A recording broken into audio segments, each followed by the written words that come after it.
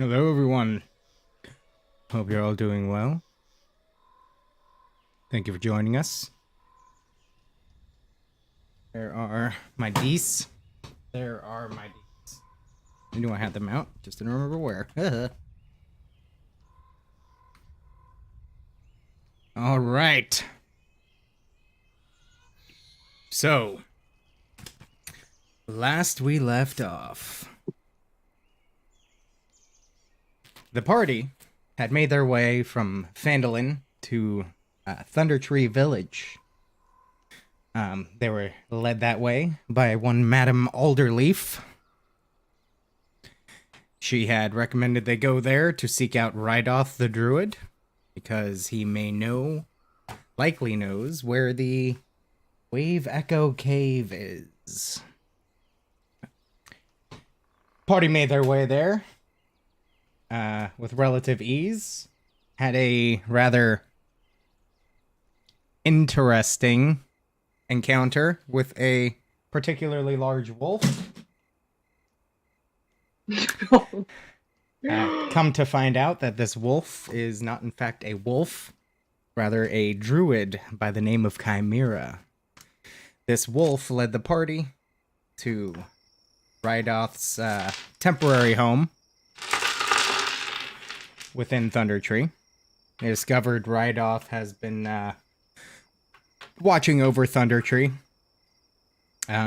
observing the ongoings ever since the eruption of a seemingly magical volcano. After speaking with Rydoth, the party...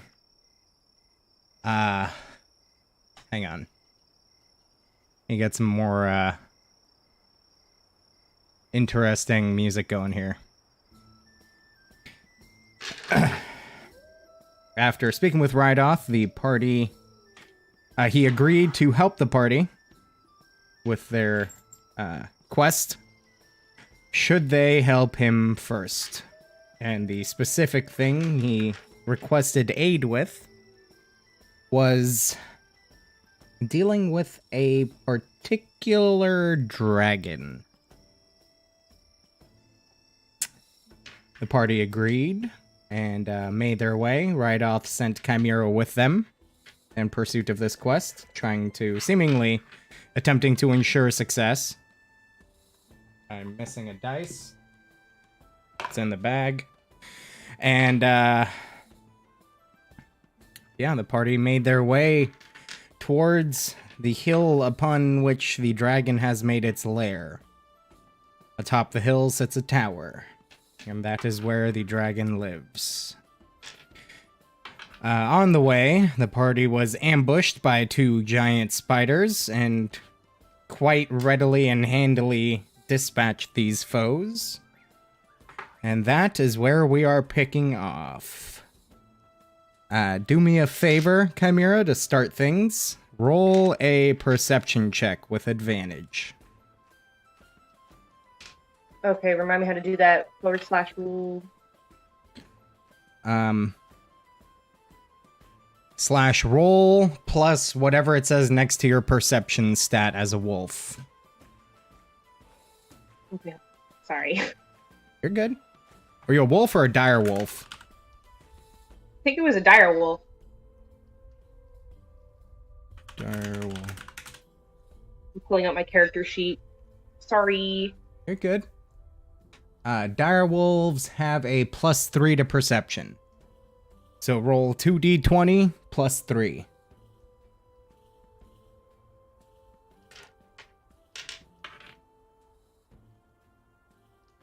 Roll 2d what? 2d20 plus 3.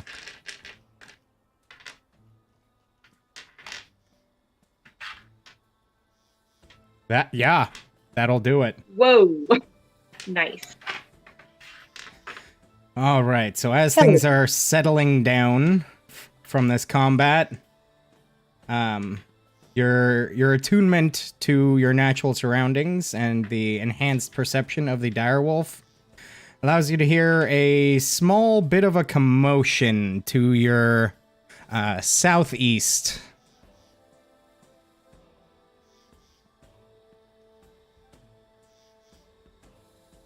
in that general direction. Seems to be 3 voices in that general direction.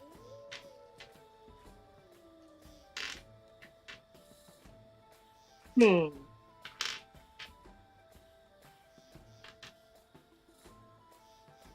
Now let me Nesca.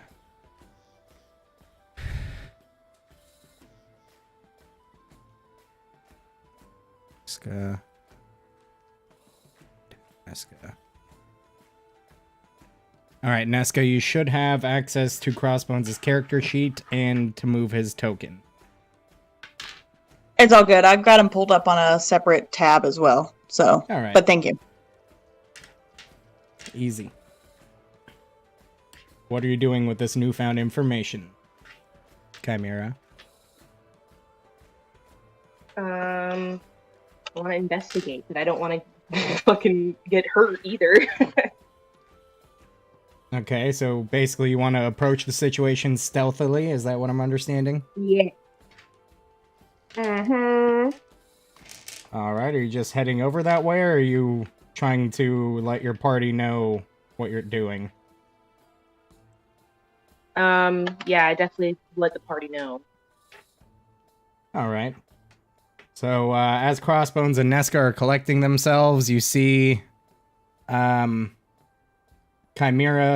direwolf form seem to look at you and nod in a, in southeasterly direction as she begins to slink her way over there.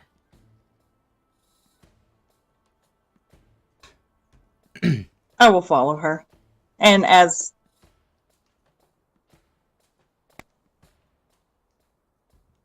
I did not hear that last part. grumpily Ah, okay. Crossbones. Fair enough. All right.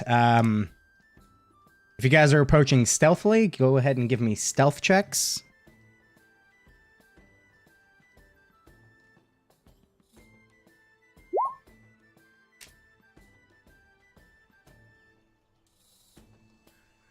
I'm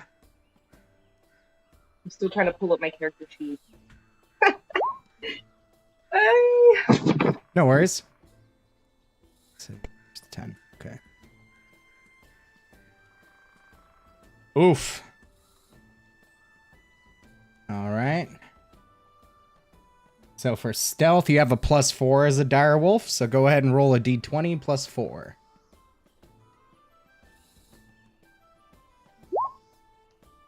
Jesus Christ, knocking it out of the fucking park. That's the second crit you've rolled. All We're right, not even 10 outstanding. minutes into it. I'm gonna get all ones now after this watch. So between the 3 of you, you seem to have established, despite Nesca's less than stellar roll, Crossbones is able to kind of help her situate herself and approach stealthily. So if you guys are welcome to move. Just move within your normal movement speed, which for direwolf is 50 feet.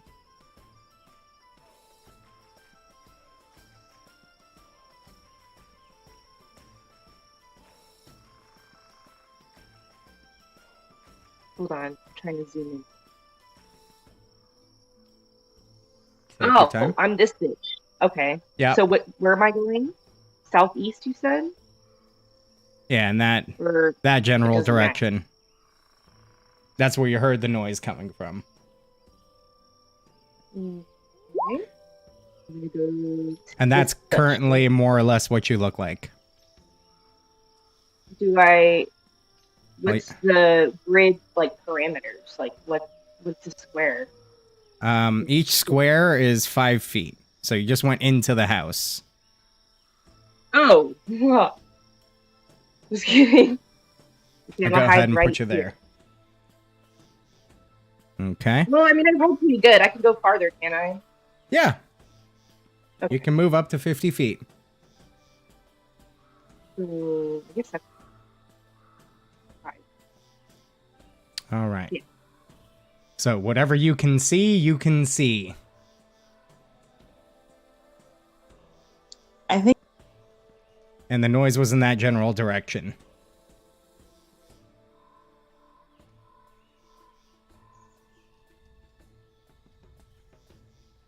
Are we moving by turn or just? No, go Moving. ahead, go ahead and move. But, you know, don't get crazy. Move in like your normal movement increments.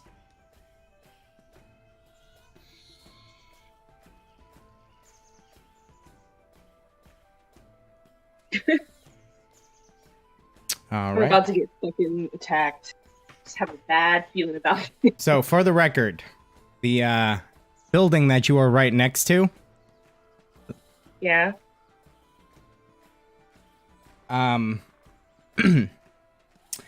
you see a wide chimney and rotted piles of firewood jumbled outside the walls of the sagging building. Suggests that it was a smithy in its days. And then, What the fuck is a smithy? like a blacksmith shop. Oh, okay. And then this Can building... Go ahead. No, go ahead. I'll do it after. All right. This building right here, is a ruined shop. It's cluttered with sagging storage shelves and broken furniture. Shards of glass and pieces of pottery glint in the weeds and rubble next to rotted books and casks.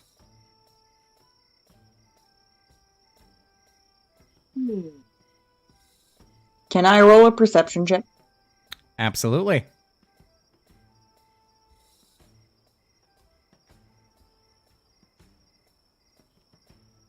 Oh, very good. What are you specifically trying to perceive? I'm trying to pinpoint exactly where the sound is, so I know where to continue on from here. Seems to be coming from this general vicinity. Is that door closed or open like it looks? Because I can see If you into can see, the you building. can see. Okay. So I see that weird mask-wearing person. Uh-huh. Which, doo-ka-doo-ka-doo, where was this? Hang on, I'm trying to find the exact thing.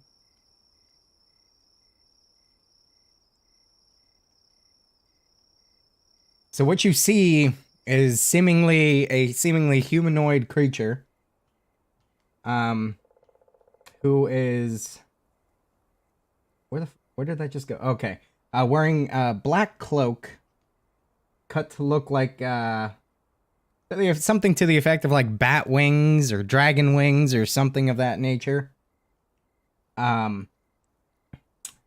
And a black leather mask with stylized horns on it. And you do indeed hear a bit of a commotion coming from that area. Seems to be somewhat heated discussion. Let's put it that way.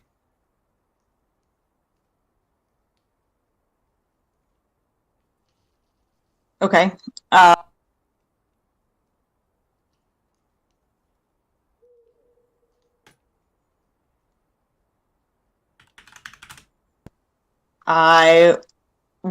Have I seen anyone dressed like that before? You have not. Weird as fuck. It looks cultish. That's what goes through her brain. She's like, I got. Yeah, I mean, might be able to make that assumption. Okay, she holds her axe and shouts out at him. Reveal yourself. Get out of that house right now so I can see you. Okay. You kind of, so I guess you're like, revealing yourself. You're not like hiding somewhere anymore. No, I'm not. I wasn't hiding to begin with, honestly. Okay. Let's be real honest. Can I roll a persuasion or some kind of check? Sure. So as you yell this out, you see him kind of looking your direction. Look back, like into the structure. You see his, see him mumbling something. Then he turns and looks again. Turns back, mumbles something else. And at that point, You see two cultists, as you would call them, emerge from the building with a frog-like creature in tow. His hands are loosely tied. Not fully restrained, but his hands are restrained, but he can still otherwise move freely. He says, "What the fuck are you doing here?" As you hear some shuffling in the building right next to you, followed by some moans as two zombies burst through the door and attack the first thing they see, which is Nesca, because the dire wolf is hidden. Right.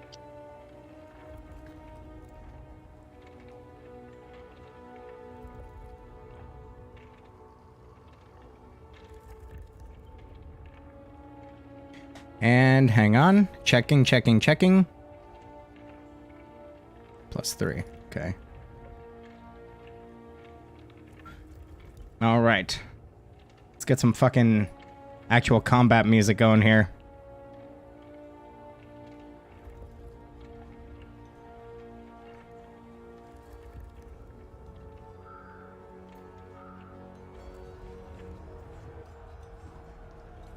Alright.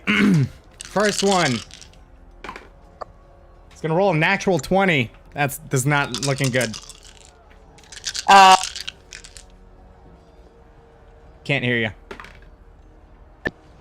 You use inspiration like you can reroll anything like a luck point, right?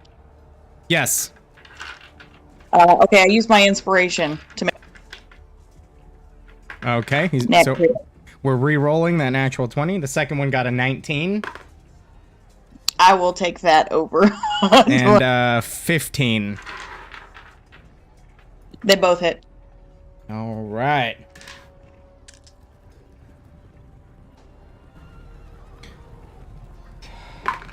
Oh, you know what? Uh-huh. Can't hear you. Can you hear me now? Sorry, Yeah. my phone's being jank. No worries. The 15 doesn't hit because I took a feat. Okay, perfect. Well, in that case, so the first one comes to swing at you, and you seem to adeptly move, attempting to dodge the attack. You succeed to dodge the major brunt of it, but it still strikes you, dealing 7 points of damage. The second one swings and just can't seem to find some purchase. It stumbles in its approach. And on that note, let's roll some initiative, y'all.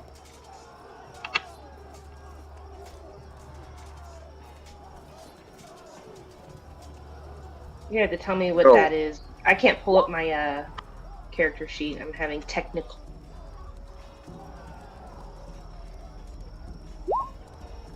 Your initiative would be D20 plus 2. Did I hear Edward? I did hear Edward. Yeah.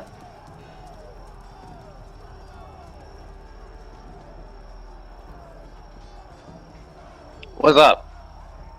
Hello, Governor. What'd you guys do? You got into a fight already. I had nothing to do with this.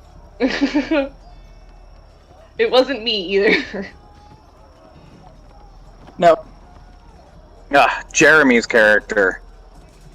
10.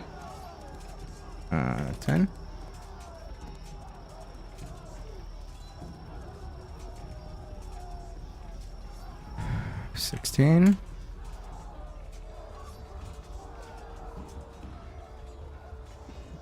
Crossbones has advantage on initiative. Oh, well, roll initiative again.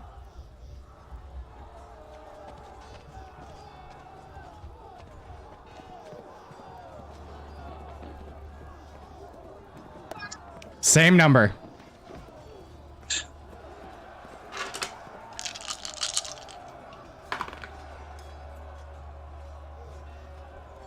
-2. Wow.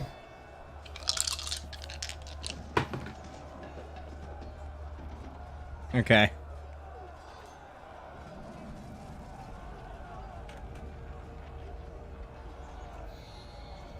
Hi, Dan. Hi. You demanded to say hello.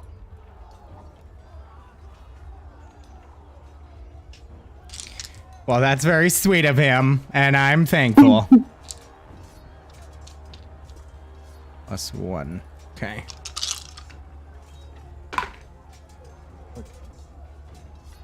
$18 and a 15. Stand by. I'm just trying to get this initiative set.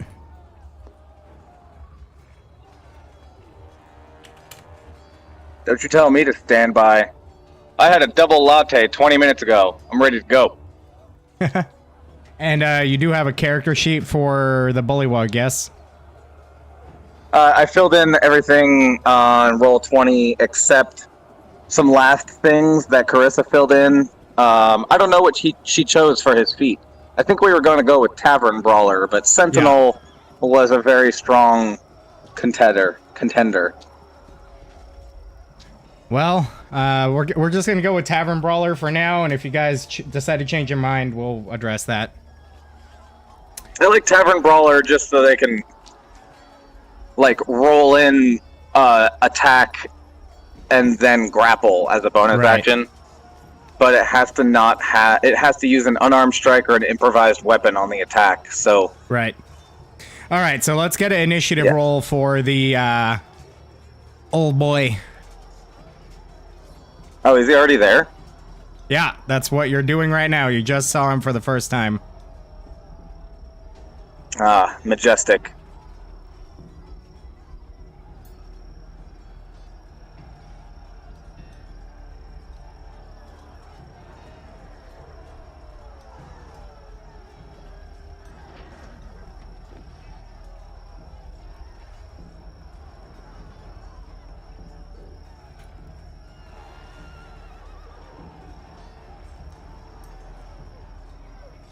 Why isn't the fucking settings window opening for this?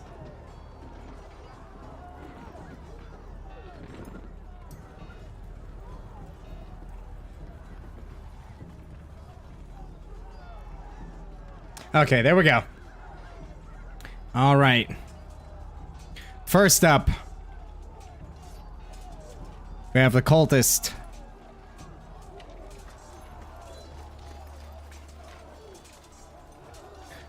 He's going to run up right there, take a swing at this zombie.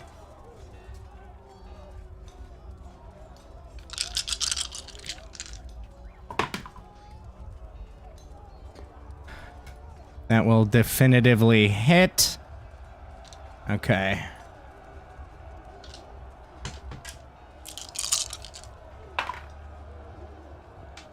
So he runs up and takes a slash with the scimitar. Cutting it pretty deeply across the back, dealing some solid damage. And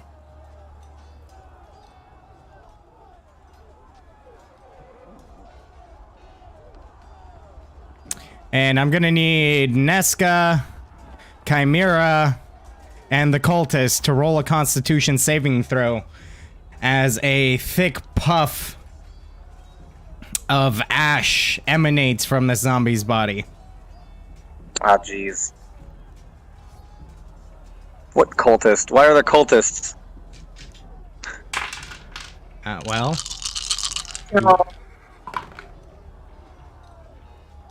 Okay. Cultist rolled a 19. Chimera?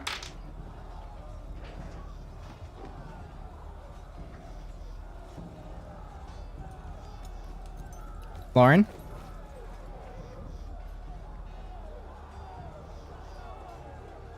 Can you hear me? Yeah. Lauren, can you hear me? Oh, she's got the baby. Slash. +2. Okay. So you all at first take this deep breath of this ash puff, and you begin to cough, but you're able to not suffer any further adverse effects. Hi, baby.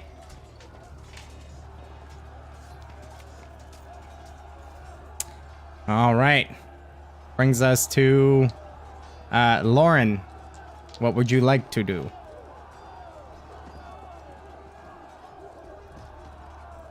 Bite his fucking head off. Likely. You can do it.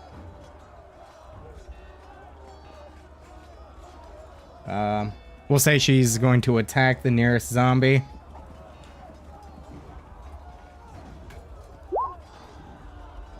Roll a 20 and deal 12 points of piercing damage. Takes a massive chunk out of this zombie. Nazca, Chimera, and the cultist need to roll another Constitution saving throw. Ugh, cultist did not do well this time. Bitch.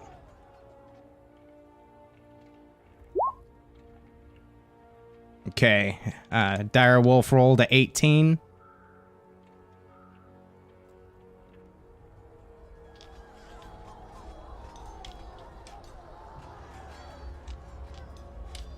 And Nesca rolled a 19. Okay, outstanding. So you guys, you and the Dire Wolf both managed to shake off the effects. The cultist seems to begin hacking rather grossly. Seems to have an issue going on there. All right. Bullywug. Grip Urkop. Is that its name? Can't hear you, Corsa. Motherfucker. All right. Whoa. Sorry. Of course. Children present. And that child has no idea what I'm saying. Can't hear you again. Does he have his weapons? The cultist right next to him is currently holding his weapon. All right. He's gonna bite the cultist then. Okay. Hey, does a tongue... Can he tongue punch with Fart box? Can you tongue punch that box like nothing before? You're welcome to try. I just wanted to know if he can use his tongue as an unarmed strike, because it would just be hilarious. Okay, yeah, so you bite the cultist, dealing a massive amount of damage as you just... Your hand's still restrained. The cultist shrieks and drops your spear. Do you have a spear? Yeah, he's got a spear and a long sword, or at least he doesn't have a. Okay, so he drops your long sword then, and cries out in pain, just, "Oh, what the fuck are you doing?" And he is looking fucking rough. And then you- Okay, can he try to break the manacles, or does he need to wait till the next round? That would have been an action, unless you have something that allows you to do that as a bonus action. Can he No. use his thighs to bonus action grapple, since he used an unarmed strike from his tavern brawler feat? Sure. Roll to hit. Okay. What do I roll? I'm confused as to what I roll. Unarmed attack. It's another unarmed strike. Eddie, are you driving home and instructing her? And the cultist rolled a 17 to avoid you. Oh, bitch. I got my thighs around his neck. Sure do. So now, Now as the tongue punch cultist him fell out. down, you just deftly leapt atop him and put his neck into like a triangle choke. Yeah. Fucking Black Widowed that bitch. Hell And yeah. he is now grappled. Okay. Anything else for Grip? No. I like right. that his name is Grip and he can grapple as a bonus action. All right, Crossbones, you're up. I really enjoy the display of the Frogman. Hot. Hot. Getting some ideas. Eddie, tell me what you want and I'll roll. Oh, I don't know. I have no idea what the setting looks like. There's cultists and zombies. Yes, there's 2 ash zombies, 2 cultists, and a frog-like person. Oh my god, Ash is dead! Ash zombies. Ha! That's my rogue's name, not the zombie part. Oh. The 2 cultists sound like they're having a really hard time. Well, I mean, one of them attacked the zombie that attacked Nesca, and the other one just got fucked up by the frogman. So,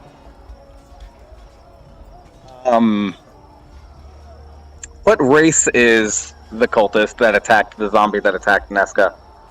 hard to say. Seemingly humanoid. Humanoid of some sort, but hard to make out specific, seeing as he's wearing a mask, a black leather mask, that has horns shaped into it.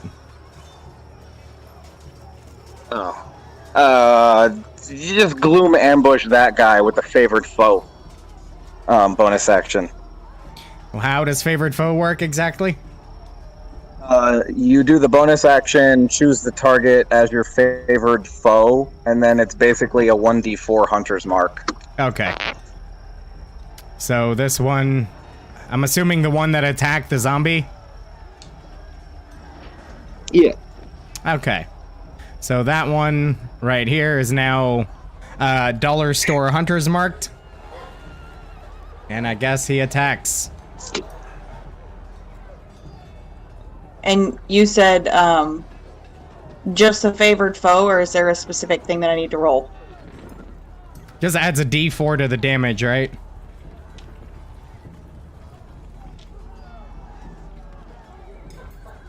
Hello. Hello.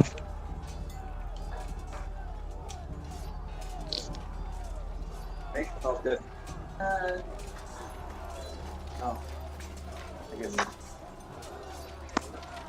your mom's echoing.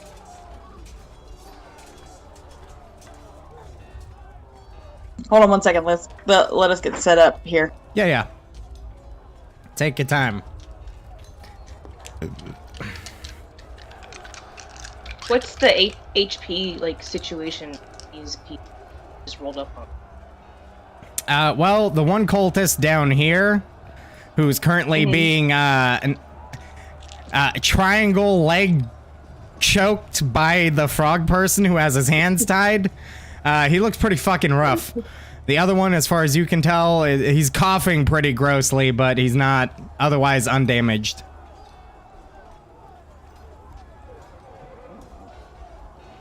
These 2 zombies in front of you, the one that you attacked, is looking really rough, and this one seems to have taken a good attack to the back. Okay. Okay, so you didn't roll a hit. Not yet. So I'm attacking that one. Okay. Let me just take a look here. Favorite foe. You can call upon your mystical bond with nature to mark the target the first time on each of your turns that you hit the favored foe and deal damage to it, including the turn in which you marked it. So I have to hit it first, use the bonus action to mark it, and add an extra d4. Well, you use a bonus action to mark it, and then you hit it. It basically works the same as... No, the way it's worded is weird. It says when you hit a creature with an attack, you can mark it. And then the second, it says the first time on each of your turns that you hit the that favored you hit foe. the favored foe, including the turn in which you mark it. And then Right. the first line is, when you hit the creature, you can mark it. So it doesn't Okay, really matter okay. which order it's done in. Right. But Well, go ahead. and it doesn't seem to be a bonus action. It is bonus action. Mark your favorite foe. I thought never mind. No? I No, read it's not. bonus further down. Yeah, I mean, it's the first time I've ever seen this feature. It's new. Right. So yeah, you can use this feature a number of times equal to your proficiency bonus. Okay, so I can't move it. It's just the target. Right. So Fucking send it, dude. All right, with a 12. Dope. Wow. Ew. That's gross.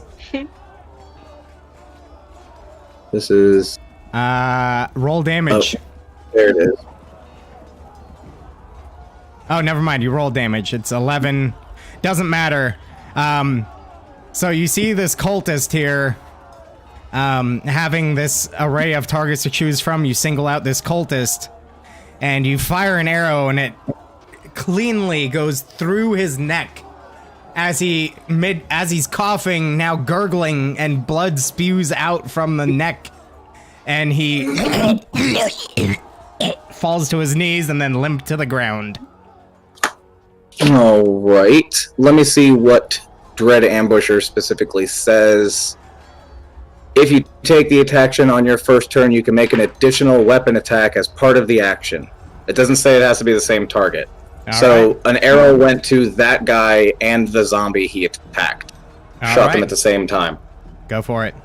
And the zombie takes the bonus extra damage Okay.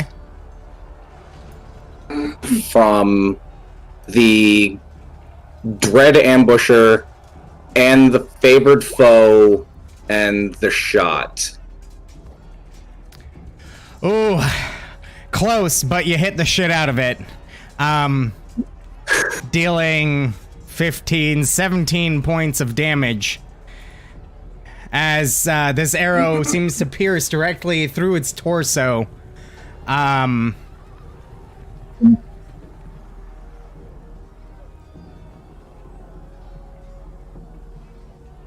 Yeah, he and falls dead to the ground as it fails its Constitution saving throw. Cool. 2 dead. All What are you guys doing? Anything else? Just kidding. Would you like to move? No, I'm gonna or- go warm up a step rest. All right. I will move. Okay. Move. Let's see, 5, 10, 15, 25, 30. I want to move to there. Okay. Double. 10 feet of movement for the square I walked over with a dead body. Fair enough. All right, that brings us to cultist number 2, so affectionately named. Cultist number 2, having this frog on him, is going to attempt to stab him in the back. And that's What a coward.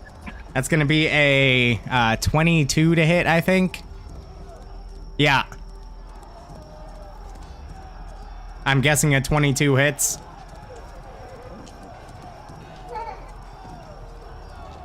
Yeah, it does. All right. And Mr. Grip Krupp is going to suffer. Wow. 2 points of slashing damage.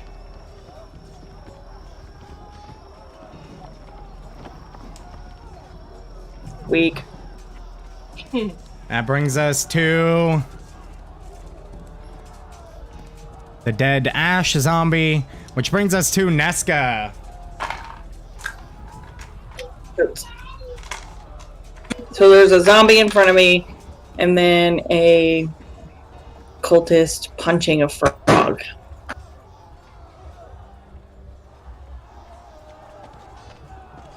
Stabbing a frog. But yes.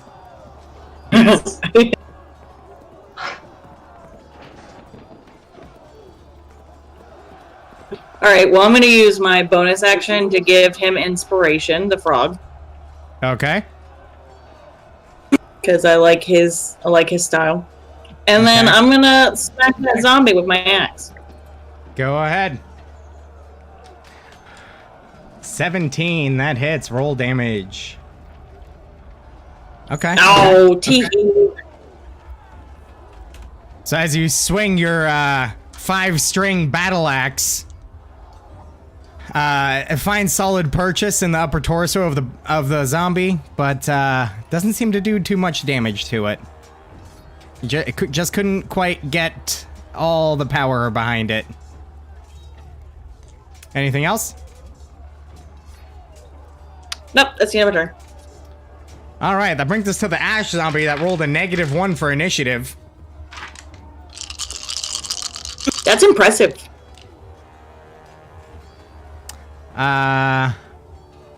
He's gonna take a slammerino over at the big wolf that just ripped a chunk out of him. That's gonna be a natural 20. Oh my god. Well, shit. 8 points of bludgeoning damage as a zombie boom slams you with both of his hands. That bitch. I'm sorry. Yes, it's bludgeoning. I don't know why I second guessed that. Top of the order, Chimera, you're up. Yeah, let me finish off this stupid fucking zombie. You can certainly try. Okay. D20 again. plus 5. D20 plus 5, you said? Yes.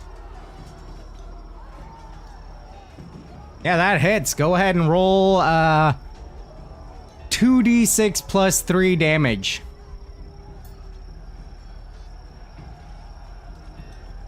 Oh. All right. So as you reach to it, you chomp down with your massive jowls and deal a solid bit of damage to it. The zombie will roll a natural 20 on his Constitution saving throw. God damn it. So as it begins to fall limp in your jaws, you feel some strength suddenly return to it. And now it has to roll a... Wow, okay. I rolled a 13 on the strength save to avoid being knocked prone. Actually... go ahead and roll a d20 again. Because you have pack tactics. Okay. Oh. So, Man, all these 20s. 5 plus the damage taken. So we're gonna go ahead and just double the dice that you rolled. Which would be 8 plus 3, which is 11, which is 16. Yeah, the zombie still succeeds on his con save. Alright, unless... Yeah, fuck it, roll damage again. Roll 4d6 plus 3. Because that was my oversight.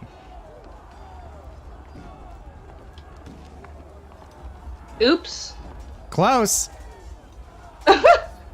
Sorry.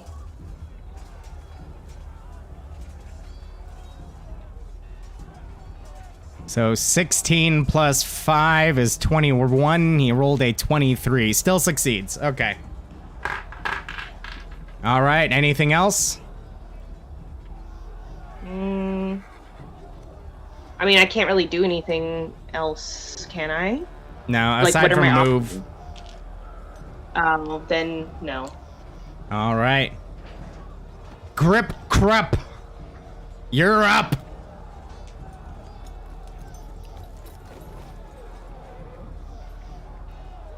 I wonder if we're gonna make the dragon tonight. He's going to try to break the manacles. Mm. Okay, go ahead and roll a Roll a strength check.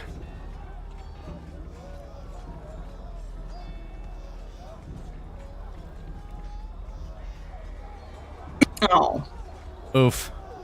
Yeah, so he's gripping and like pulling as hard as he can. You see the muscles tensing, veins popping as he's pulling, the rope pressing against his skin, but he's just unable to break free. And that was his action. Yep. Okay. That's the end of Grip's turn. All right. Crossbones, you're up. Hold on, let me go find him real quick.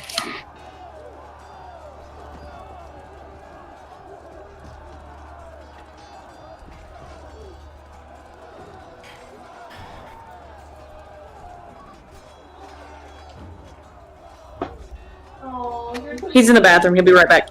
All right. I'm gonna go ahead and brew another cup of coffee right quick then. Yes, bathroom break. Sounds good. I gotta put the kids down.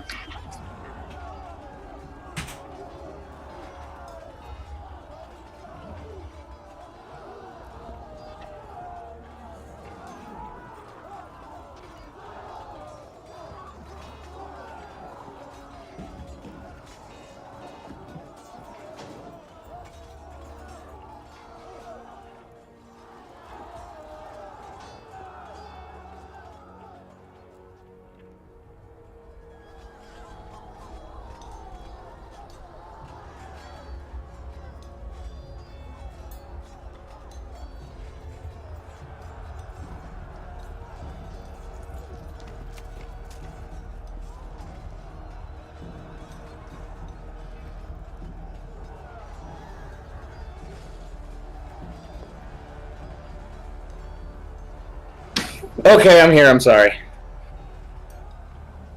But everyone's gone, so hold on.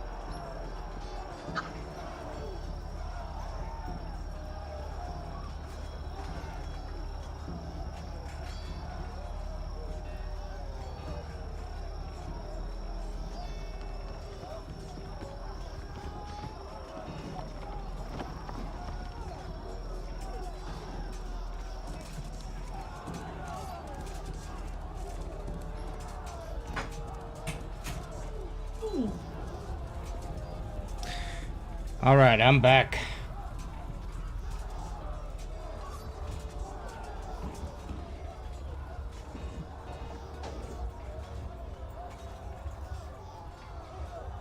I went and made coffee too. That sounded delicious.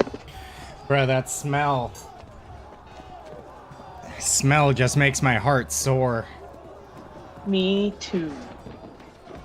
We got this bomb-ass dark chocolate peppermint almond creamer, too. Oh my goodness. That sounds good as fuck. It is, it is. It's delicious!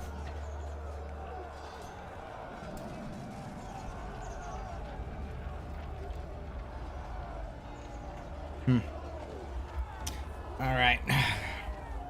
Just waiting for Crossbones to get back, and we will be doing the thing. Oh, they're so stinky though. God damn.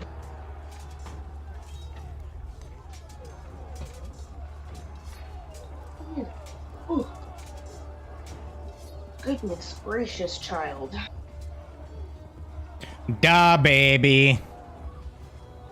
Hi, Dan. Hi, little one. My mom gets so mad because, you know, we freaking play video games all day, so the baby ends up staring at the TV and she's like, screen time! I'm like, she's a fucking baby. She's gonna look at anything bright and colorful. Right. I can't help it that she looks at the TV. She likes it though.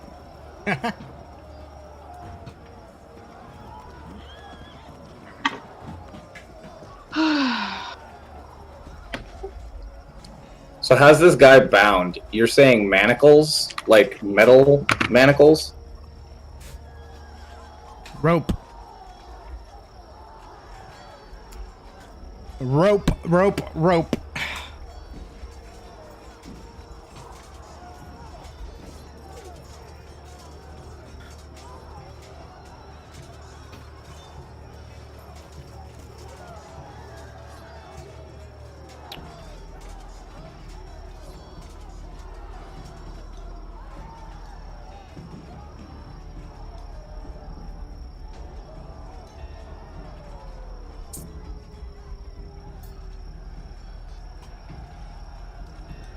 Hello, can you hear me?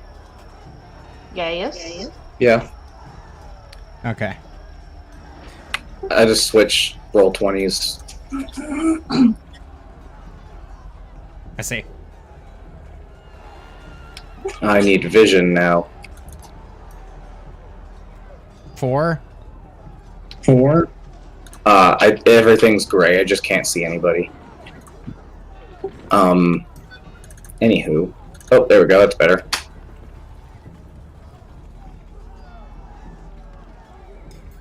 So you're one square back, I would but like- you can see now. Okay. I would like to walk over to him and use my scimitar, or my short sword, to cut it. All right, easy enough. That'll be your action to do so. And you cut him free easily enough. It's up to you guys to decide exactly how he reacts and what he says and all that, so.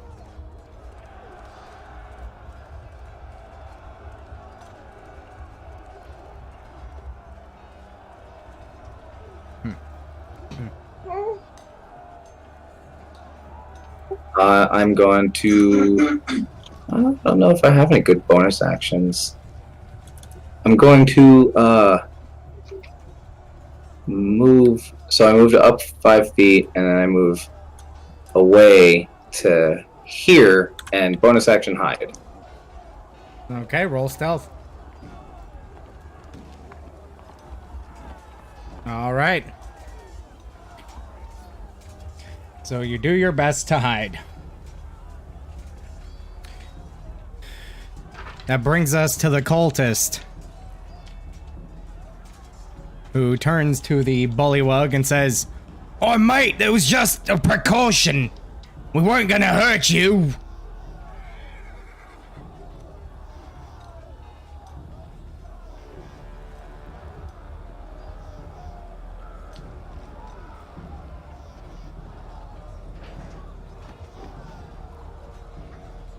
And is then also going to yell out for his compatriots. Boss!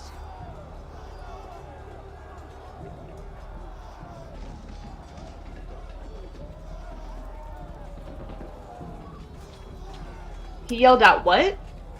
He's yelled out to his compatriots and yelled out boss.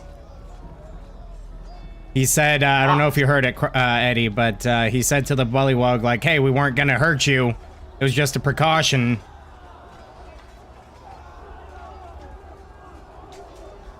Who said that? The cultist. Where the fuck's the cult? I don't see him. I'm sorry. The one that he was grappling? No. Oh. Well. Is it Grip's turn? No. It is Neska's turn. All the cultist did was say that and yell out for his boss. That's it.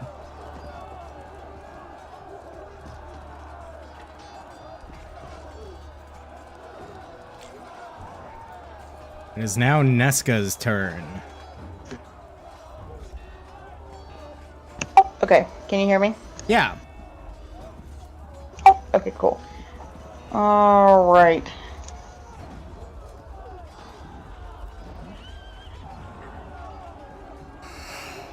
Ugh.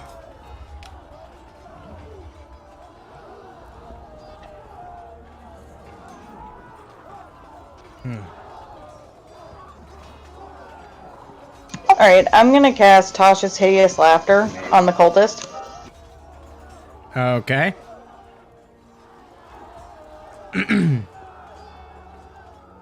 What's the, okay.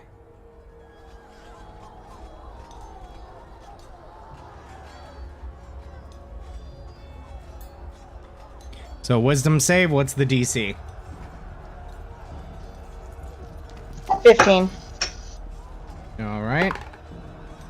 And he almost got a natural 20, but it's a 2. So, the cultist looking, kind of like, like scared, apologetic, frantic at the bullywug, suddenly begins to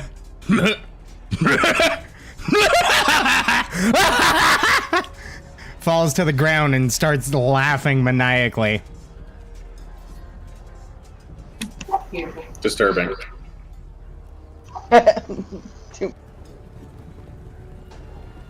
All right, anything else? Nope, that's it. That brings us to Sorry. the Ash Zombie that rolled a -1 initiative.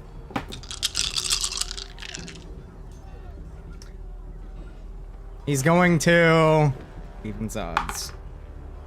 Okay, he's going to attack the direwolf again. Motherfucker.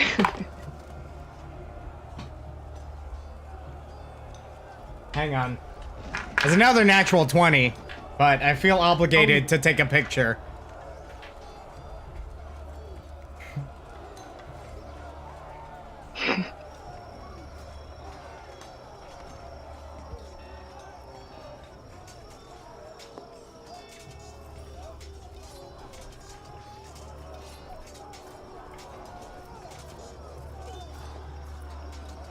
I'm gonna say is be glad that it's I put it in the Discord. Just be glad that it's the zombie rolling natural 20s and not the dragon. I know. I'd be dead as fuck. All right. Use them up now, man. I mean, we've been rolling natural 20s left and right so far. Yeah, high rolls tonight. That's gonna be 11 points of bludgeoning damage as the zombie slams down on you again, Chimera. So, what were your hit points at? You start with 37, so that was 11, and you took another 2, was it? What was it, 7? 6? Oh, I don't know. Not been keeping track of that. Oh, we need to keep track of this so that, What is it? huh? She's a dire wolf? She's a dire wolf? I'm asking you. Yes, she's a dire Yeah. wolf. No, I'm just saying, we need to make sure we're keeping track of these hit points, because you might fall out of your wild shape. And I don't recall how much damage you took from the giant spider fight, if any. Shit. She'd be Okay, definitely well, around 25 damage. Because that's a second crit, isn't it? Yeah, the first one was 8, I think. Was a 5 and a 2 plus 1. This one was 2 5s plus 1. So that's 19. So, assuming you took no damage in the giant spider fight, you're down to 18 hit points in your dire wolf form. Okay. Alright. Alright. Brings us to the dire wolf. I want to fucking kill this bitch. Roll to hit. What is it? Roll D or D20 2D? plus 5. Actually, yeah, 2D20 because you have pack tactics. 2D20? Just Yeah, that? plus 5.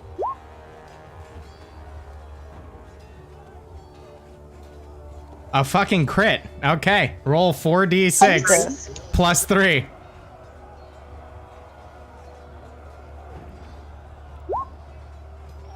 Oh my god.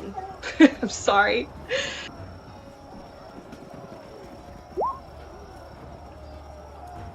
Alright, 15 points of damage. So, you once again lash out and bite down on the zombie with all the force you can. And, dealing massive damage. And the zombie Right. rolled a 21 Constitution saving throw, and he needed a 20. Jesus. Again, begins to fall limp in your grasp, and then some supernatural fortitude seems to take over and regain strength.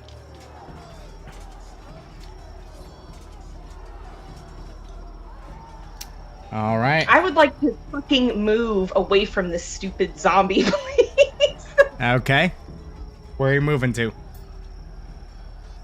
Just remember, you if said I you could leave his melee range, he gets an attack of opportunity on you. Oh shit. Okay, never mind. I'm you, gonna stay put. You can reposition, just you gotta make sure that you're still touching his square, basically. Alright. I will reposition. Right? Nope. Yep. All right.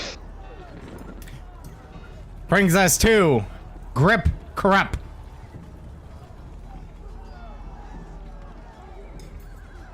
Alright, he's going to attack that cultist. Damn.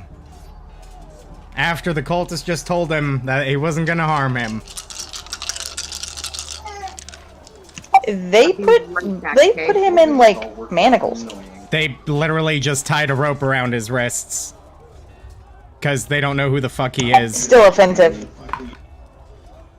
Alright, go ahead.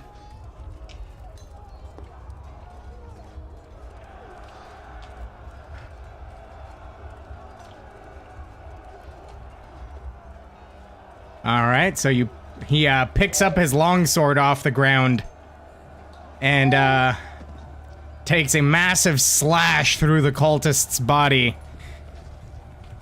as the cultist vomits up some blood.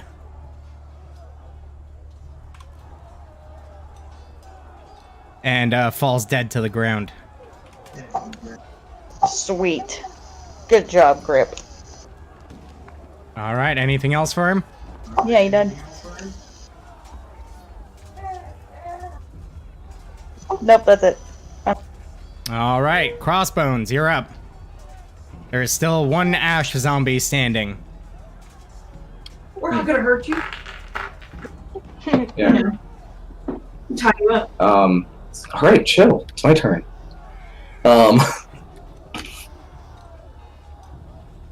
This is a fucking ash zombie. I don't give a fuck about an ash zombie. Where's the boss? You don't see anything. You're correct. I sneak around this side of the building. Okay. And use my bonus bonus action to dash, so I have extra movement. Okay. So, And I get to just around the side of this alley here. 5, 10, 15, 20, 25, 30, so this 35, building right next 40. to you here? That was only like 45 feet. I still have 15 feet of movement. Okay, well, this building right next to you here? Small farmhouse appears to be just another empty home at first glance. However, all the doors are shut and windows shuttered.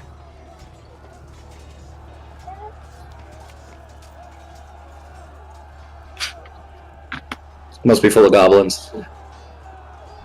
Explosive. Okay. Nick, I would like to investigate this place. I see a door here. Is this a door? Or is that just weird on the wall? That's one of the shuttered off windows. Oh, is it totally shuttered off, or can I peek inside a crack? It's completely shuttered, as best as you can tell. Bitch.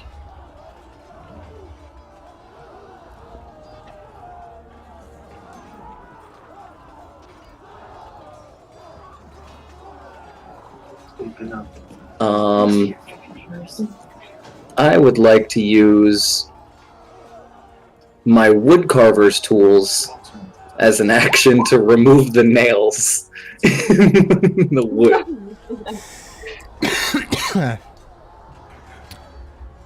Well, it's shuttered up from the inside. Oh, fucking bitches.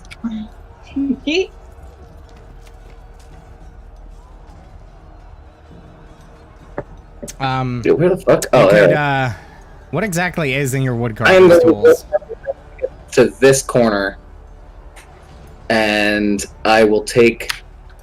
Can you stealth and dodge? I mean, I'm still stealth, but never broke my action. Yeah, I'm gonna dodge as an action. Okay. Anything else? That was my movement, and now I'm just ready to dodge and stealth. Okay. And Nesca, it's your go.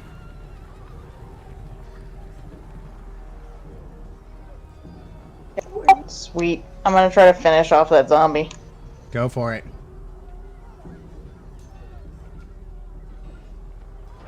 Finally, someone steps up and helps the freaking dire wolf that's getting.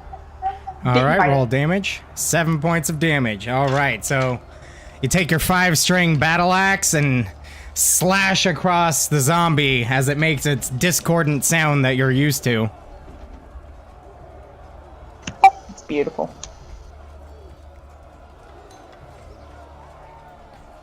Dealing 7 points of damage. The zombie's going to roll a 16 Constitution save. He needed a 12. So you managed to find good purchase and do some damage, hack away an arm, but the zombie still seems to be standing before you. Damn it. Okay, that's the end of my turn. All right. Zombie's turn.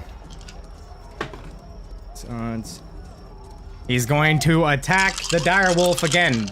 By the way, I'm rolling to see what he's going to attack, and it's just been the direwolf. That's going to be a unnatural 20 to hit, which does hit. And he's going to deal 3 points of bludgeoning damage as he once again slams into your direwolf form, Chimera.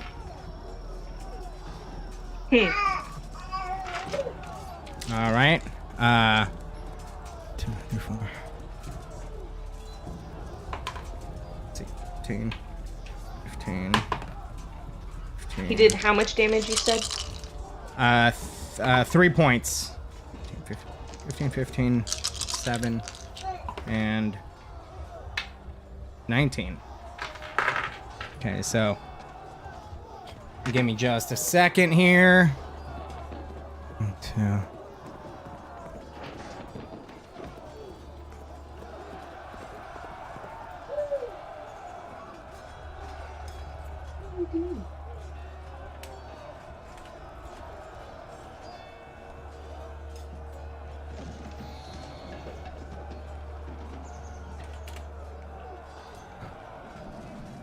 Seven, 8, and 20.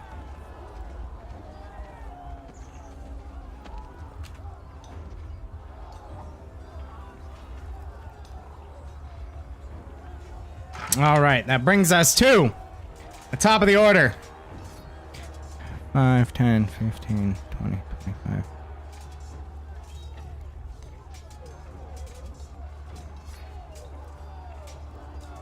Grip Krupp. You're up. Laughing. Alright. It's laughing, isn't it? No, the cultist was. Oh, I thought that happened to Grip. I mean, Oh, well, it that's can disturbing. happen to him if you want.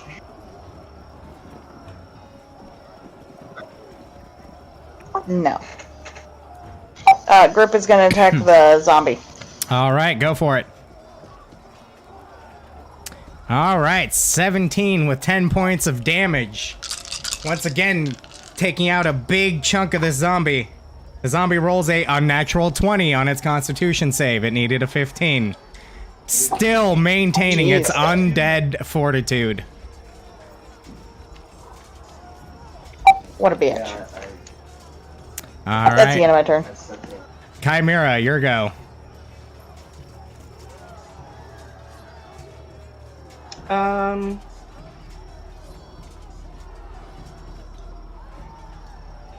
I'm wondering if like I can cast Beast Bond on it, but probably not. Of him being a zombie, right? Well, you can't cast a spell in your wolf form right now, anyway.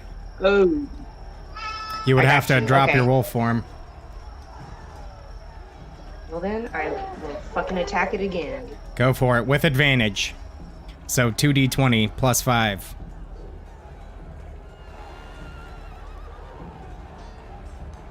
All right, that definitely hits. Go ahead and roll 2d6 plus 3, was it? Yes. 12 points of damage. You bite into the lower torso of this thing, ripping out several ribs and loose, leathery, ashy skin.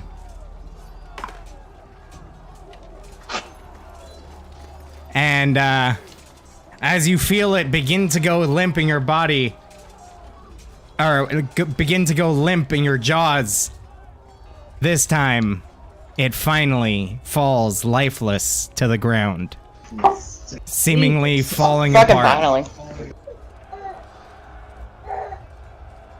All right, anything else? A It could boat still chain. move. No, I am good right where I am. All right. Now, let's see. Licking my freaking wounds.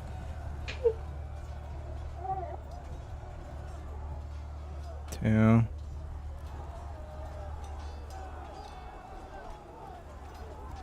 And then 3. Okay, 5, 10, 15, 20.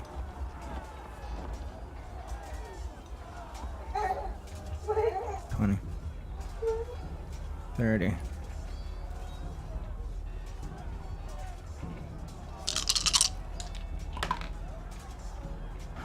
All right. So this cultist comes out of the building, Crossbones, and seemingly in a hurry runs directly into you since he doesn't see you and goes tumbling. Make a dexterity saving throw. Does my dodge play into this at all? You can have advantage on the dex save. Okay. Okay. There we go. Here we go. 15. Perfect. All right, so despite the cultist running directly into you, he begins to lose his footing for a moment, but is able to regain it. Much as you are able to, you begin to go tumbling backward, but using the momentum, end up landing on your feet. The cultist, now seeing you, will say to you, "What's going on here?" And that's his turn.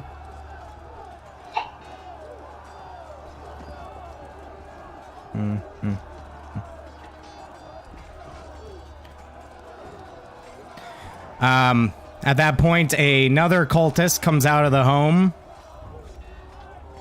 And, he says to you, "We heard Benjamin shout. Where is he?"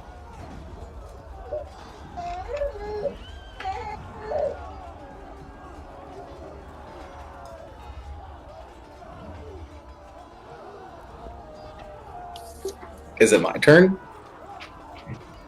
If you're not taking a quick second to respond, it sure is. Oh, I thought, okay. I was just waiting for my turn to respond. It is now your turn.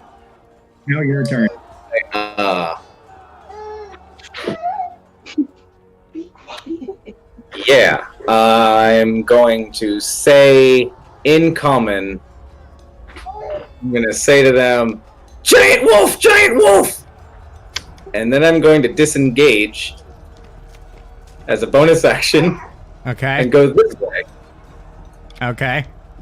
Make a deception check. That's I bad. wasn't lying.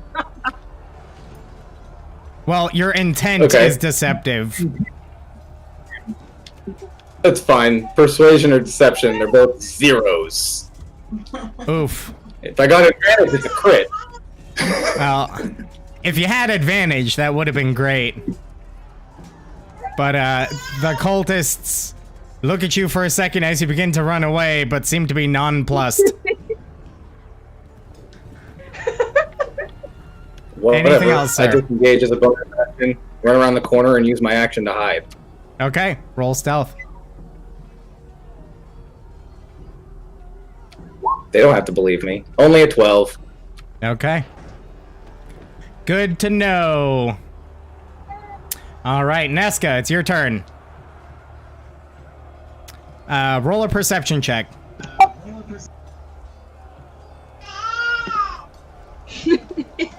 I'm sorry, my child is being loud.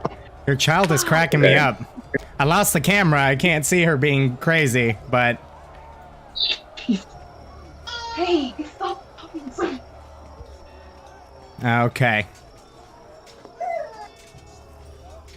So, due to the sounds of the snarling wolf and the zombie moaning and growling next to you, you did not hear Crossbones say what he just said.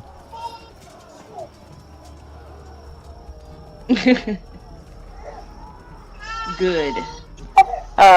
I will walk over to Grip and offer him a hand and be like, "That was quite impressive, my froggy friend. What is your name?" And since it would be weird for you to talk to yourself, Eddie, go ahead and do Grip. Grip accepts the hand to standing up if it's not standing up, but with a very, very stoic and croaky appearance, just like with a perpetual frowny face, just ribbits in grung, or in Gripply rather than speaking in common. All right. Oh, Gripply. And They're both that's what he looks like, by the way.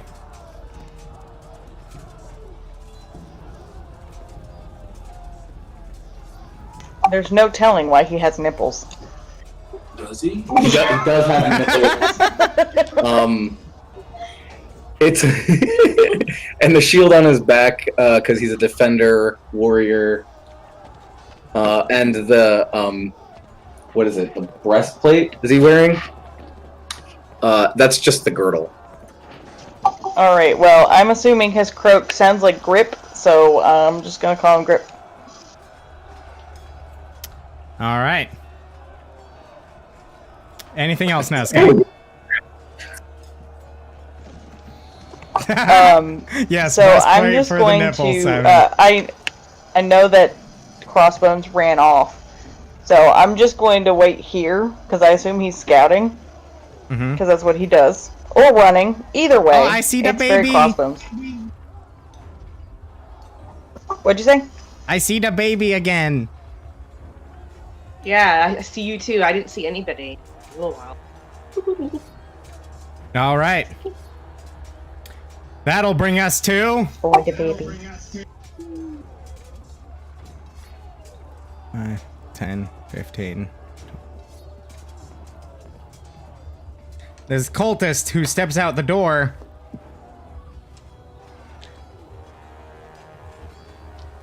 and rolled a 19 perception, seeing this goblin attempting to hide behind this corner, says, "What the fuck is going on here?"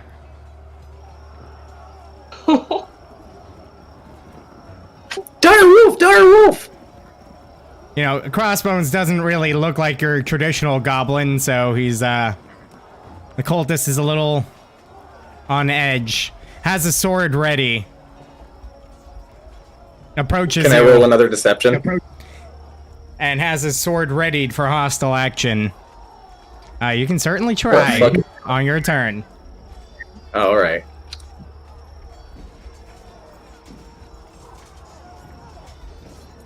I'm just saying, the fact that they automatically assume that a goblin is aggressive and they're ready on the offense is the exact reason why Crossbones hates humans. Well, I mean, goblins historically attack humans and kill them and take their stuff, so... Humans are just as aggressive, if not worse, than goblins. Not disagreeing. Now another cultist comes out and kind of flanks you, also ready for any hostile action.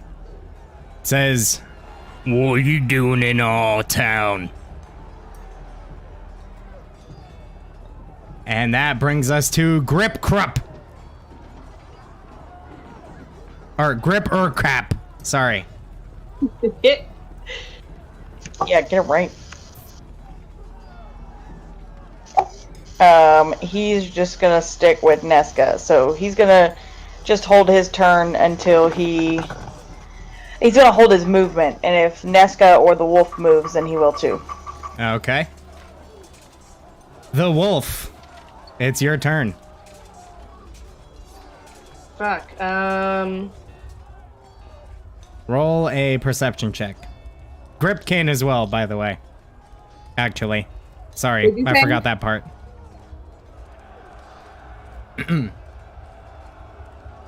Roll a perception check. With Okay, that's advantage. D20 plus 3.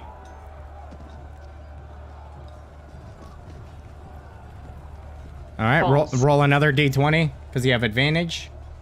Because a dire wolf has keen hearing and smell. Do I do +3 or just Yeah, 20? yeah.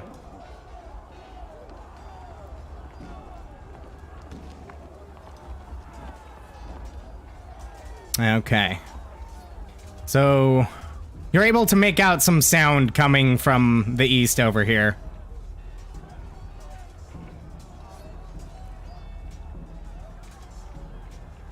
From the east, you said? Yes. Like behind this building? Yeah, you see the blinking yellow? No, I don't. It's not showing that. Oh, here it is. Yeah, I see it now. I had to zoom out all the way. Yeah, that general area. Oh, okay.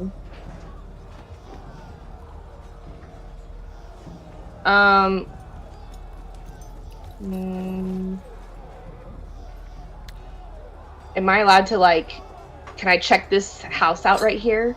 Or no? Which one? This one, to the left of me. That one? Yeah. Yeah, if you so choose. Yeah, I want to go inside. Hopefully there's nothing bad in there. Alright, so you're gonna have to squeeze through if you're trying to enter, but you can enter.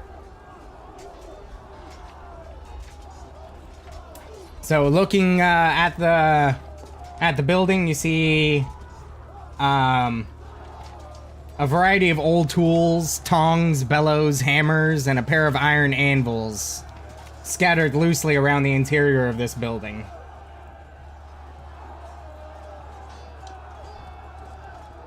Well, can I, like, check and see if there's anything of value in there, or, like, a cool weapon or anything? How would that work? Sure. Roll an investigation check.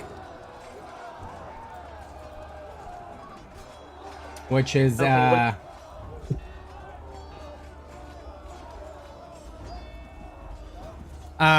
druids maintain their own mental capacities while wild-shaped, yes?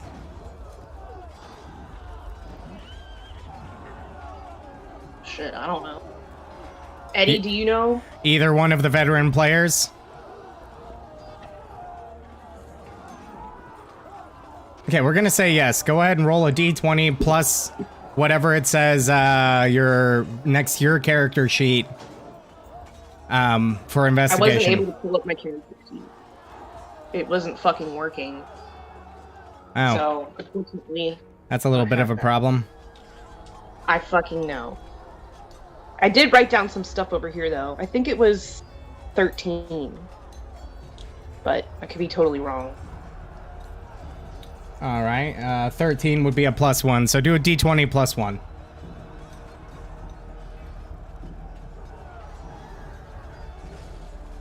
Alright, so you rolled a 13. Yeah, I mean, rummaging through, you don't find anything of note. There just seems to be some ash, plenty of dust, cobwebs, and the aforementioned tools. I mean, the hammers could possibly function as a weapon, though they seem to be in a decent state. state of disrepair. Oh, alright. Okay, well, Can I, like, ask my teammates if they would be willing to heal me, or can I not talk in my dire wolf? Are you a moon druid? Yeah. You can heal yourself. As Yeah. a bonus action, in animal form. Yeah, you can use a bonus action to expend a spell slot and heal 1d8 per slot level hit points. It's called Combat Wild Shape. It's the first thing. I'm going to link it. Yeah, I don't know what's... for some reason, Lauren can't access her character sheet. Yeah, I think I, like, created a second account, and just now I tried to sign in, like, the one with the Twitch account, and I don't know, it seems like I may have had it on another account. Likely. I was trying to find it, but the freaking baby. This baby No worries. No worries. woke up.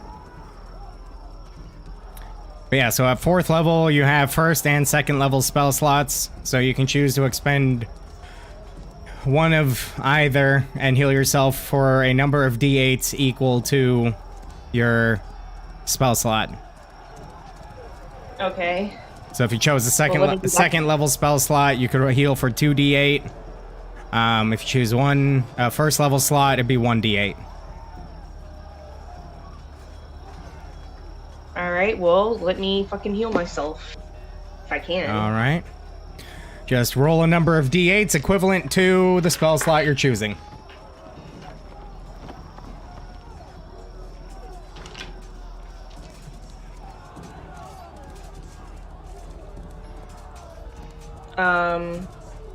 You're gonna have to help me out here. So are you using a first or second level spell slot? Whichever heals more. Alright, so roll 2d8.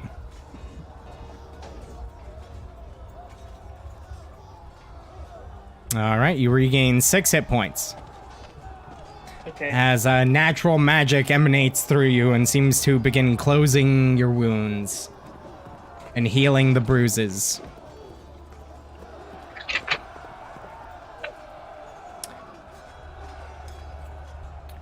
Alright, anything else? Nope. Alright. Brings us to this cultist. Who... Stepping up here...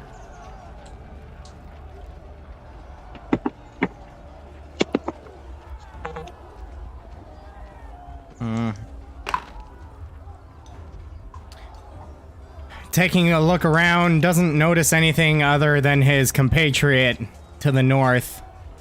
So, 5, 10, 15, 20, 25, 30. And begins to approach. This one down here. Well, also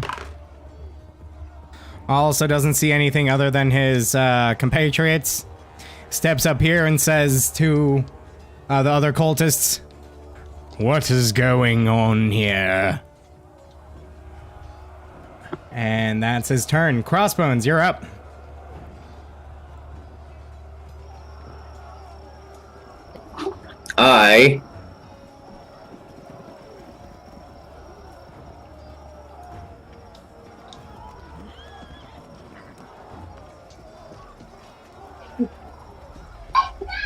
I bonus action disengage.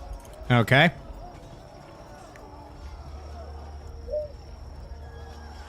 And I'm gonna go 5, 10,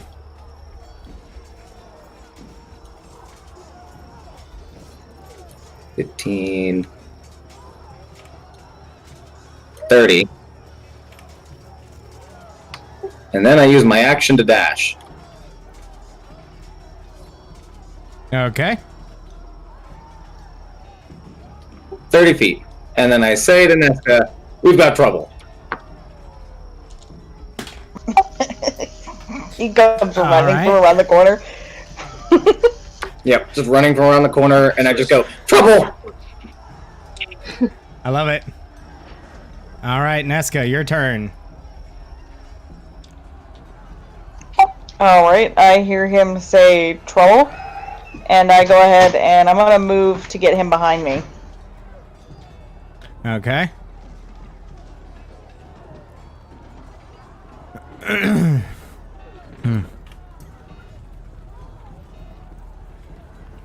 And I am going to ready an action. Okay. What action are you readying?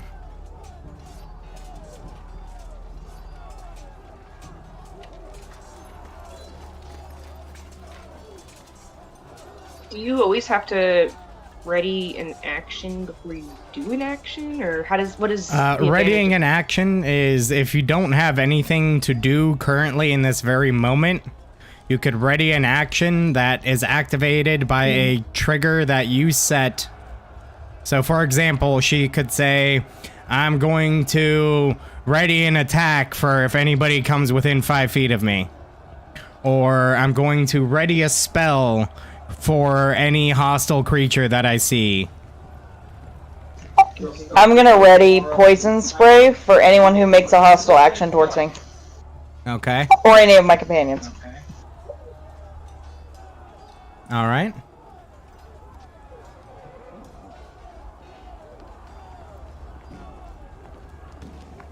All right.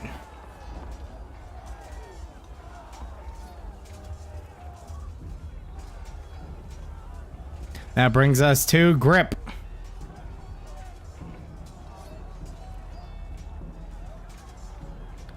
Alright. Grip is gonna move up next to Nesca, and he's also gonna ready an attack for anyone who makes a hostile movement towards the party. All right. Chimera.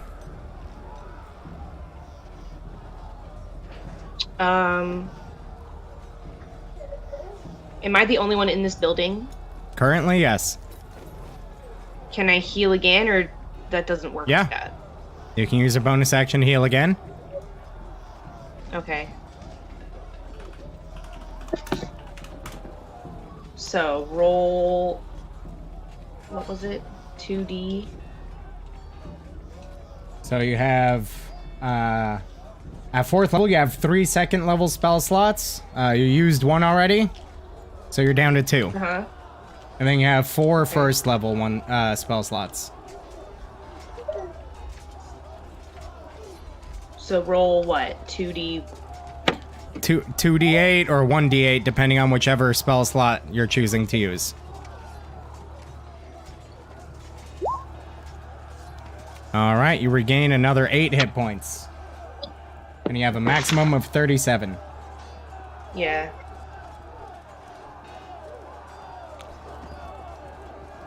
As more natural magic emanates through your body, healing the bruises and cuts even further. Anything else for you?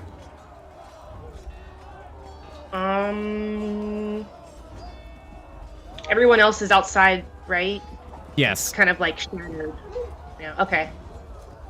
I think I'm just gonna wait inside just in case I need to heal again, if I'm Okay. able to.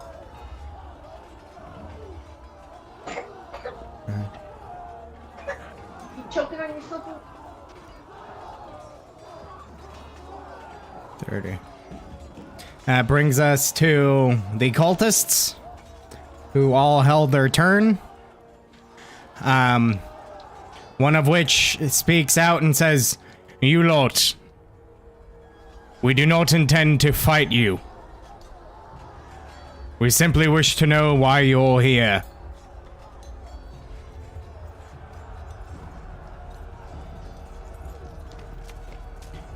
All right. We mean you no Alright, harm. I'm sorry.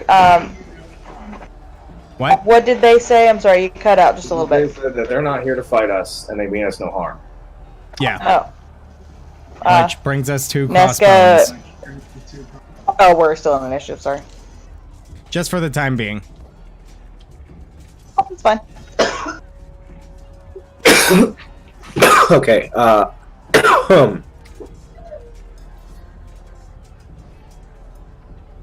using my small size, I would like to get behind the corpse of one of these zombies. Okay. This building looks run down. This one doesn't, and it has a door. Is that open? Well, that one's run down too. If you can see into it, it's open, yes. Pretty much Okay. all the I can buildings see here in- are run down. Oh. Well, this one has, like, obvious lines and shit. Yeah, But yeah. Anyway, I am going to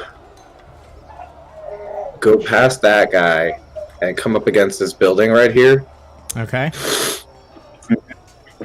and I will ready an arrow to see if they if anyone attacks Nesca, including the wolf, the bullywug, anybody attacks Nesca, I shoot. Because at this Alright. point, I only know one person that I trust. Fair enough. Anything else for you?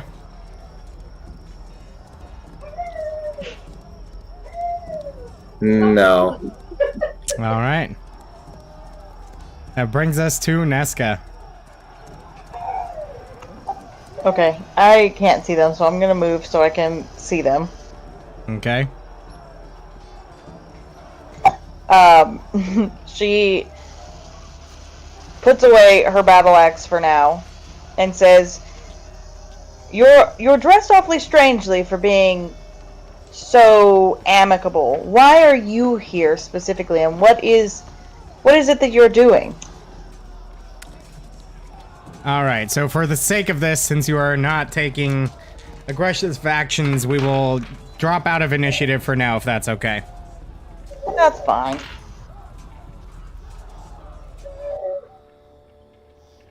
They're weak-minded, clearly worshipping the dragon. Okay. So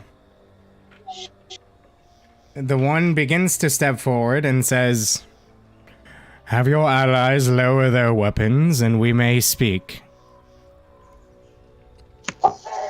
I look around at all of the allies and nod my head. My arrow stays trained. Do you keep Grit pointing the puts bow his at sword them? away. Oh, totally. And I shout, "Nice try, you sack!"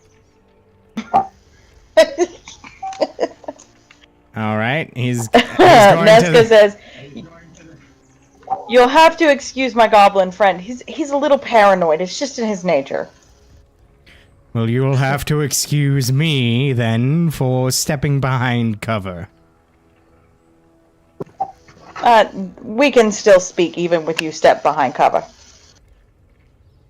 So, any cultists that have a line of sight on crossbones, step behind cover fully.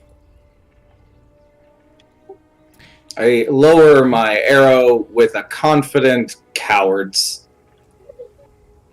All right, well, they can't see that, so good on you. Yeah.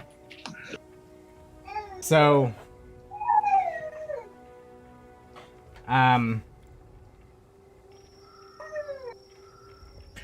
to put it simply, we seek an allegiance with the dragon.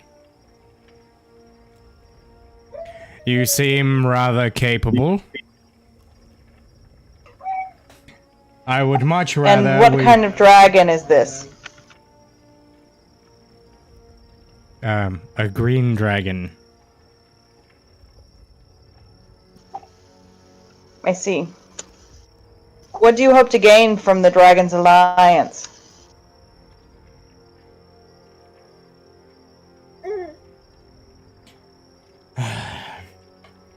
Power? Influence? 'Tis the way of my cult. As he gestures, stretches his arms out wide, you now see that the cloak resembles dragon wings, and the leather mask on his head.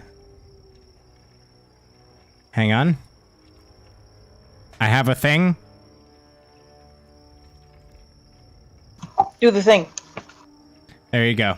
Oh, Fucking bastards. that's fucking kind of dope, though.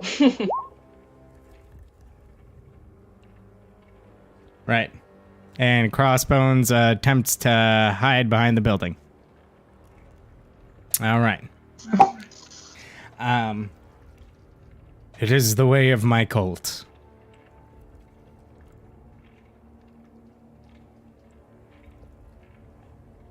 I suggest an alliance.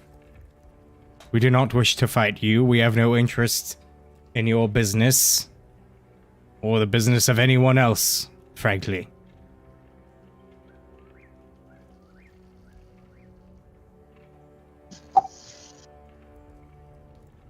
An alliance parties. What would you have us do? Have you tried speaking with the dragon? Not as of yet. We've been waiting for the opportune moment. And with your party here, it seems to be now.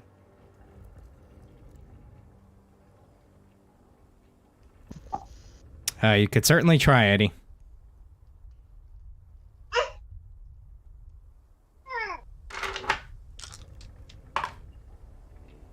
Oof.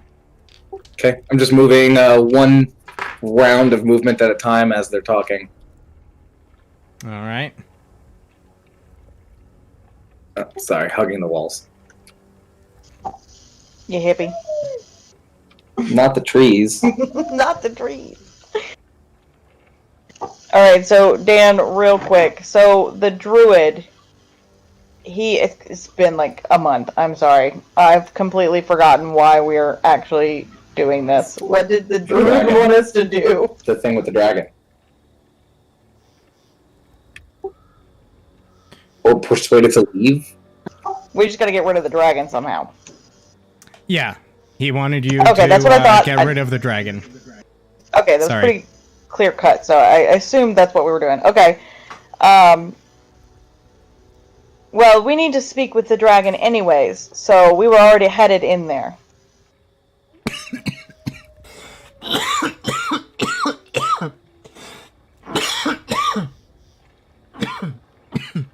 Sorry, I just almost died on coffee. Oh my god, don't do that. The weirdest. What if I'm not going that to tree finish line? that statement. Okay. So you will say, so we have an alliance then. We will approach the dragon together.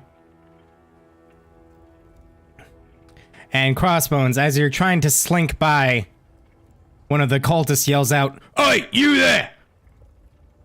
Stop acting suspicious!" Super sus.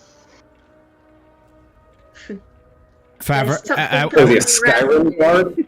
at this point, the one you've been speaking to, also catches it out of his peripheral and says to you, "Truly, we mean no harm. It would be quite reassuring if you could tell your compatriot to cease such aggressive behaviors." I find it hilarious that you think I have any sway over that goblin's actions. But I will try. Crossbones, we are going to strike an alliance with them. Please stop being aggressive.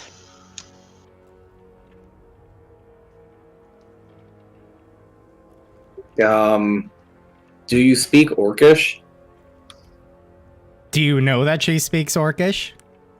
We've been together a little bit.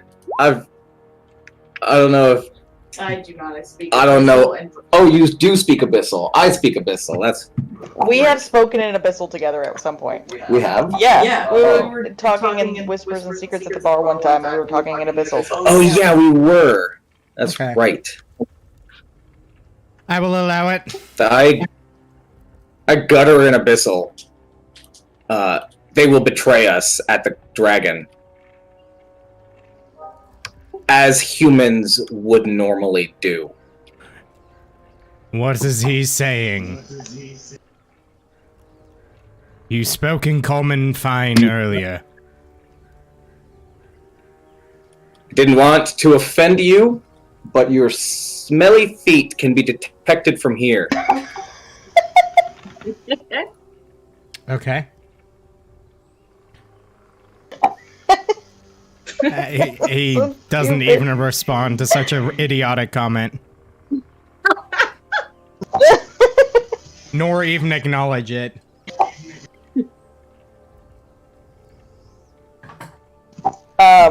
Okay, so can I roll an insight check on the cultists to see if they're being genuine? Sure.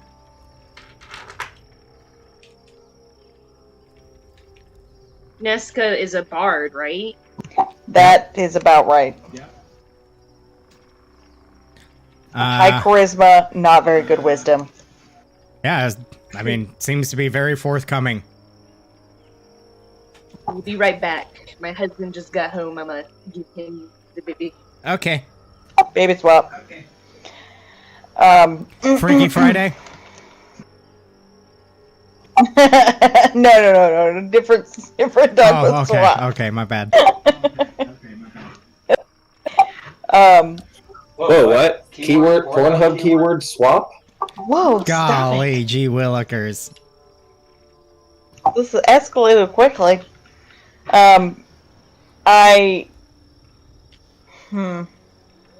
Okay. I asked the Stupid. cultist, and what is to keep you from betraying us once we're in front of the dragon?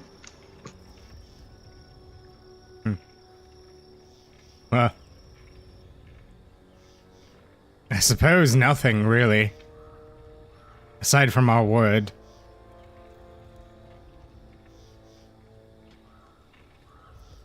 To be frank, there's no other assurance we can provide.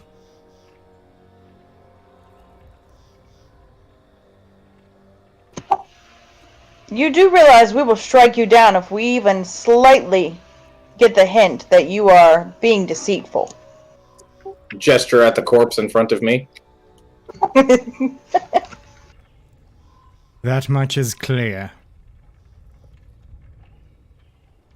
Perhaps that should be assurance enough then.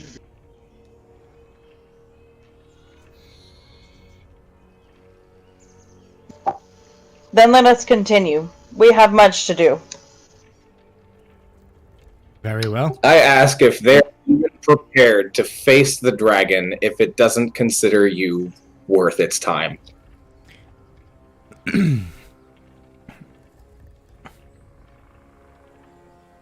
Can't hear you. I don't believe that any creature is properly prepared for a dragon if it views you as an enemy. Powerful You didn't though you answer may me. be. No, and neither are you.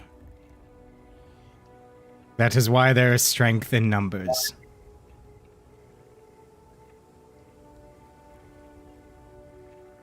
We seek to appease the Great Worm.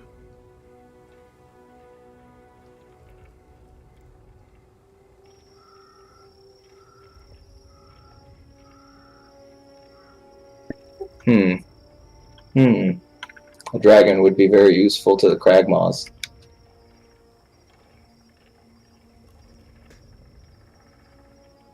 That's all you think about. I mean, It's Cragmaw. as the leader of the Cragmaw goblins, it's my responsibility to only think about them. True. And if you do not have inspiration as of yet, you have it now. But I Ooh, think you yay. are sitting on an inspiration. I'm pretty sure everybody got an inspiration. No, I didn't have one on there. I probably used it as soon as you gave it to me last time. Ah, okay. That's for staying Crossbow. true to your character. Okay. I tell them that I will provide them the strength of my arrows, so long as part of their little deal with the dragon is the assurance that the Cragmaw Goblin Castle will be in their plans.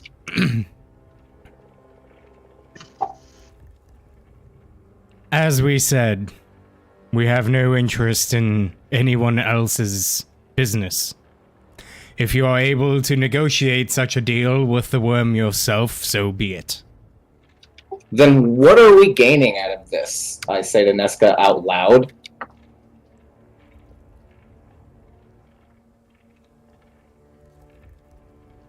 If anything, let them go first, so that when we talk to the dragon, its belly is full. And I slowly turn and look back at the cultist. Then it may not try and eat us, being that it has eaten all of these morons first. As you look at him, you see a small smirk creep across his mouth.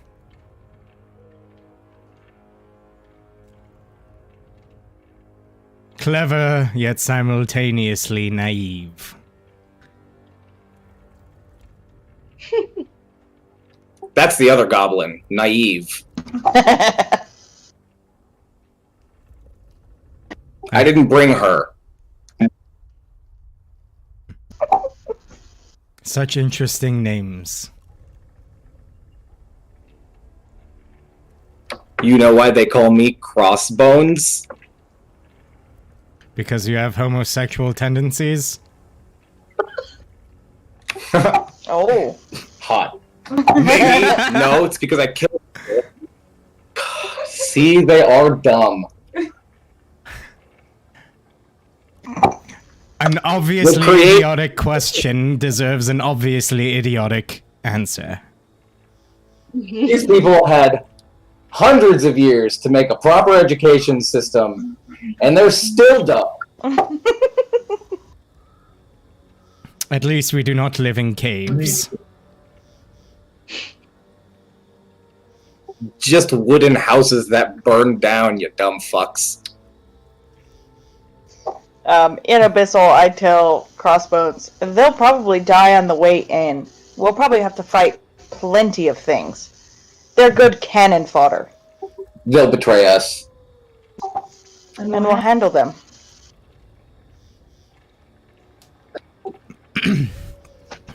Oh, I spit on the ground next to me, sit down, and start eating rations voraciously. I believe we're in agreement then. Very well. Lower your weapons. And, all of the cultists sheathe their scimitars. And agree that they will join your party to approach the Green Dragon. On that note, let's take a quick 5 bathroom break, a refill on drinks, what have you, and we'll proceed. Cool. Give the bullywug a ration too. All right. Fed her.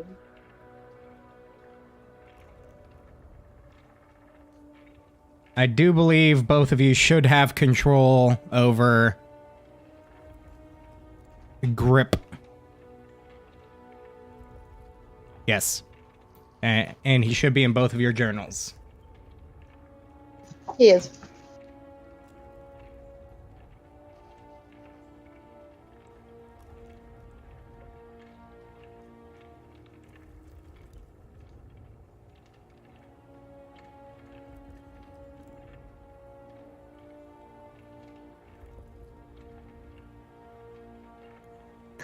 These things always seem to have a funny way of taking more time than I intend them to.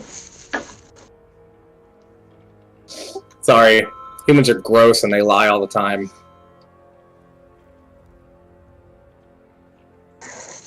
As a human, I agree.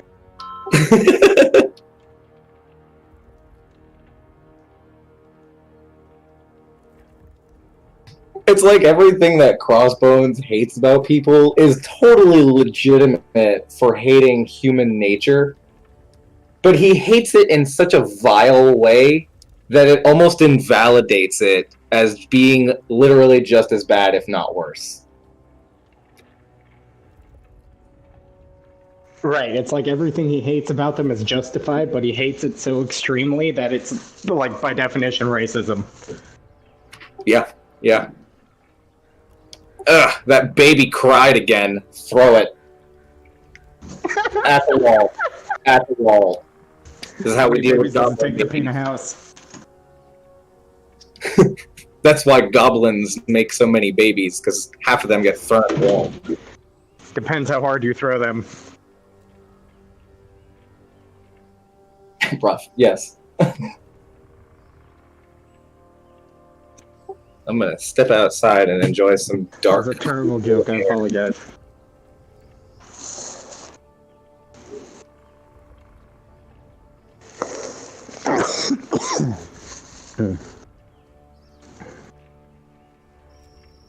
So far, so productive.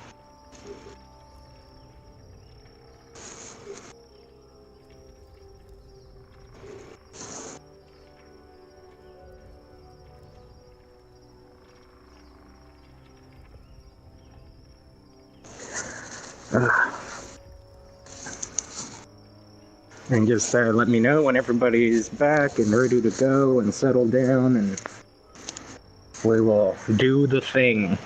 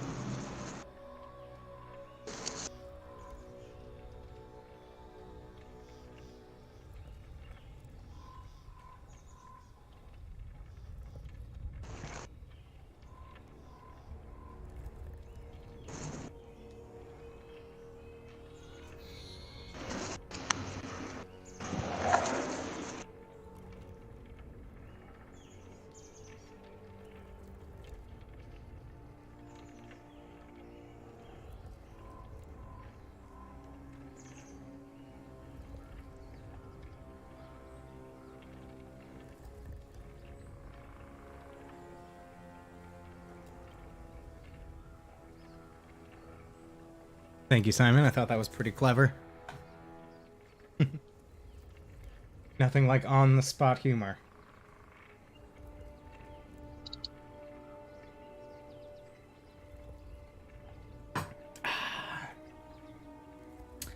My new D&D mug, as it were. When it's hot, it changes color to like a really cool beholder.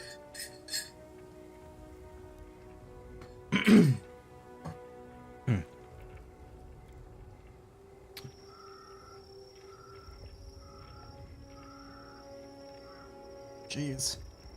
Oh. Oh. Okay.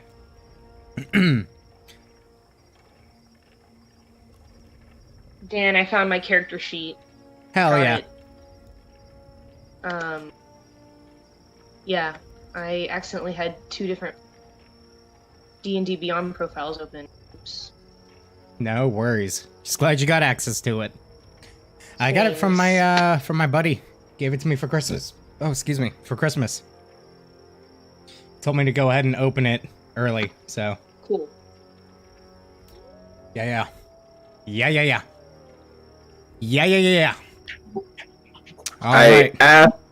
I would like to ask Grip how he feels about the cultists.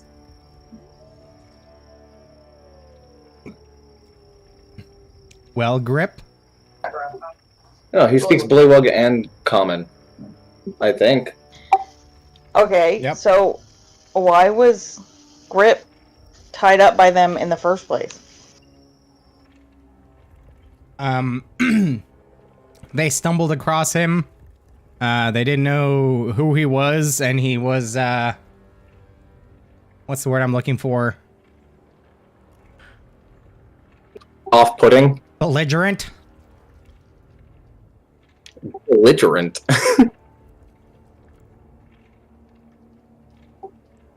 So they really just wanted to, calm him down, de-escalate the situation without harming anyone.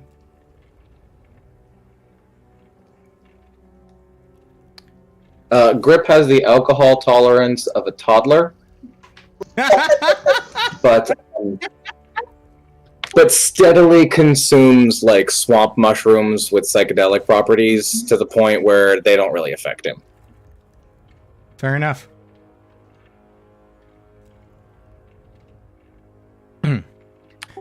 Belligerent. So, I asked how Grip feels about the cultists. I didn't ask Nesca to ask the cultists why they tied No, up. I was asking Dan so that I knew how to role play his answer. I mean, there's no reason why you would know that answer except unless you asked the cultist. But I want to know. well, they were trying to... They were trying to speak with him, and he seemed rather not willing. So much like with you guys, they were trying to recruit him to their cause. And he was very belligerent about it. He just croaks out, weak.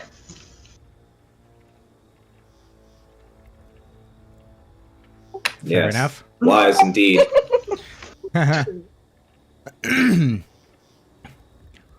Wise beyond his height. He's fucking tall compared to Crossbones. He got me by like a foot. I mean, so does like an 11-year-old human.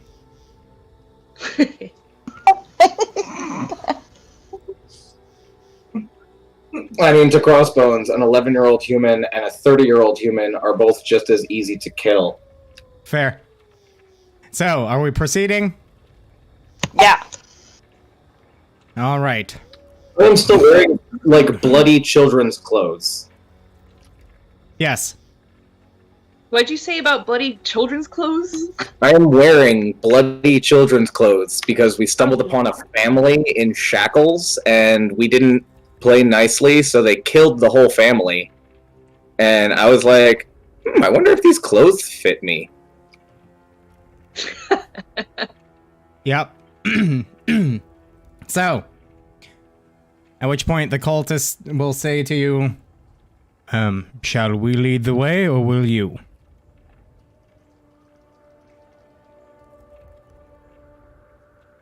You should come back and speak to our druid friend first. Maybe he has some wise words for you. She? You don't know the that. other druid. Sorry. Two Yeah. druids. Actually, yeah, you do. Because Rydoth did refer to her as a she, so. Which one were you referring to, Eddie, just so I know? I was referring to right off. Oh, okay. To come back with us and speak to our druid friend if you would like to help.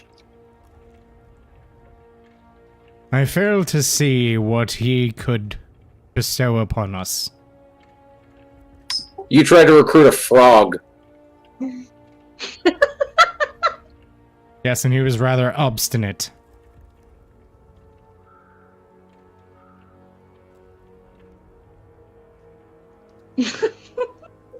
Are you afraid? Do you already know the druid I'm speaking of? I don't know.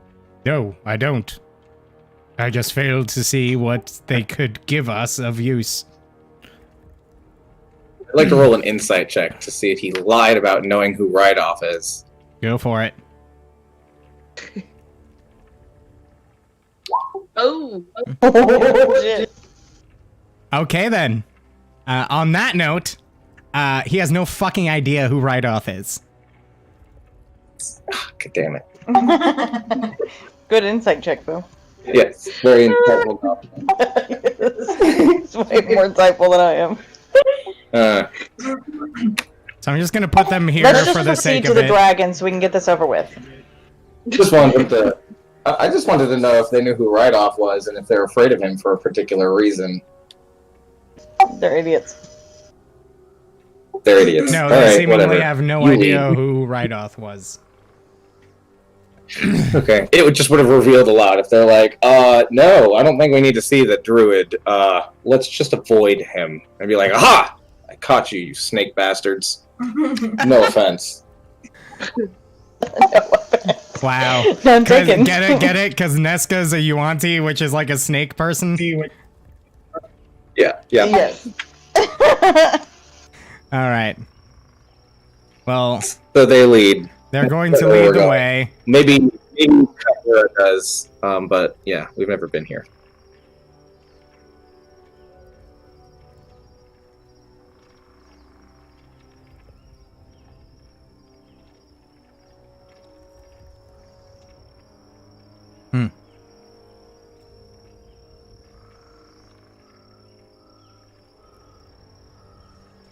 Alright.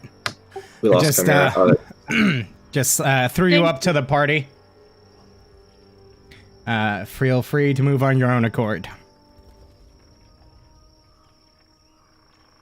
So, just gonna make their way up, and on the approach, they will stop approximately there. Spread out a little bit.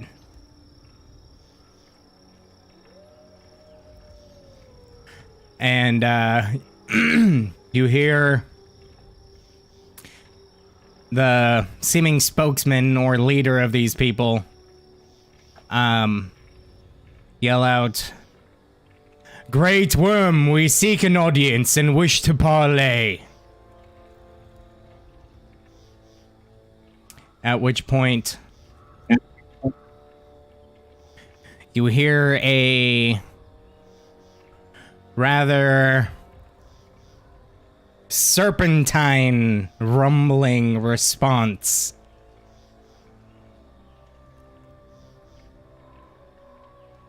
I'm gonna put him right there, but he's perched atop the tower on the edge, facing everyone.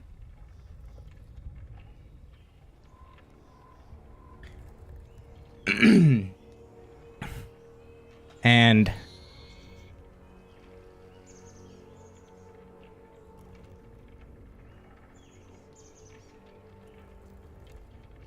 that's what you see. A large green dragon with his wings spread, a long serpentine neck. You hear a And what could you possibly offer? Nice voice act. Thank you. That's actually like pretty dope. Dan has sent you a whisper.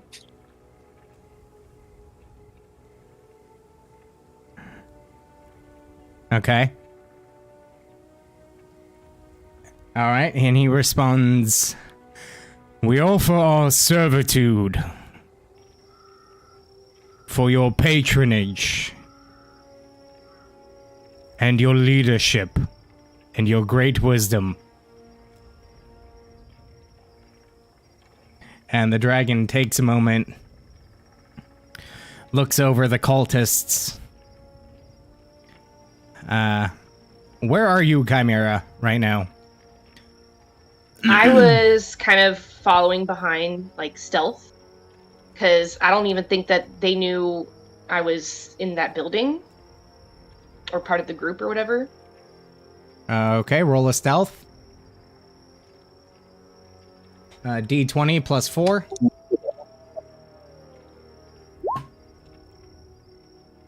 All right.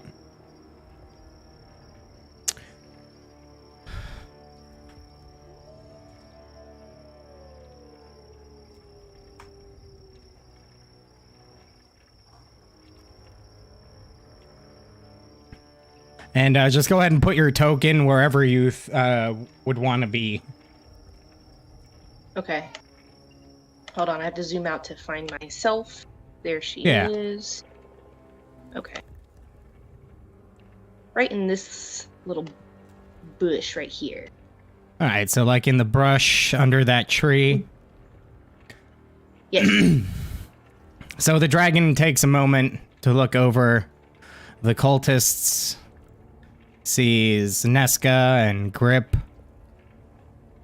His eyes pass towards Crossbones, and then looks directly at you, Chimera. Fuck. And he says, "I see that the four of you seem genuine. But what of the other four? Why are they so different?"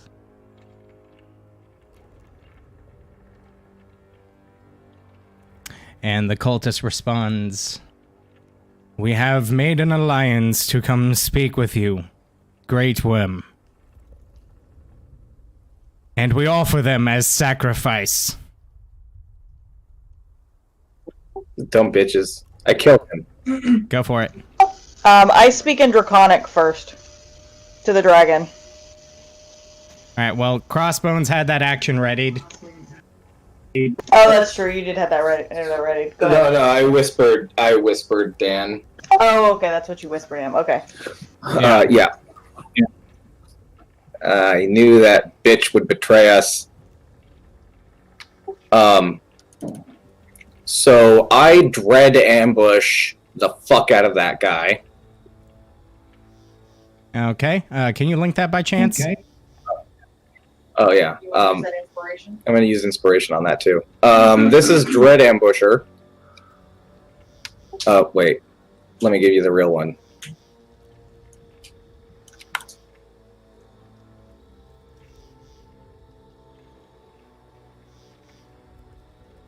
Can I heal myself, Dan, or do I have to wait till like my turn, or what? We can say you do that as this is happening. You only So have this- one more second level spell slot left. Yep. Start of your first turn on each combat. When you take the attack action on that turn, you can make an additional weapon attack as part of that action, and if the attack hits, the target takes an extra 1d8 piercing.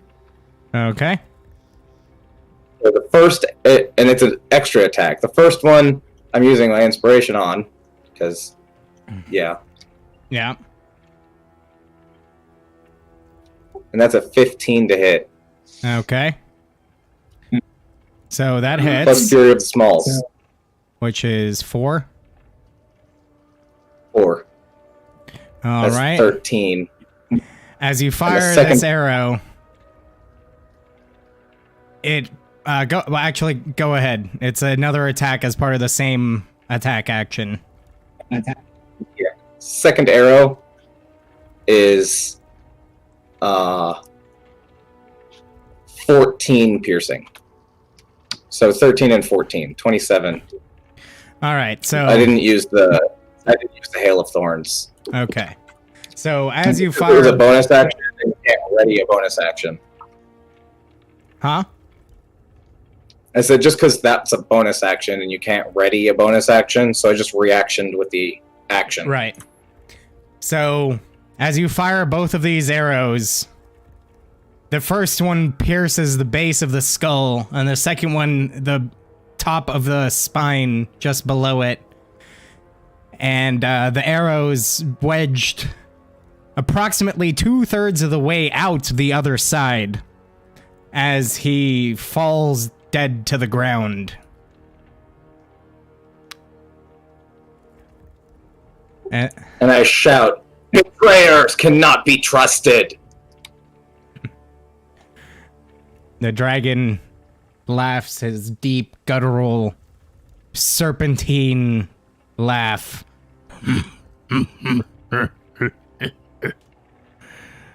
So the goblin is wiser than the humans. I am intrigued. I'd like to speak to the dragon in Draconic now. Go for it. Nesca looks up to him and in his own language. I'm shocked. She's actually offended that the cultists don't know Draconic. Says, "Oh great green dragon, we've come to barter with you.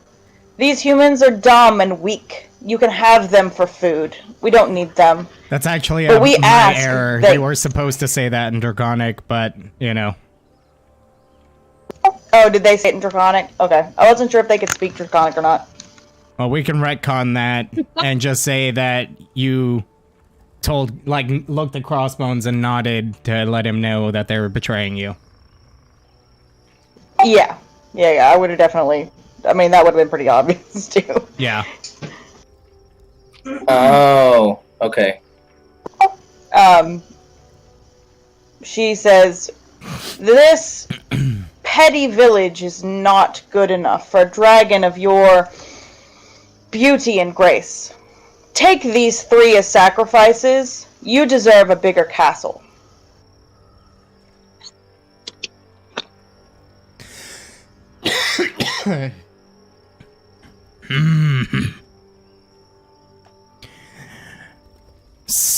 Surprised I am that it is the 2 most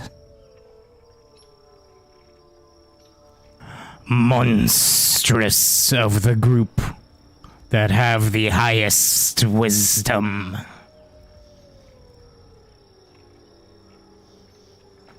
As he swoops down, grabbing this one in one claw and just chomping this one down in a swift motion as he slides down his gullet. This one pinned beneath, screaming in agonizing pain as his bones are crushed. And the screaming turns to gurgling as the chest cavity has been completely caved in. Fucked up. This one just dashes. 6, 7, 8, 9, 10, 12. Away.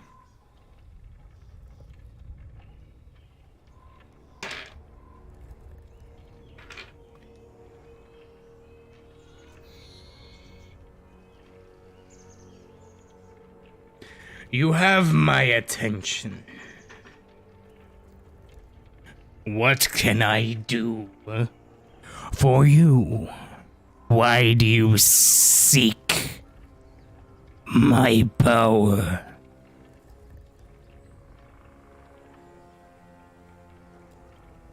I don't understand it. You have to talk. Unless Chimera knows Draconic. That's a long shot. Chimera, do you know Draconic? She's One also second. currently a wolf, so She can't talk, but she might understand it. She can understand. Right, I'm just asking if she can understand it. and that, for the record, that response was in Draconic. I'll be Okay. I will pay closer attention to qualify that. No, I don't. Okay. I do not seek your power. None of us do, though we know you are quite powerful.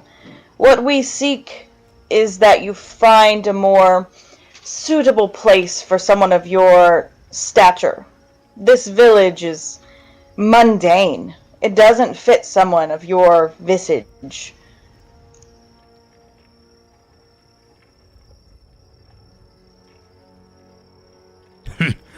And what could you, paltry lot, possibly offer me instead? In Draconic. This tower has served my needs thus far.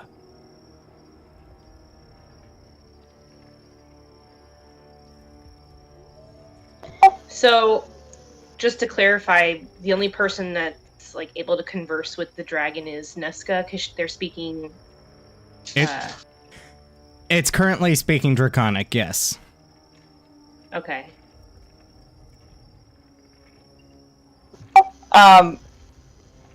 In Draconic, I say, if you'll give me 1 second to talk to my party, we will come up with an idea of a better place for you. Would you mind giving us a moment? Take your time. It's I very have- gracious of you. Thank you. I have all the time in the world. As he deftly flaps his massive wings and perches atop the tower again, taking a somewhat lazy, laid down, one arm hanging off the edge, tail slowly flicking back and forth, looking at the group very intently. I walk back over and I explain the situation. Well, I have gotten his attention, but we need another place for him to go for him to vacate this specific town. Does anyone know of a place where we could send him that's better than this dinky village? I go, wait, it's just gonna leave? Well, we have to convince it to leave, but I have his attention. Did you guys say I'm allowed to talk in wolf form, or do I have to change out of it? You're not allowed to talk in wolf form. Okay. Yeah, you would have to drop your wild shape. Speaking of which, And then I couldn't. So, fuck. How am I going to talk to the party? Her wild shape is also only as long as half her druid level. in hours, So- right? She can only hold it for 2 hours. How long has she been wild shaped?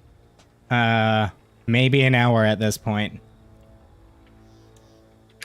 So Remember, Chimera, you can shift out at will on your own. You don't have to maintain it the entire length of time. You're not trapped as a wolf. Oh, I know. I just didn't know if I was able to, like, go back into wolf form if I wanted to, if a combat, like, situation arised.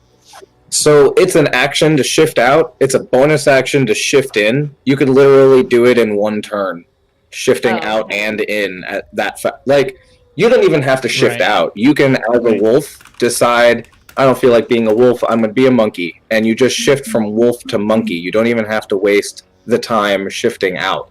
It's like your level. It's a little trivial because you don't have that many wild shapes, but high level druids popping in and out of animal form frequently is kind of trivial to them. It's like a second nature thing. No pun intended. Well, can I, like, get out of my form so I can talk and converse with the rest of the group? You certainly can. Yeah. Okay, so then So this do large that. direwolf form seems to meld into that of a rather beautiful wood elf female that now stands before you guys. Crossbones says like a first grader, "Oh."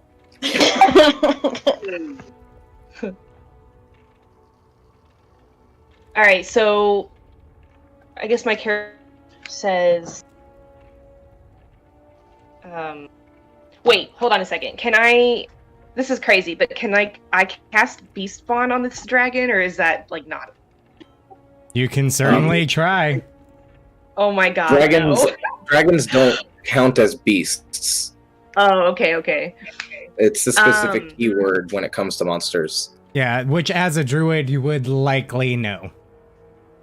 Okay. So I say that,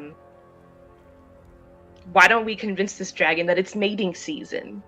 And tell the dragon that there's a female dragon for him at another town or something. You seek to lie to a dragon that can swallow a person whole? Fuck. Lying's not the wisest thing to do with something like a dragon. They're quite insightful. Okay. I have. So we need to bribe it.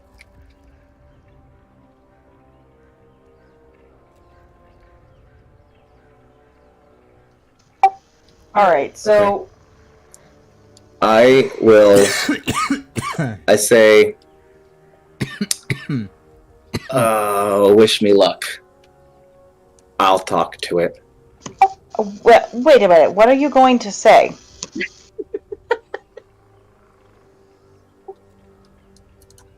And I walk over to it.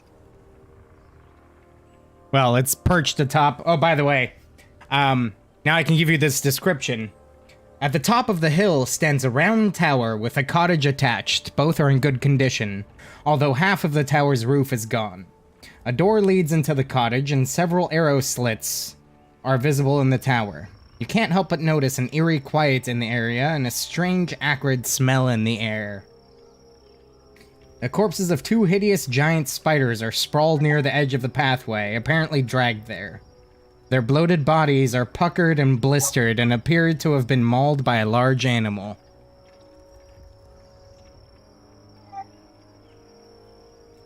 So, to give you an idea, Okay. he is perched on top of a 40-foot tall tower. So I stand before it as if I have an audience for this creature already. watches you very intently as you approach. Like, it's almost creepy. Okay. God, what fucking languages do I know? Elfish and Abyssal and Orcish. I don't know if this thing knows any of those languages. Well, sure, it knows Common, but you don't talk to a dragon in Common. I presume, I think, I don't know. I say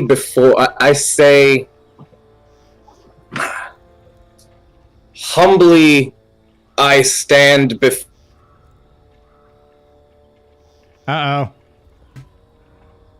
Lost you. What happened? Help. I think he DC'd, like, hard. Oh no.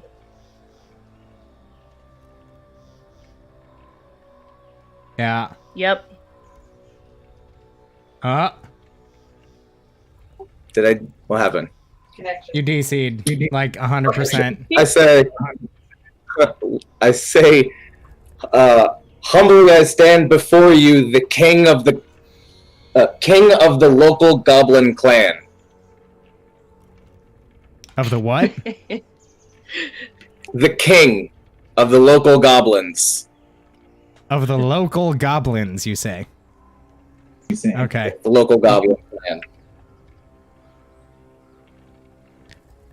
And I tell it, I bear much influence in the region and am in possession of a castle in which I would like it to take residence over as an addition to my growing empire. And in return, every member to ever become part of that empire and its future serves this dragon directly, and it may lord over the wealth of the entire kingdom. And I pour 146 gold and a pearl out of my bag. And I say, small as I am, a hoard is what I bear. I just imagine this, like, flicking with his talon, phones away, like, shut up and go away. That's very possible. So, imagine the mannerism of this dragon to be akin to that of a cat. Perched atop his tower, with the tail slowly slinking back and forth. Just eerily, creepily staring seemingly into you. I do still have, and I've got like a jeweled eye patch that I wear as my crown, rather than a crown atop my head. Okay, Yeah, I've got that eye patch. Make a persuasion check. Okay, those are not good for me. Can I help him? I asked for inspiration without asking for inspiration. Wish me luck. What would you say to aid him? I didn't say fuck you. I asked you what you were gonna say. That wasn't the point. Persuasion. Oof. I mean, Nope. Too late now. all right. I get no help or inspiration. Can I give him inspiration with my bonus action or no? Sure. All right, take a d6. Oh man. 1. 4. Okay. To 12 now. The See, and I dragon. use it immediately. The dragon. I take out another pearl, and I had kept it in my pocket. The Quotation mark. Yeah, I put that. I'll put that up. The dragon looks at you in your infinitesimal stature. It looks at the Ow. paltry sum you have poured on the ground before it. It looks back at you and says, You suppose to have a castle. And I assume a female of my kind. as he looks directly at the wood elf.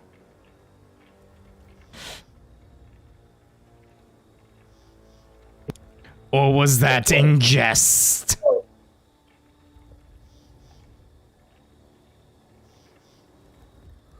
The castle is no jest. I am insulted for you to believe that I would jest over my position in this region.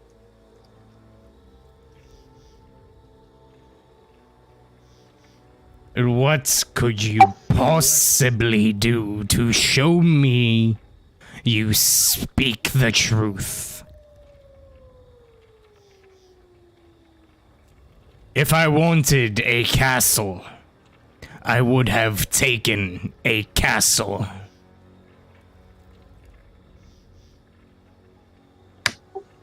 Hey, I have this this leather-bound tome in a language that I may not know.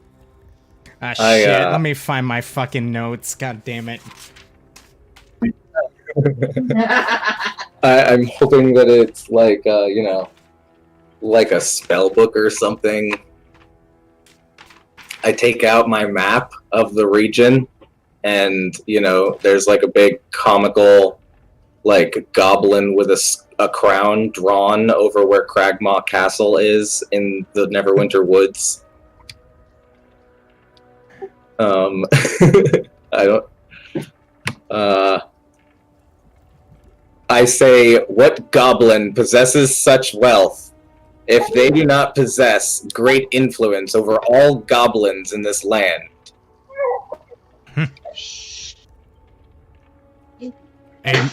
A map of the region that has yeah. been defaced. No, I'm not trying to give it my map. I'm not And trying to a give it paltry tome is supposed to indicate stature. No, I was pointing at where the castle was in the forest to the north. I was trying to show you where the castle is. Yes, that castle that has been up to now inhabited by such vermin.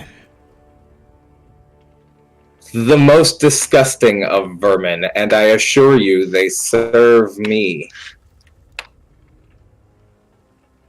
What would a creature such as myself have to gain from the servitude of such meager people? Those They're easily forced to live in caves, cower from the other races of this land. Their hatred for the races will soon be met with a fury of death across this entire land.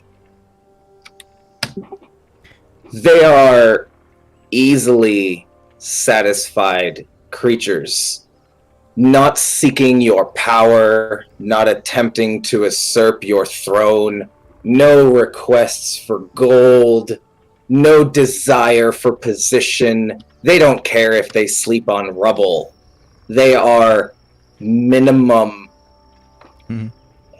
upkeep. And loyal as they are dumb. You want them as servants. Humans will betray you, just like they attempted to betray us. That is why I will eradicate all humans. Ambitious as you are naive, little one. As he begins to crawl down the side of the tower, now actually standing before you, grabbing this other fallen cultist up in his jaws and gulping it down. The dragon now towering over you says, "What kind of service is the service of the inferior?"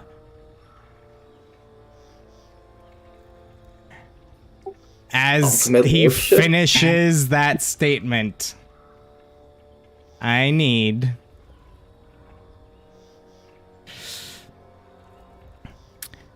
Crossbones, Nesca, Chimera, and Grip to make a dexterity saving throw as the dragon spews out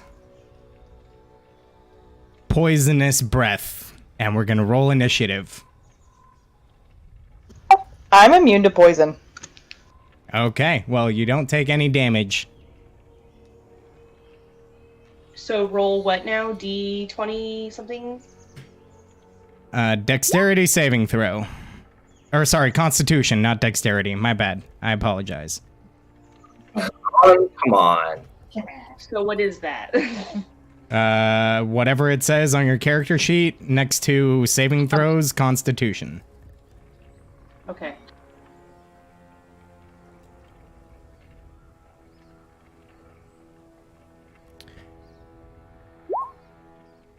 +1. The one that's like right under the Constitution, the number. There should be a section on the page that says saving throws. And then it'll say Constitution. Oh, I see it. Okay. Yeah, plus. So, what do I type here? Roll what? Roll D20 plus whatever that number is.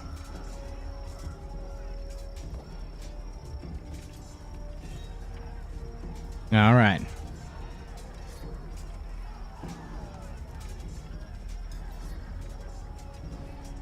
Initiative. Okay, +1.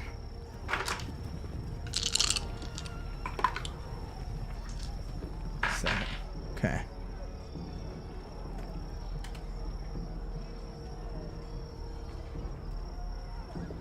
God, fucking dragon's stupid too. The dragon's stupid too. Chimera. All right, and go ahead and roll initiative, Chimera and Crossbones.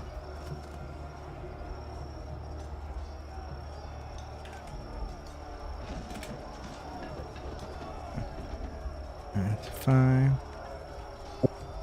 Is it just That's D20 or is it plus? D20 plus whatever it says for initiative.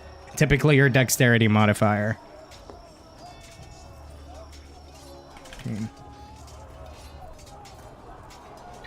Nice. Nice.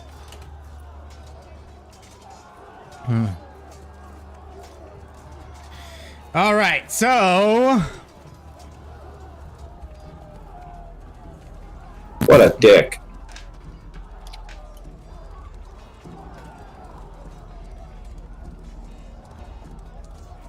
all right, guess it's not rolling it. All right, guess. Jeez.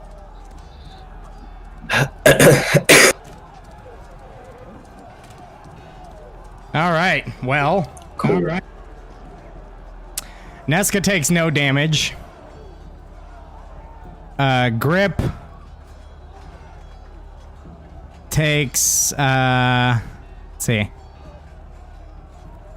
Takes 44 points of poison damage.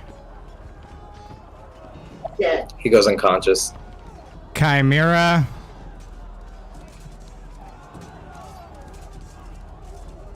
takes 22 points of poison damage.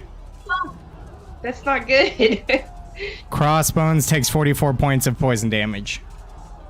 Damage. He goes unconscious. All right. First up is Chimera. So, Dan, I was 29 hit points, like, when I was in direwolf form. No, you have your current hit You don't points. have.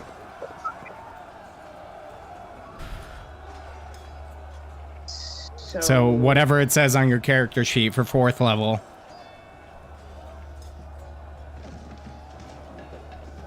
So what, we started this out like we reset Full our health. Yeah. So whatever hit okay. points you have in your wild shape are the points that you have in that wild shape. They're separate from your hit points. If you reach 0 hit points in your wild shape, you revert to your form and take whatever difference in damage there was. So currently you are in your elf form, so you have whatever hit points it says on your character sheet. Okay. That's not good.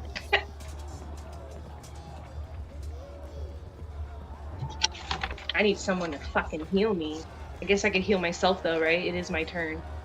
It is your turn. But you have 2 unconscious allies. Oh.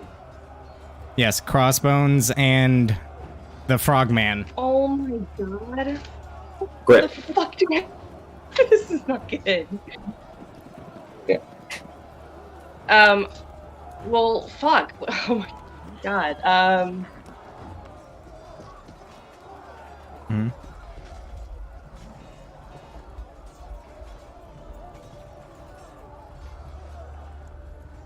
When I use animal friendship on the dragon, have him help me revive my friend.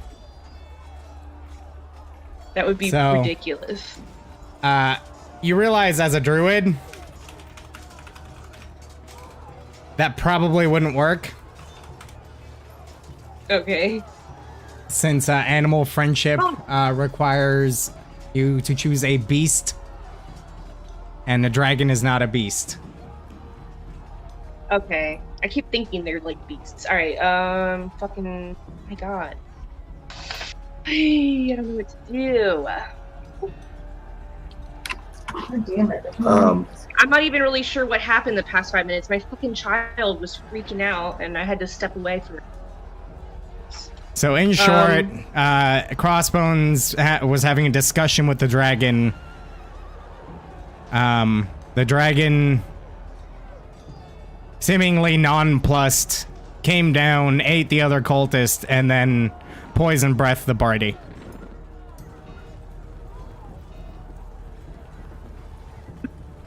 Fly, you fool.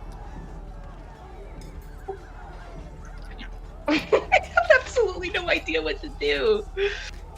You have 2 unconscious allies on the ground. Can I revive one of them, or like that's not a Any thing? healing will revive them. Oh, okay. I thought I had to have like a revive spell or something. I would like to recommend Tiger and Dashing the fuck out. But what about my party? Fuck the party, they can roll new characters. Oh my god. So what? They're dead now? They don't have any like They're turns? unconscious. No, we're unconscious and like trying to fight for our life by making death saving throws on our turn, whether we'll stabilize or succumb to our wounds. Okay. Which at this point, it's just waking up from the poison. We either die Right. or we actually like wake up eventually. Well, I guess let me try to heal one of them. Alright, which one? You have the frog guy right next to you, and then you have the goblin about 15 feet away. Let's try to save And the Crossbones. dragon is only 10 feet from the goblin. Oh, well then someone probably farther away. So the frog won't hit. person. Yeah. I So mean, what do I from roll? what you can understand, that dragon hit the whole party with one attack. So Oh my god. it's literally like pick one. You're all in the line of fire basically. Oh my god, heal Nesca. The one that took 0 Fuck. damage. The one who just stood By there the way- and was like, this is nice. By the way, Chimera, you notice that Nesca, the seemingly human party member with you right here, was completely unaffected by that breath.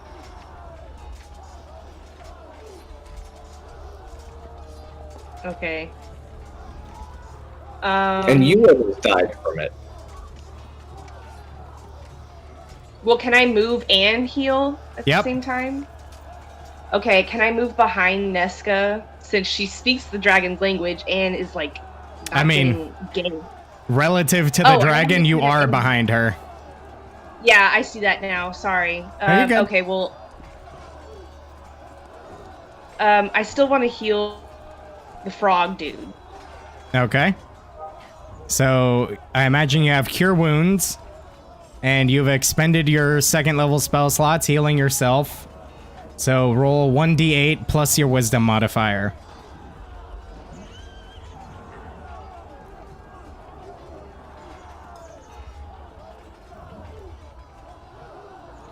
Wisdom modifier.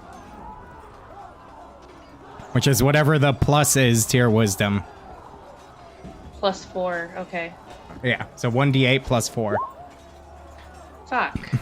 Alright, so you reach down and touch Grip as this warm green energy emanates from your hands. sealing some of the blisters on his body, and he, after a moment of not breathing at all, suddenly takes a deep croaky breath and is now conscious again.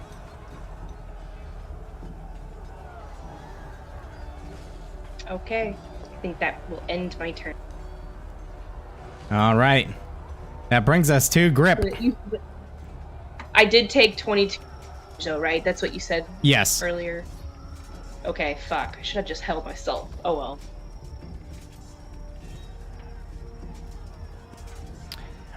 Grip Urcap. You find yourself prone on the ground, burning in blisters.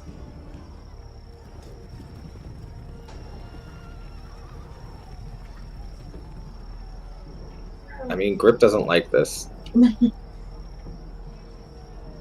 Grip is unhappy. I think that's a succinct way of putting it.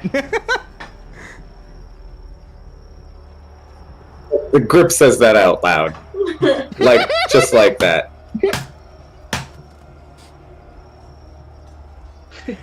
Grip does not like this. Grip is not happy. Ribbit.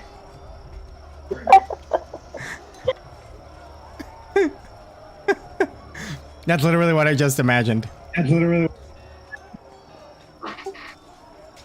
Jeez, what does he do? Run. Run. I'm being serious.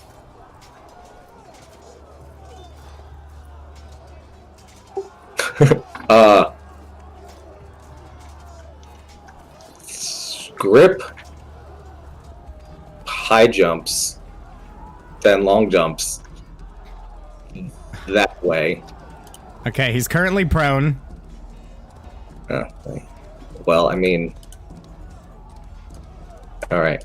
So given the fact that he's a froggy boy, I will say that he can jump from being prone currently.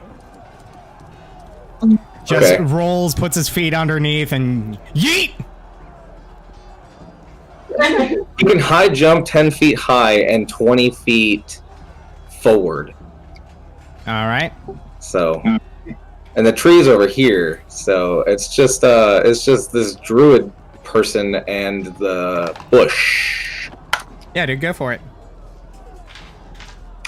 He does that and All right. uses his movement to stand, All right, that'll do. and then uses action. He's gonna use his action to make like that frog meme running on two legs, and he's fuck. All right. Anything else? If he could bonus action run, he would have. Right. All right, Crossbones. Death saving throw.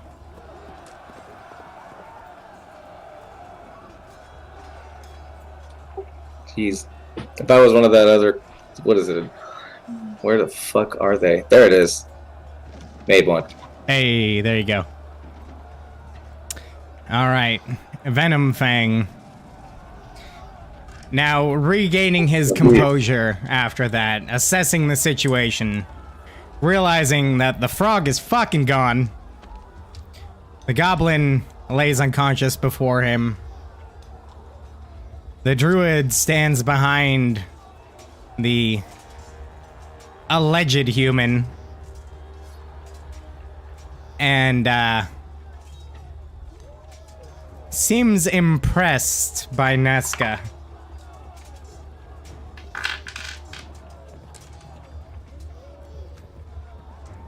He looks at Nesca, looks at Crossbones, and says, "I see now that it is not the goblins that are of value, but those he allies with.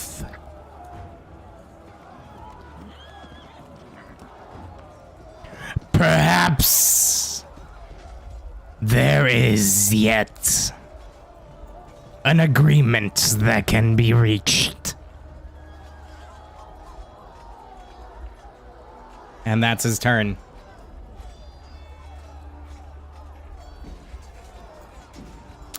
Nesca?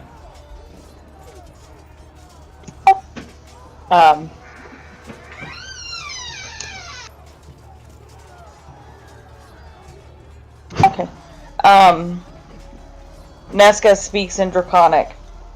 What my goblin associate was trying to get through to you, though goblins and hobgoblins and bugbears be weak and underground dwellers, they procreate quite quickly.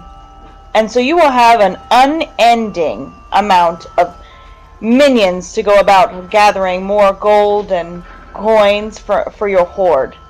They're not useless. They're just easily manipulated.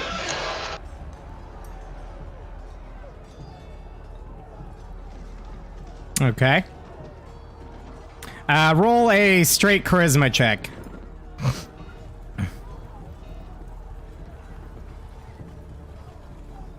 At persuasion. And that'll do. I got that. I can persuade you.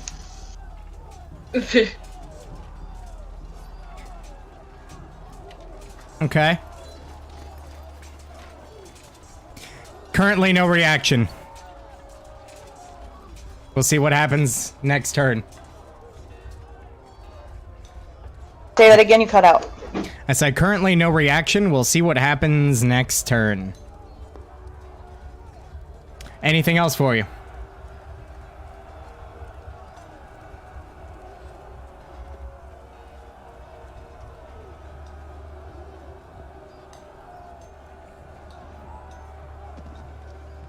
Nesca? Hold on, we disconnected. We're trying to reconnect. Okay. Okay. Okay, say that again. We can hear you now. Alright, I said, I see your roll. I hear what you said. We'll see how that pans out. Anything else for you? Yeah, I use my bonus action to cast Healing Word. Okay. I assume on Crossbones. Yes. I'm gonna cast it at 2nd level. Alright. 2d4 plus wisdom. Or charisma, sorry. Oh, fuck. Okay, hold on 1 second.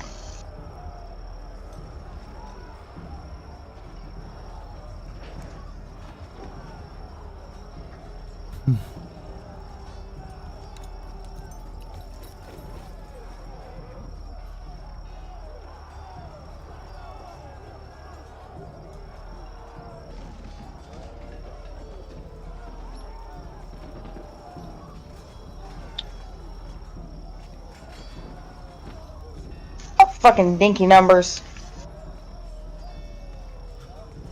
Hey, 8 is better than dead. No, I know, but it's just dinky.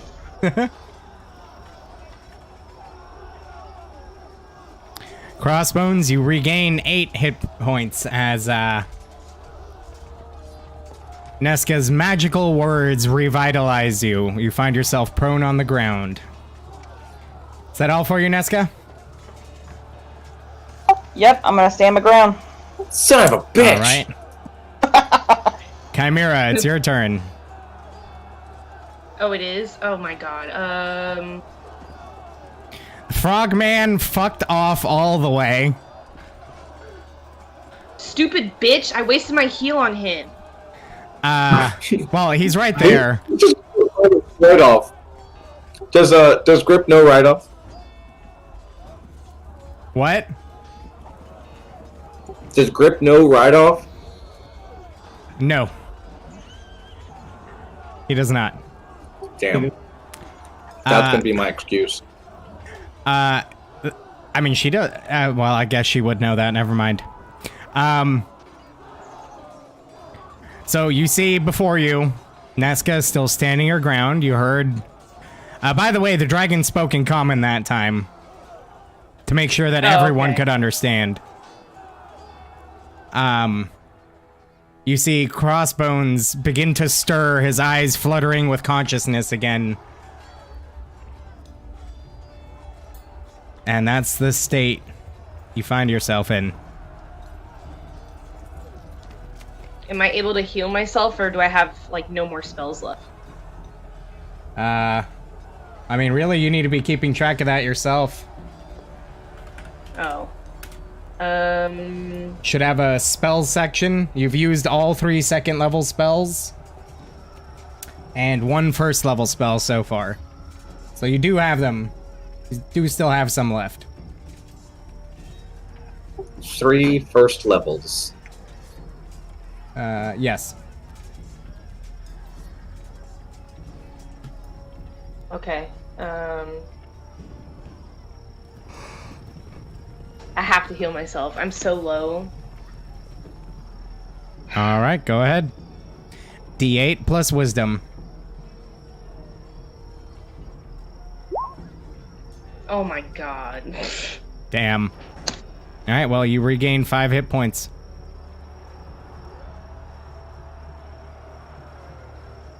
Can I go back into my dire wolf form, or no? You can, yeah. That'll be your last wild shape of the day, though.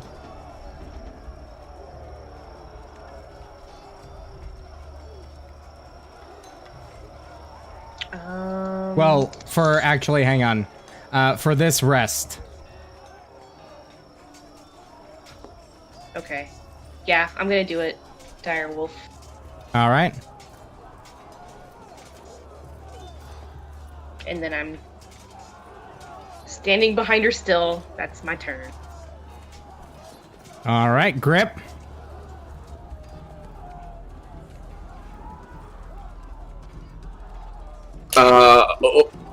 Overburdened by the guilt of fleeing from the one who just saved him.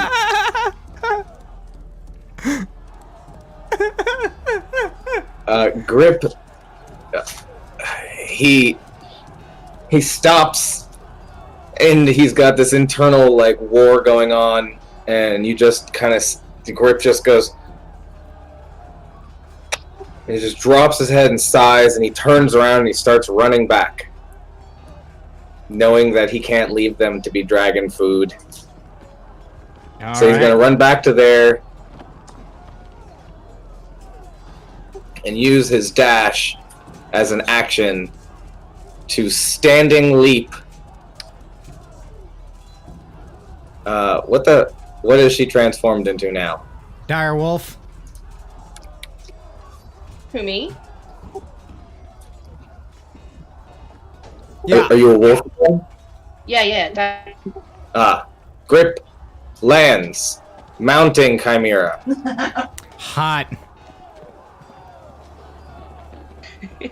Whoa, not safe for work. What? And then he, just pulls his axe. What does he have? Spear. A long sword. His longsword. He pulls his longsword and croaks. But that's all he's got, because he's only got action. He doesn't have an action anymore.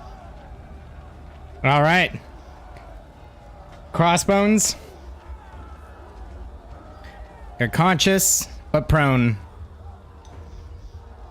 Crossbones will cure wounds himself. Okay.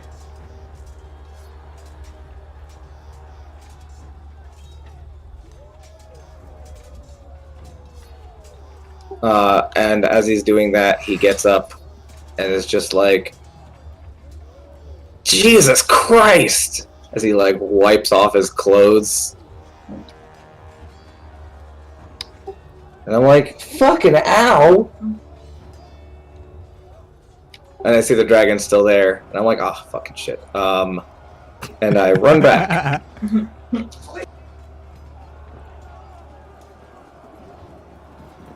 So I used half my movement to stand. And I used my action to heal. And I go past Nesca and through this thing's legs because I'm small. All right. Use my bonus action to stay back here. I mean over here. So, for the record, as you step back, Oh yeah. the dragon's large maw snaps shut within millimeters of your body. You seemingly intentionally missed.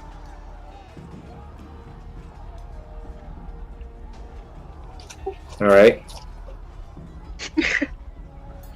Alright. That brings us to the dragon.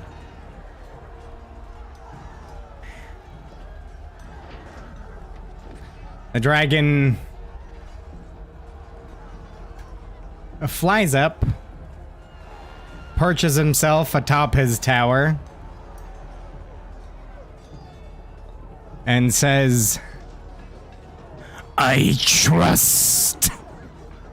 My power is no longer in question. The pecking order has been established. I will take that castle and the service of these goblins.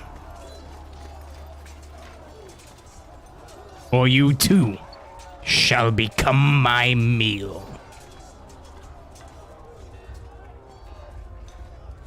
Do we have an understanding?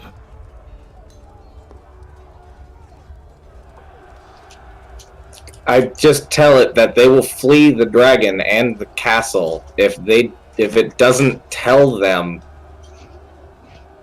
that it is like at least aware of who I am. Those goblins will fuck off. Very well. What shall I call you, my loyal servant? You could call me whatever you like, but to them, they know me as Creeping Death, I think. The Is that dragon. right, Dan? I forget. I think so. Or no, Death from the Shadows, I think. Oh, yeah. Death from the Shadows. The humans know me as Crossbones because I killed them.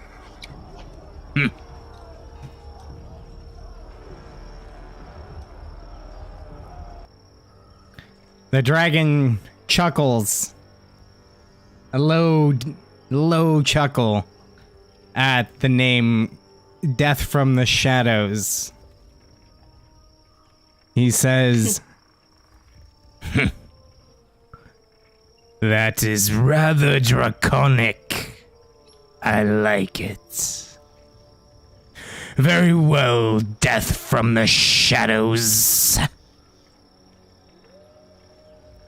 From this point on, you serve me. As do the entirety of your people.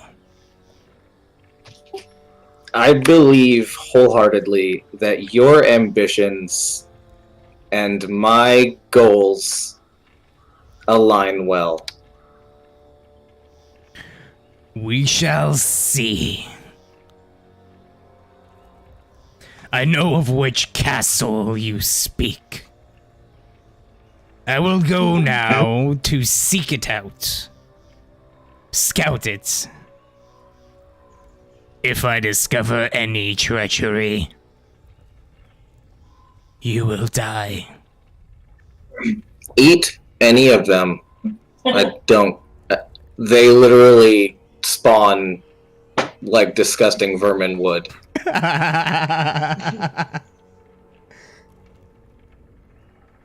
Very well.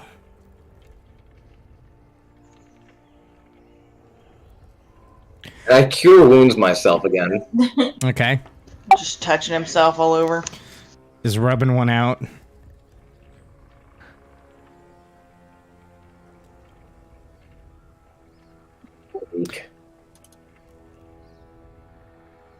But I'm not bloodied anymore. I'm 1 point above bloodied, and that's fine. The dragon stands on all four, looms over you, wings fully spread, and says,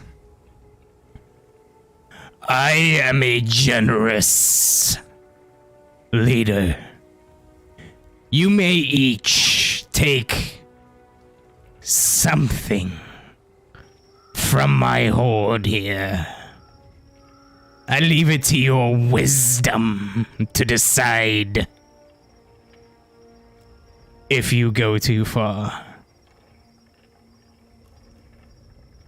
And he swoops down over the party, making a wide arc, curving to the east, headed towards Cragmaw Castle.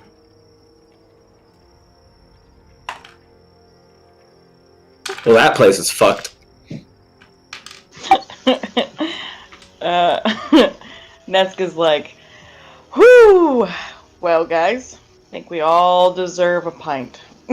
We did it! Where's that fucking frog at? On my back? Yeah, he's riding you. He lets out a very relieved sigh as the longsword just falls to the ground. Well, Well- my dire will shimmies him off like a dog would. Water, you know? Kind of shakes him Round- off. Yeah. Taylor Swift in it. Gotcha. Yes. Alright, well, let's go let your druid master know that we got rid of the dragon. Kind of. No, the horde. I don't even listen to the dragons. I start climbing. Is there a way in? I go to this door. Yeah. Oh, yeah, we gotta the do that door first. is open.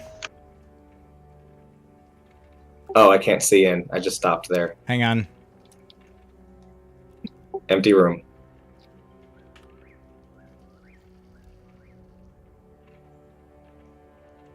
So as you enter, the cottage contains dusty furniture draped in webbing, but nothing of value.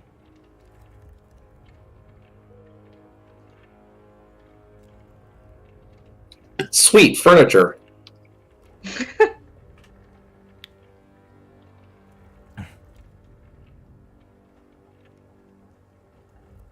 All right, as you begin to enter the tower, you see now that there are stairs. They're broken, partially up the tower. Rising to the now opened rooftop,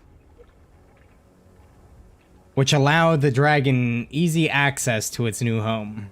Heavy wooden beams and stair supports crisscross the tower interior.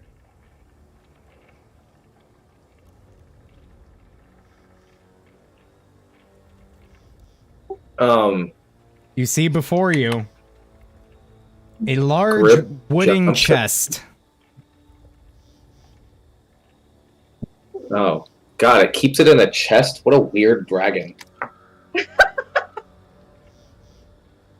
That's very civilized. There may be more to I this prefer piles on the dragon than ground. you know. Piles on the ground seem more gluttonous. That's more my style. Fair enough.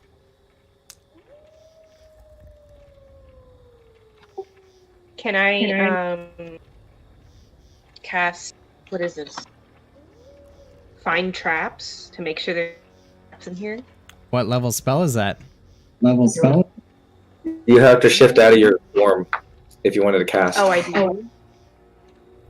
Yeah, you can't cast spells in wild shape form.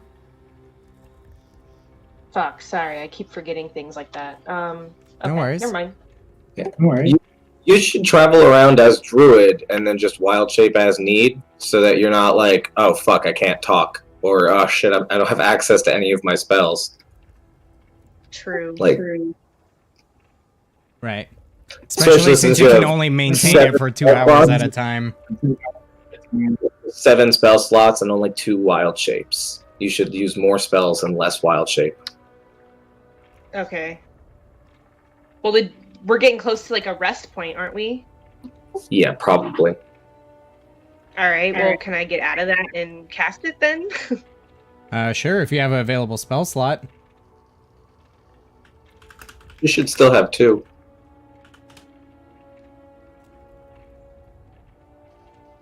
It's a second level spell, so you do not have any available spell slots. Okay. Okay. Fuck. Well, Nesca, do it. Crossbones says out loud to Nesca.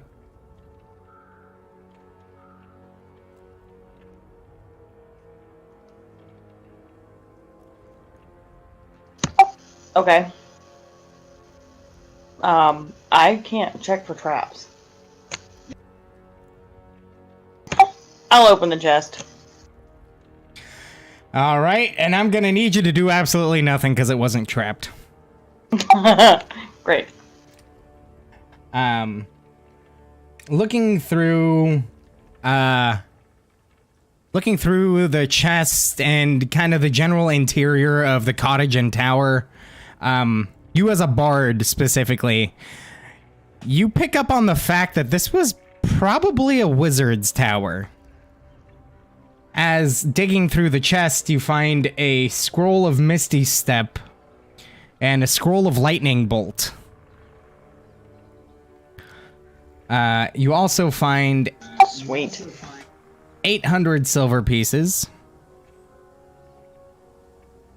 150 gold pieces, 4 silver goblets set with moonstones, 60 gold pieces each,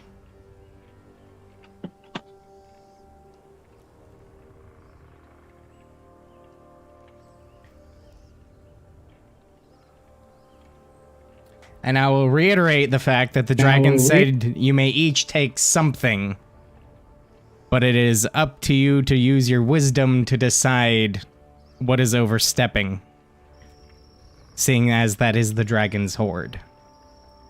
I just want to point out that it said that my money was meager, and I put, fucking how much are these? 146 gold pieces, and the pearls are, what, 10 each? 100 apiece. I put 346 gold down, and this motherfucker's only got, like, 800 silver and 150 gold. Yeah, he's only got 230 gold, plus 240 gold in silver goblets set with moonstones, plus a second level spell scroll and a, what, third or fourth level spell scroll? Yeah. I have a magic bow that's worth all of that shit except the spell scrolls. Just saying. He postured, but he was bluffing. He has this stuff, you don't know what else he does or doesn't have.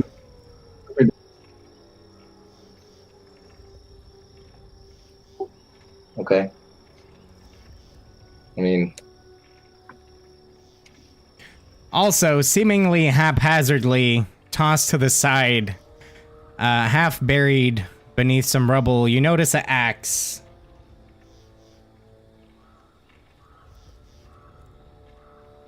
Ooh, what kind of axe? As you pick it up, seems pretty rusty, actually. It's a battle axe. Make a...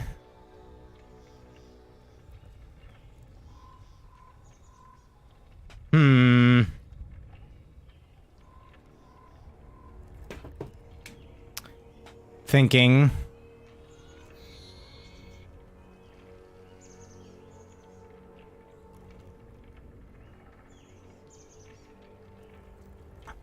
Make a history check.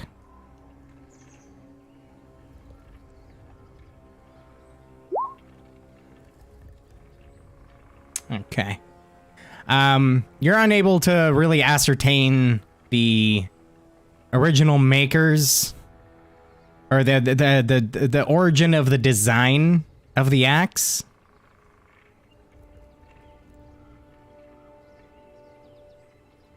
Okay, I'll take it with me, and I'll give it to Smithy.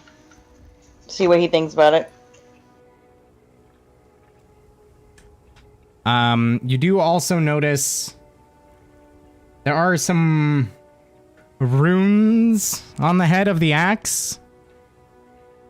They are in a language you are unfamiliar with.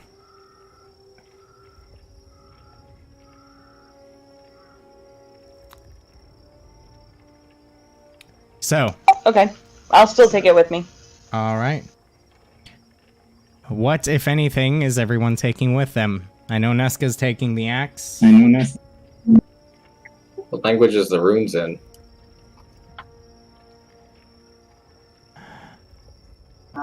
Is it A Elvish? language you don't know.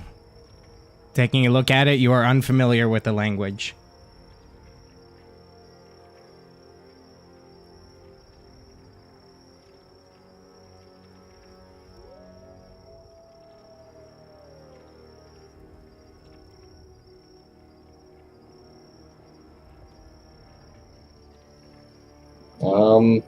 I don't know. The chest is too heavy to carry. The chest is one thing. Ridiculous. So what was the contents again? It was like 800 silver, 2 scrolls, and 800 silver pieces, 150 gold pieces, a scroll of Misty Step, a scroll of Lightning Bolt, and 4 silver goblets set with moonstones worth approximately 60 gold pieces each.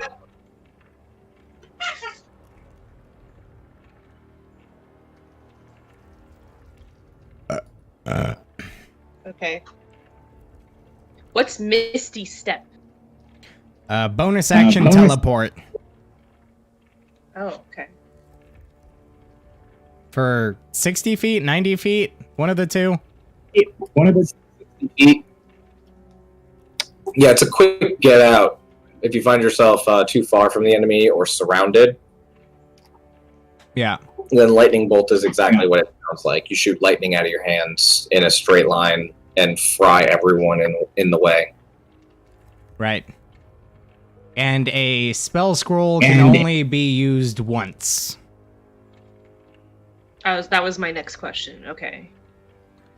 Be that as in casting the spell, or if you are a wizard or a Book of Ancient Secrets warlock, transcribing it into your spell book would also consume the scroll. Okay.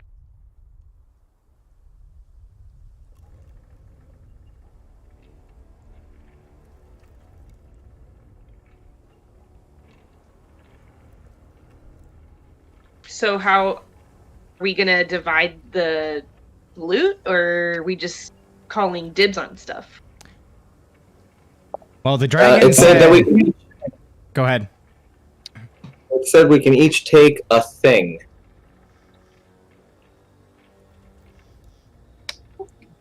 I will take the set of goblets. All right. Being that it would be in good taste for a king to entertain in fine glassware when interrogating his victims. So Crossbones is taking the goblets. Neska has the axe. What are you taking, Chimera? I'll take the scroll. Can I take 2 of them or just one item? That's up to you. He said to use your wisdom to determine what is overreaching or what is too much. Alright, I'll take 1 scroll. I'll take the Misty Step. All right. So. Wait. And Grip takes the lightning bolt scroll.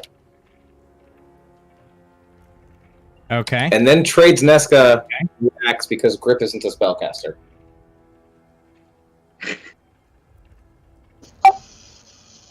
Okay. But she'd like to get it appraised by a smithy. But you're coming with us anyways. Right, Grip? Grip looks shocked and appalled that you just made that assumption. And then,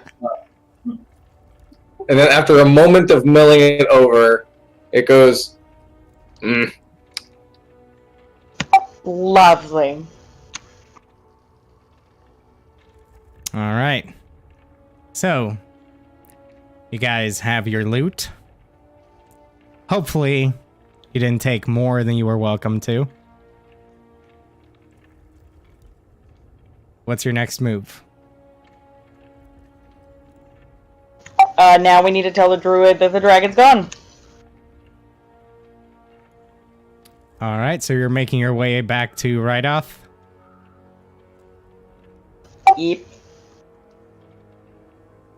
All right, I'd like to cure wounds myself. go ahead. God damn it, Crossbones, stop touching yourself. You're upsetting Grit. Grit. Alright. I'm not touching myself. Gesundheit. I'm just. You're always touching yourself without actually using your hand. Like you. Look at the philosopher Crossbones has become.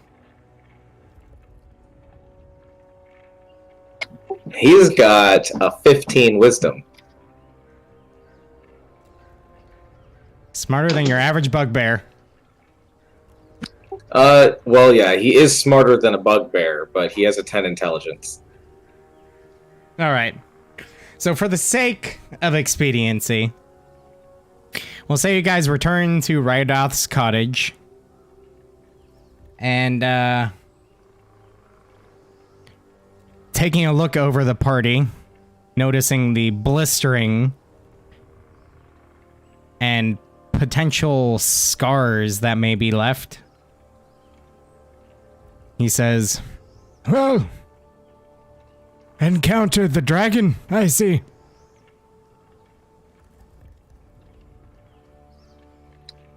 You're a bastard. What for?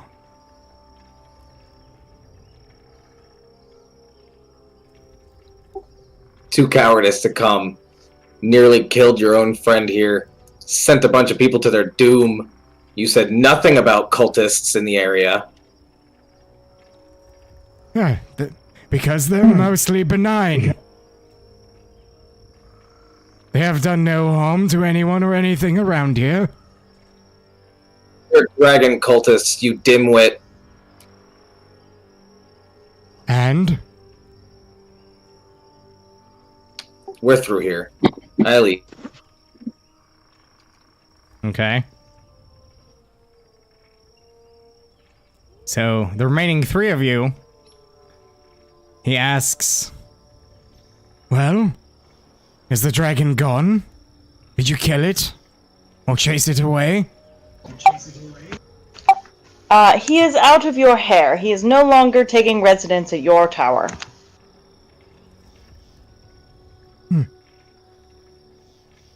The implication is that he has a new residence.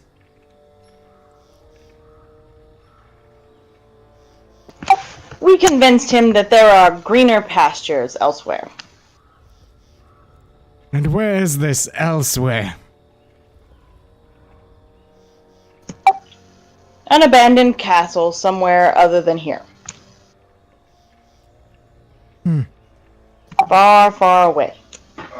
Just to fill you in because you were in the bathroom, I called him a bastard, accused him of sending us to our death, and neglected to inform us of the cultists that were in the area. No, I heard it. Oh, okay. I didn't know if you heard Yeah, that. I And heard then I left, so I'm not there for that conversation there. Yeah, fine. I would venture a guess at the former Cragmaw Castle. There aren't too many uninhabited ones around here.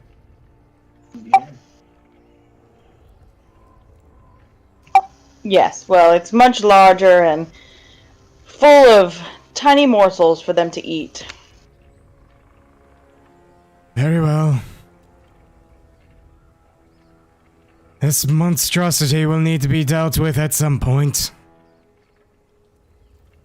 Properly. Okay. No skin off his fucking nose. This guy's a bitch. True neutral druid. Ah, well, he's He's out of not my hands. neutral. He's fucking neutral evil. Like, oh well, it's not in my castle. I couldn't care less. He literally just said that it's gonna have to be dealt with.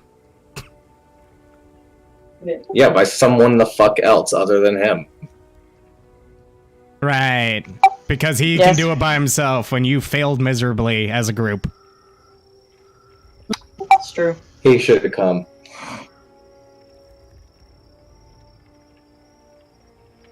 Alright. Well, a deal is a deal. The cave you seek.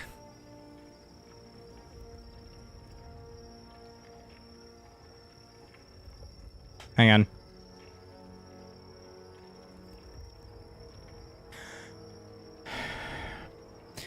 Lies to the east of Phandelver.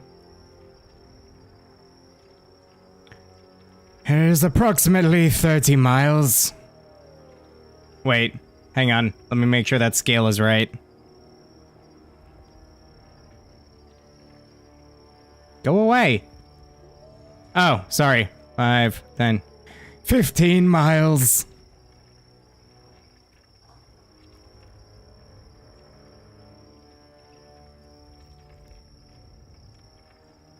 I don't know if you guys can see that or not. Dynamic lighting was all fucked. I think I had to delete all of it.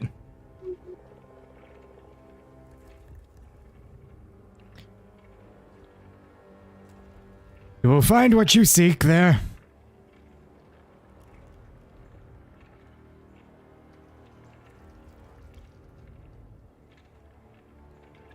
I forgot how far north we were. Pretty fucking far north.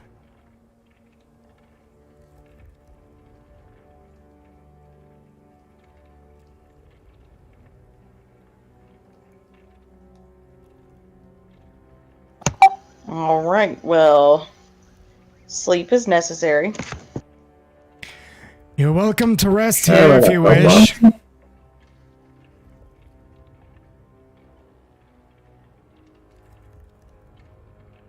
Yes, we will probably do that before we leave. Very well. I will have food and tea.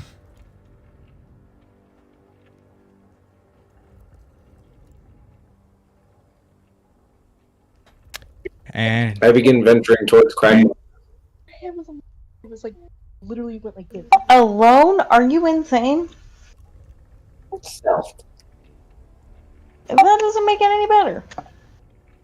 okay.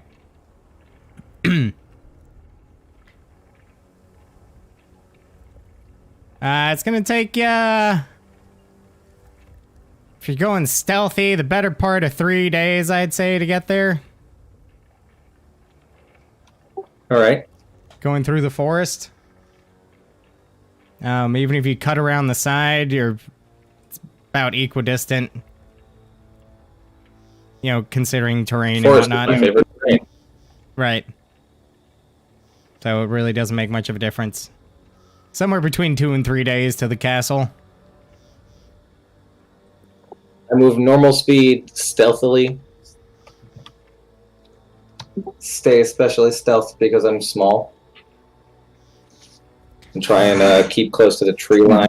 Plenty of brush cover. Alright, easy enough.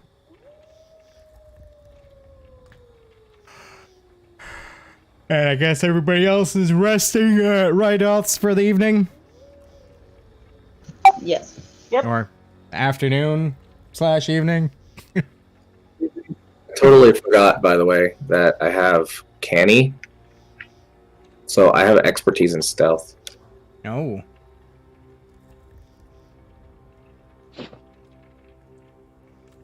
Nice. All right. Well, your call if you guys want to call it there or keep going. Entirely up to you guys.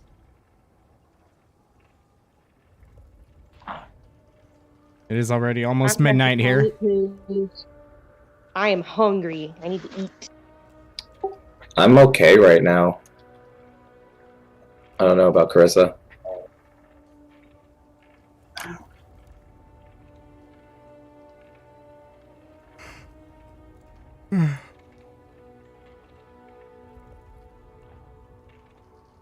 We're not gonna like jump into Wave Echo Cave, but Okay, well, I mean maybe some travel. She's got like at least a half hour. Okay. yeah, if we want to do like getting back to Phandalin and getting the axe appraised and all that kind of stuff, that's fine. Yeah, maybe some Alright. town stuff. Take 5 for Lauren to grab some food, maybe. Or I mean, I can still play. I gotta eat something though. Like, you gotta give Yeah, me just- a minute to go downstairs and yeah, grab get some absolutely. rice going on the Take pot or like something. take like a quick 2 minutes, get some fucking Oh, chow, even, and even take a 5. Like, it's fine. I think that's deserved. yeah. All right, I will be right back.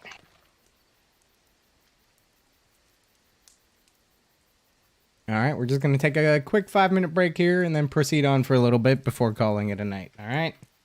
So stand by.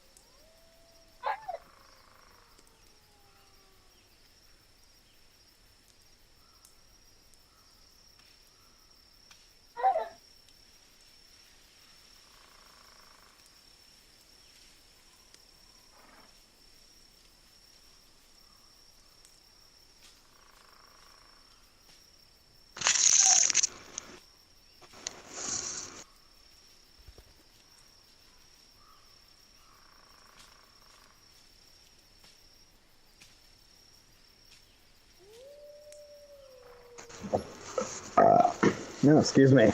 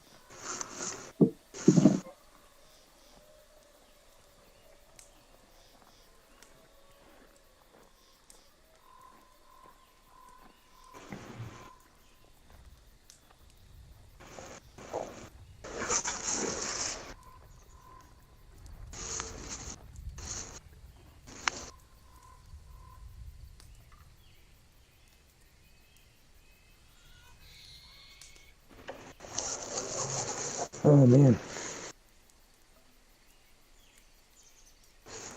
Well, that was interesting.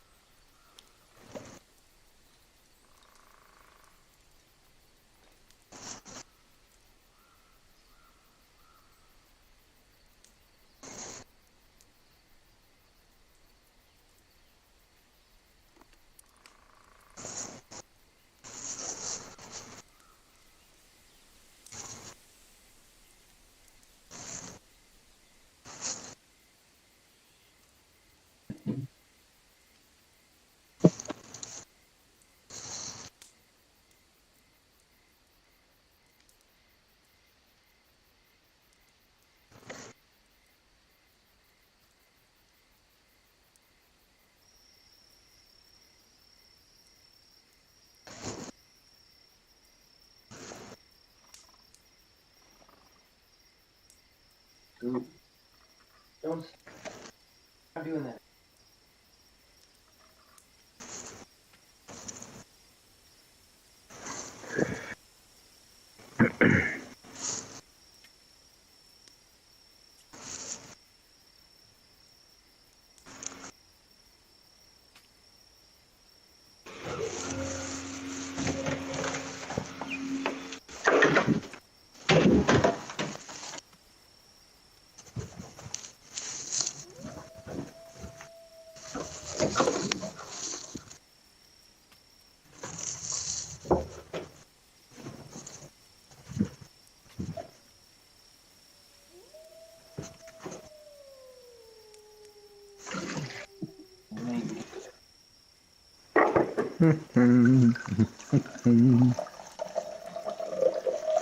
Water, water, water. Who doesn't love water?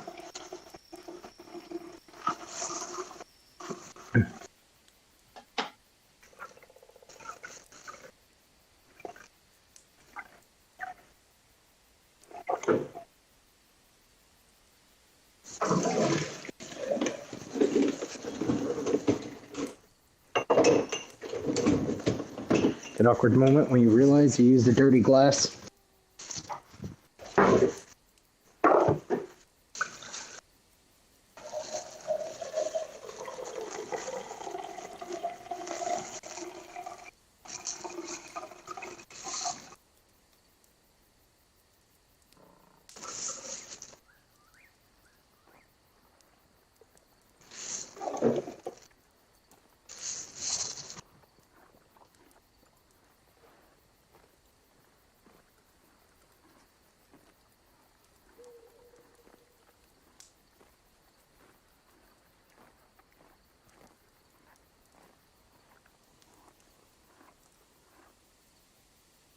Okay.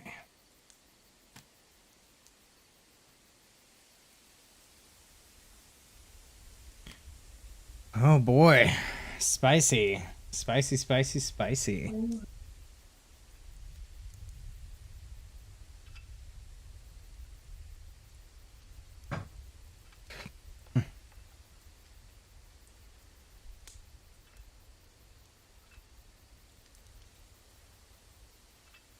It's quite the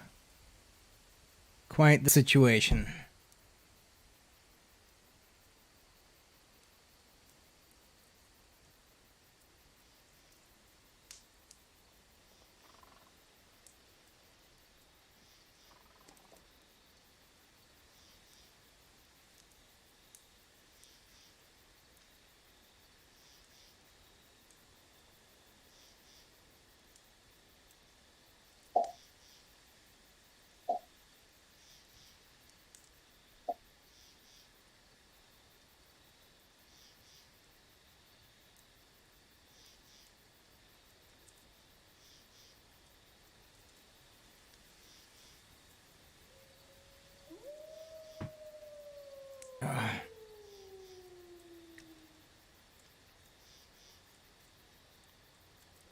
No, the dragon just had to flex on him a little bit, you know? He was thoroughly impressed that one of them was entirely unscathed by the attack. You know? Powerful creature. Nothing to scoff at. Can't take a dragon lightly. You feel me? There's a reason the game is called Dungeons and Dragons.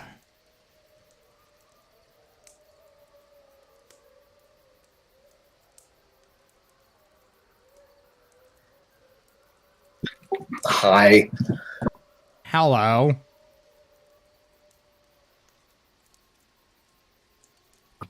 I would give Crossbones more constitution if I could. They have feats for that. Yeah, but Resilient would only make it 13. True. And, like, con saves on a Ranger. Yeah, it's pretty rough. Any fucking other color at all and I would have gotten a 16 on a deck save. True. I literally don't think any other dragons besides poison make con save. Oh no, you know what? Frost probably does. That's a good question. Let's find out. Yeah.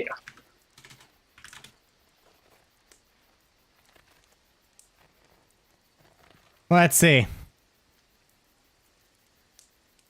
Green is a con save, silver is a con save, and white is a con save. I would say, but I'd never have to suffer a silver's breath because they're like super good and nice. And then I'm like, wait, I'm evil. I was about to say. Guess it would really depend on your approach there. Honestly, if I have a silver dragon looking for crossbones, I've done something right. By your standards, absolutely. Yeah,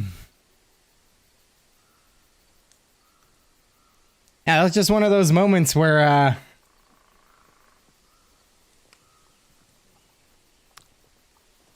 you didn't do so well at persuading the dragon. So he decided to see I know, what you guys are made out of. Yeah, green dragons aren't very smart. I get it. And then he was thoroughly impressed by the fact that two of you were still standing. Right? One Well, entirely being a Yuan-Ti unscathed. helped a lot. Right.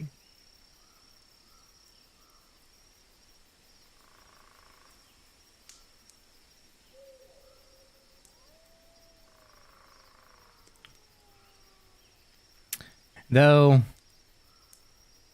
now I find myself wondering if that should have taken off any of your makeup.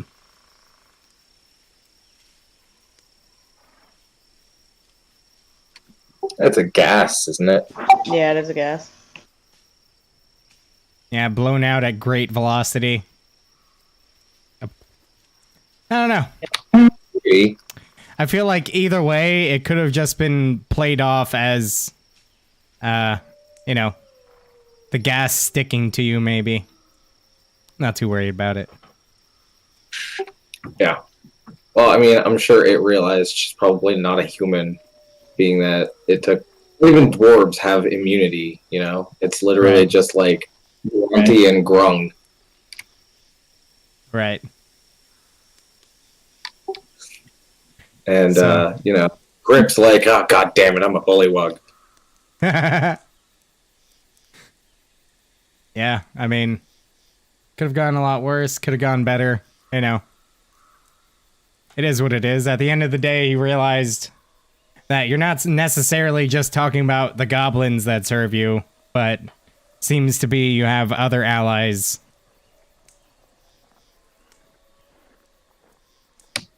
Yes. Like bullywugs and Yuanti, supposedly. Right. I'd like to ask Grip where he's from and if his people would like an alliance with my people. That's an interesting question.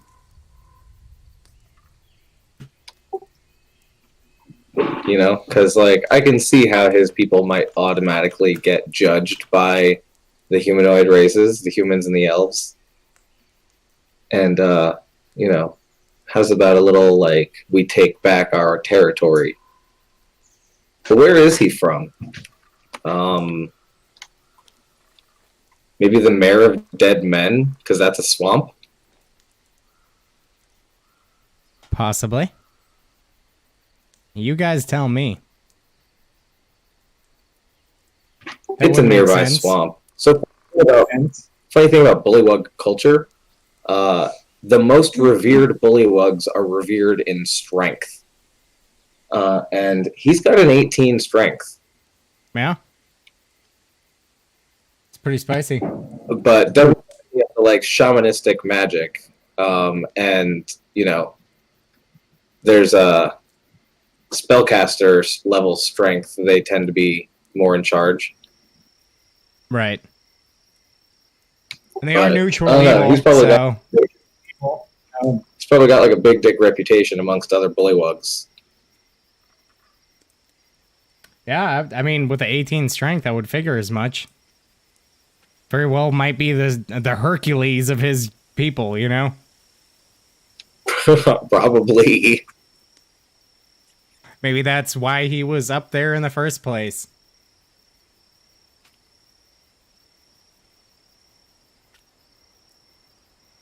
I don't know.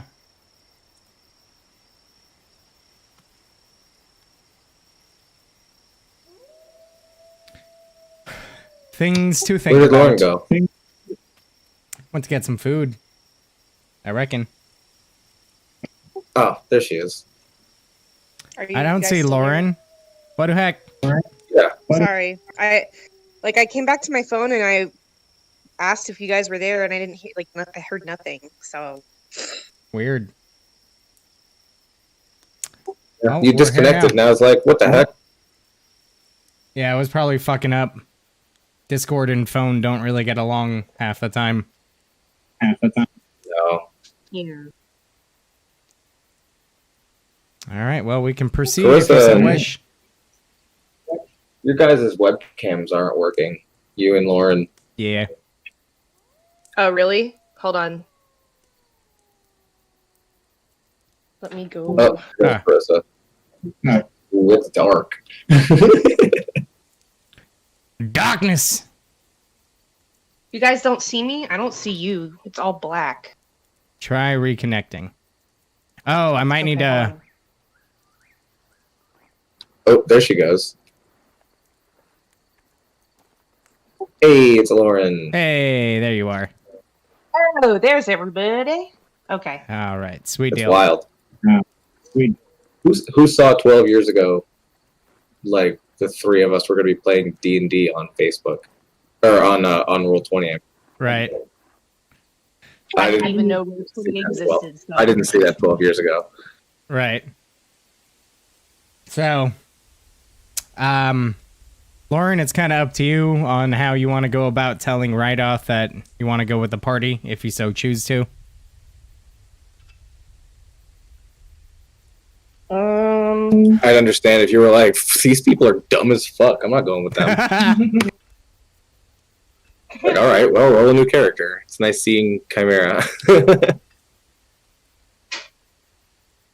Yeah, I don't know how I tell them. I just fuck off. That would be that would be so fitting. You just leave. You don't even say anything to him. That's very druid. Just go where you want. I mean, she has been a wolf this whole time, so... How funny would it be if I just lifted my leg and pissed on his building? Yeah. I don't know, maybe you just tell him you want to, see more of the civilized world or something. I don't know. The quote-unquote civilized world. I don't know. Or he's a geezer old fuck and he touched you inappropriately one too many times. Wow, okay, let's remember I'm streaming. I mean, it's up to you. It's called role-playing.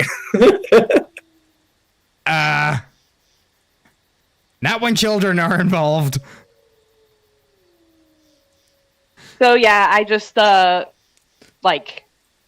don't think I'm in my wolf form right at that moment, but yes, You don't I have to tell be. him I would like to explore the world with my new friends. All right. He's not necessarily happy about it, but he understands. And ensures you that if and when you are ready to return, he is here. You'll be able to find him. You'll know how to find him. And yeah. And he's like, oh, great. Now I got to get security. What? I said, and then he goes, great. Now I got to get new security. That's That's funny. Self-serving fuck. Just get rid of the dragon. I don't care where it goes.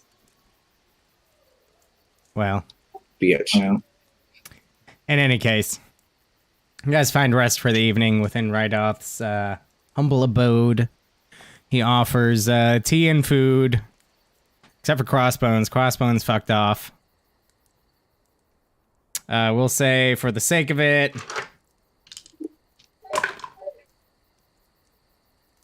Wow, okay. A 3, a 5, and a 2. Okay, you guys didn't experience any encounters on your ways back to Phandelver. You maintained a solid level of stealth. Kind of followed the path you took because you knew it was relatively safe. And what was unsafe about it, Crossbones already redirected. Same goes for you, Crossbones. You find no issue getting to the castle.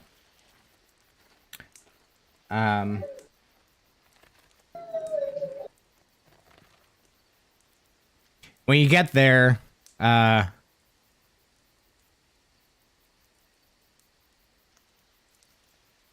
you don't see the dragon. You don't necessarily see any particular signs of the dragon, aside from a whole lot of corpses that had previously littered the castle, kind of haphazardly strewn outside of its perimeter now. Almost like the dragon came in, did some housekeeping, and laid it out as a beware ye who are foolish enough to enter. I see. Okay. Did the ones in the hideout go to the castle? I forget if I had them do that. I don't think you did. I think they agreed to hang out in the hideout for now until you said otherwise. Something to that effect, okay. I think. There's some in the castle, and I sent those 2 from a few days ago as well. But so basically they just purged all the dead bodies from the castle? Pretty much. Cool. Well, that's nice. You see some deep lacerations and some obvious poison marks indicating it was clearly probably that dragon. Oh, jeez. Are the 2 goblins I sent here a couple of days ago and around anywhere?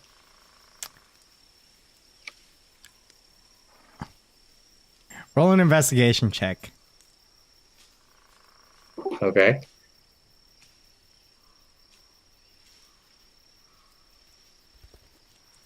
An 8. There's a lot of fucking goblins at this place. And you're having a hard time really... Okay. Like, dead goblins. Lots of dead goblins and dead hobgoblins and a dead Grick. Okay. But you can't... You're having a hard time really telling if any of these bodies are the ones you encountered or not. You don't find any signs of living goblins. You get the sense that they... No one is alive? Huh? No one's alive? I mean, last time you were at this castle, the adventuring party had killed the fuck out of every single motherfucker there. Yeah. So you get the sense that there's a decent chance that they might have went to the hideout instead of the castle. Maybe they came this way, saw the utter ruin in which the castle lay with all the corpses of their allies, and they decided, yeah, it's probably not a good idea to come here.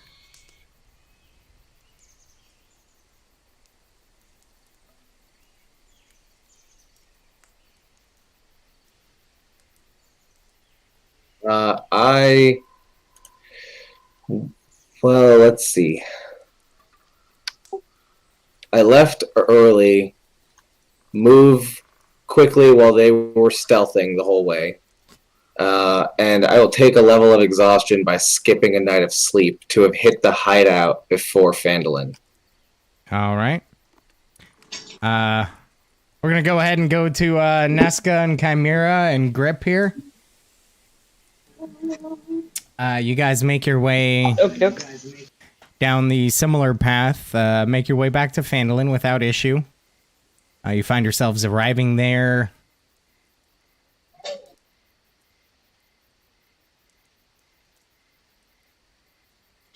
It takes you the better part of 3 days to get there. You get there towards like late afternoon, early evening. As you crest the familiar hills and see the sight of Phandelver before you, what would you like to do? I would like to go see Smithy. Black McSmitherson? Yes. All right. Smithy Blacksmith Smitherson. No, it's Black McSmitherson. Oh. I thought it was Smithy Black McSmitherson. No, just Black McSmitherson. Jesus, first name is Black? Black Smithy McSmitherson. How about that? Oh, okay, yeah, okay. Smithy's his nickname. What was Jeremy's character's name again? Tyrion. Tyrion. Why does Lauren remember and I can't? Because I wrote everybody's names down so I wouldn't be so fucking lost when I got that. Is that who's standing right there? No, that's like Arrows. Josh's character. Yeah. That's Tyrion. That's Arrows. I've caught up with Tyrion and God. told him there's a dragon at the castle. There's a dragon at the castle. Okay. He's like, oh shit, All right, well, I what would am I like supposed to to see do my with that friend. information? Anywho. If you tell it that you're my slave, then it won't eat you, and it might let you stay there safely. All right. So you go see Black McSmitherson. No. And as you walk in, at first you see his face lights up a little bit, very pleased to see you. And then he's like, "Oi, Macy, you're looking way worse for wear than the last time I saw you." Well, it has been quite the couple of days. But I have something very interesting for you. Oh, first, my new friend, Mr. Grip. And I point at the toad guy right behind me. Black McSmitherson standing on a stool behind his counter to see over the counter. Has to kind of half climb onto the counter to see him. And it's like, oh. He is 4 feet tall. Yeah, and so is the counter. Well, it's my very good pleasure to meet ya, Mr. Grip, was it? Reaches out to shake his He hand. says, What does he know? A Pokemon? He just says his name. Crap. That's actually just a bullywug word.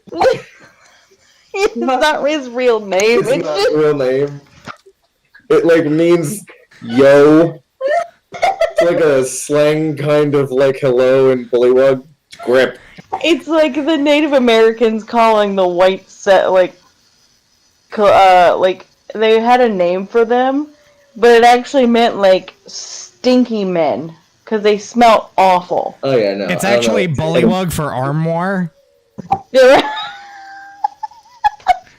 Yeah, basically. He shakes his hand. All His right. hand. Sorry, it. Wow. Fucking Wow. Black McSmitherson is.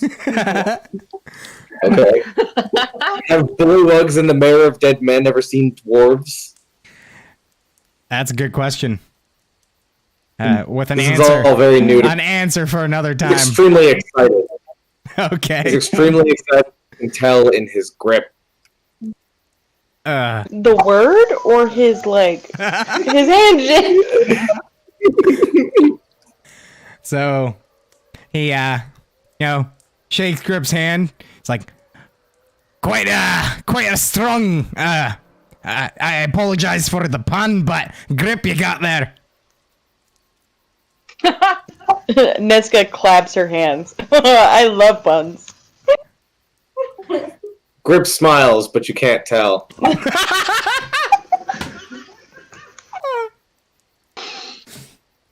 At that note, he looks towards the door and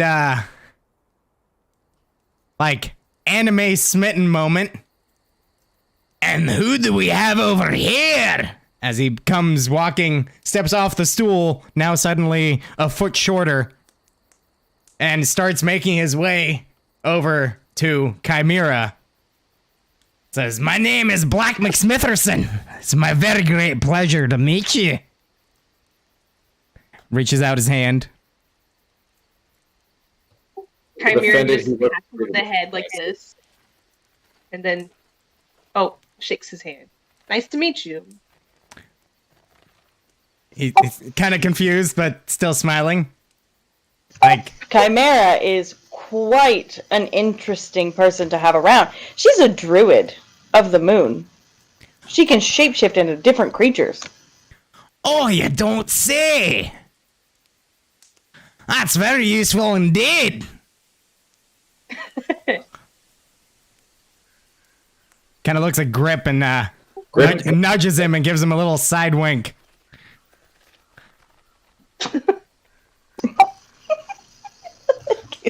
Grip scowls and pats his longsword. So, Mick Smitherson, I actually had something that I wanted you to take a look at because I felt like this would be your expertise. So she takes the rusty axe out and places it on the table. It has some inscriptions on it that I can't read, but I thought you, in all of your wealth of knowledge, would know. Grip stands over by Chimera, kind of defensively now. Fair enough. Adorable. He's like a little bodyguard. He's like, all right, very well. Let's take a look here. Oh. Well, it's not because of my expertise and wealth of knowledge, but more by the fact that I'm a dwarf. Stroking his massive, giant beard. It was an unfortunate pause.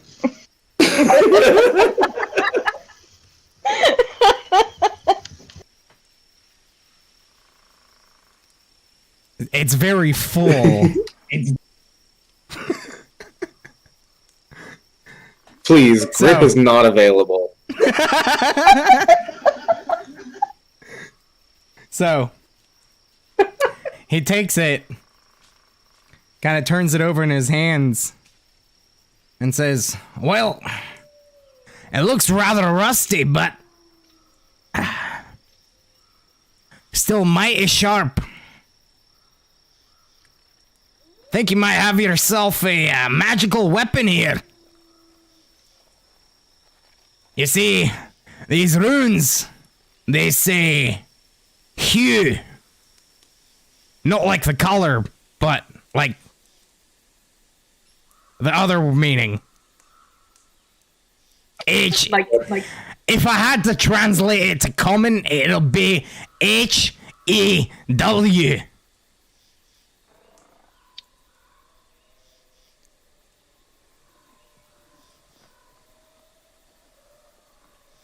Did I lose you?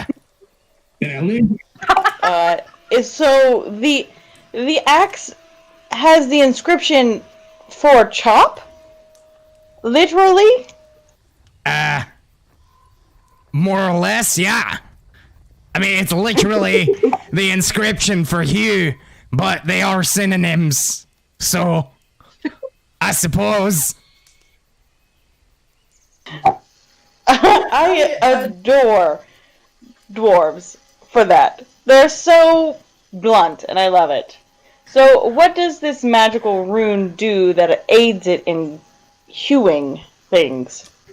Blunt, talking about the sharpness of an axe. Well, The irony was not missed by me. dwarves are most certainly blunt, but our weapons aren't. Grip. That's his laugh, too. But it sounds no different than anything else. No, but seriously, all joking aside. Huh? That was a completely different word in bullywug. This is why we can never teach people bullywug. They don't get it. What does it mean in bullywug? I'm curious. Well, the last grip was hello. And this grip was, it was a laughter kind of, Hmm. There's a I see. difference. It's all about the it's inflection. in the throat. It's how much you fill your throat with air, Can you do that? Nope. I'm not going to touch that. All right, then. All right, so. Well, Missy, I don't know what to tell you. All I know is it appears rather rusty, but it's still very sharp. I don't know specifically what it does. Probably best to see Well, I shall. a mage or something, or hell, maybe even attune to it yourself. That'll tell you what you need Yes, to know. I'll meditate with it and find out. This is the weapon that had the runes on it, right? Correct. Yes. The battle axe. I just want to figure out what it does. Oh, yeah. I pat Grip on the shoulder and say, you know what? This might be a good weapon for you. Was it a great axe or a battle axe? Battle axe. Oh, it would have been cooler if it was a great axe. It would have been really cool if it was a great All right. axe. No, yeah, that's good because he needs a shield to be a defender. He takes it and he holds it up, and gleaming and looking at it, regardless of its rustiness, he hails, "Grip!" Stand by, stand by. I love him.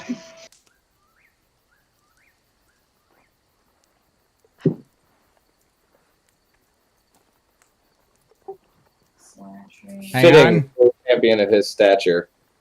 I have a thing.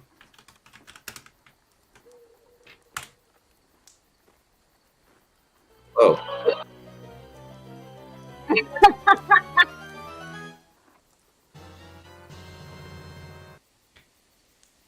Yep. Love it. Grip has acquired the battle axe known as Hugh. He can say that. He can say Hugh. I mean, he can say a lot of things. He speaks common.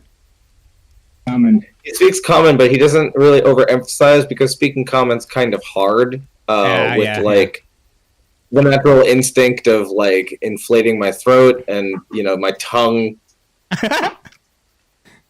Same problem, fam.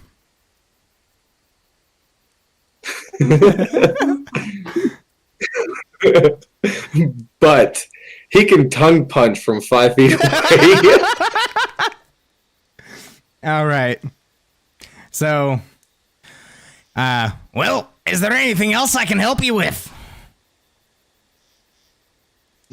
No, that was all we needed. Thank you so much for your help. It's a Yeah, pleasure as restored. always, as he gives you a big cheesy smile and a particularly obtuse bow. Certainly hope to be seeing you around here again. You as well, Chimera. Wink. And great pleasure to This make does your look right. acquaintance. This is the word wink out loud. Can I cast Charm Person on him and try to get him to make me a weapon? You can certainly try. Okay. I will try. All right. Jeez. What is your spell DC? It's 10 plus your wisdom modifier. Well, 8 plus proficiency plus wisdom modifier, but yes, 10. At level 5, it'll be 11 plus proficiency. So it should be 14, wisdom. if I remember correctly.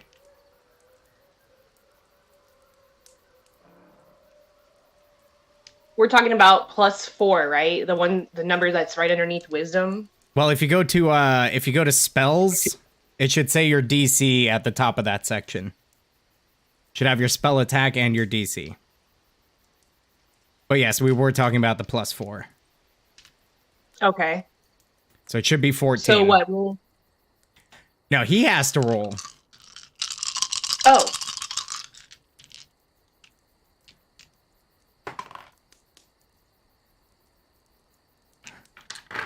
Oof. He rolled a 3 on the dice, so that's gonna be a fail. He's now considered charmed. And let me, fucking piece of crap. Hang on.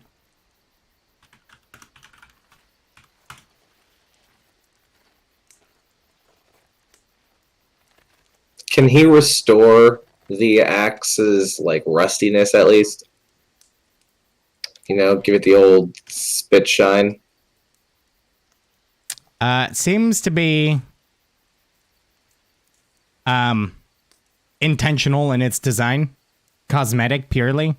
Because the axe is still perfectly sharp. Oh, I was worried it would break or something, even if it is sharp.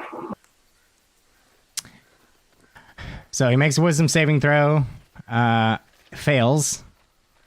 It's charmed by you until the spell ends. Or until you or your companions do anything harmful to it. The charmed creature regards you as a friendly acquaintance. When the spell ends, the creature knows it was charmed by you. So, he regarded you as a friendly acquaintance. And now regards you as a friendly acquaintance.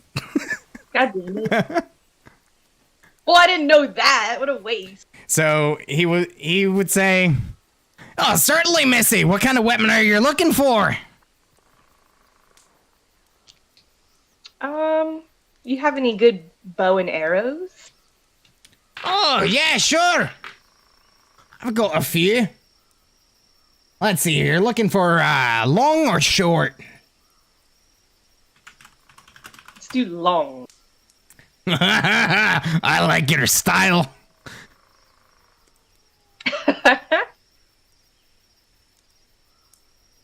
All right. Creepy. Grip is still faster than Sax. All right. Well, a longbow. That's that's a heavy weapon. A martial ranged weapon. That'll run you about 50 gold pieces.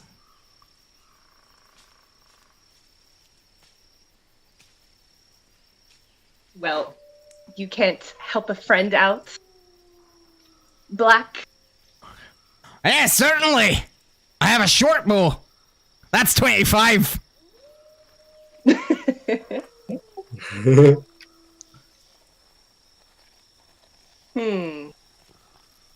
Slight difference in effective range, but otherwise, about the same thing.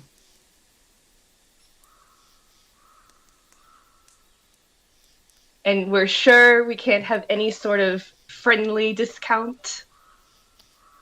Well, I suppose that really depends on what you're offering. Oh, fuck. Alright, fuck that. Never mind. I'm not going to be able to get this dwarf to give me what I want, so... I mean, you can certainly try to roll a persuasion check. Oh, okay. It's going to be a d20 plus whatever it says next to persuasion.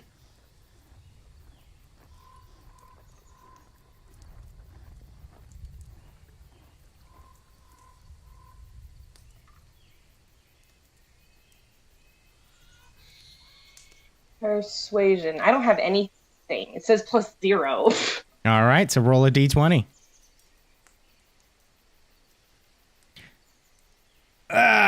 You know, unfortunately, I don't know you very well.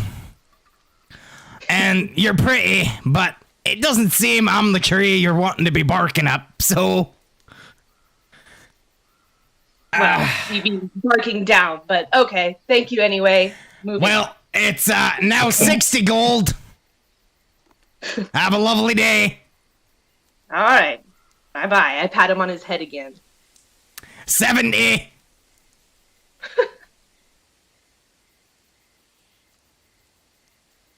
All right. And you guys planning on doing anything else? You wanted to do any other shopping or any of that jazz?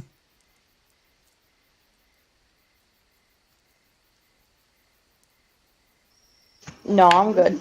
Grip will swing his axe around at things and at nothing, just to kind of get a good feel for the weight of it. Okay. He gets a good feel for the weight of it.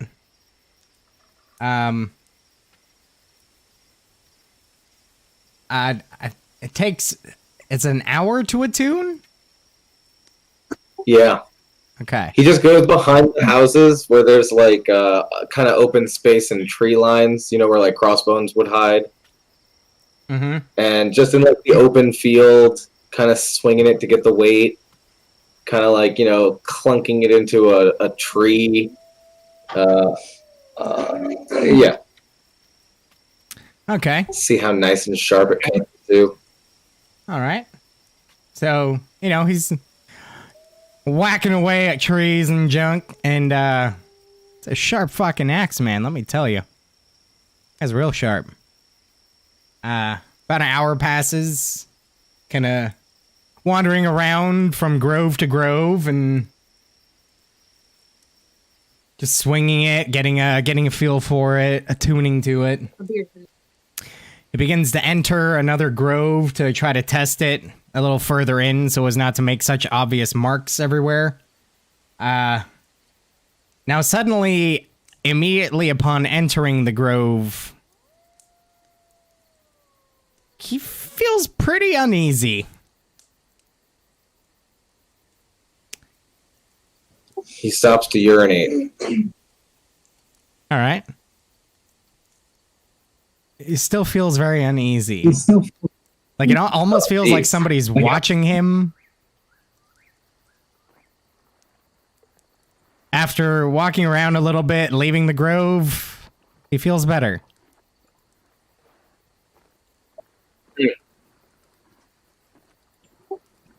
All right, I go back to Phandelver and try and find Nesca and Chimera.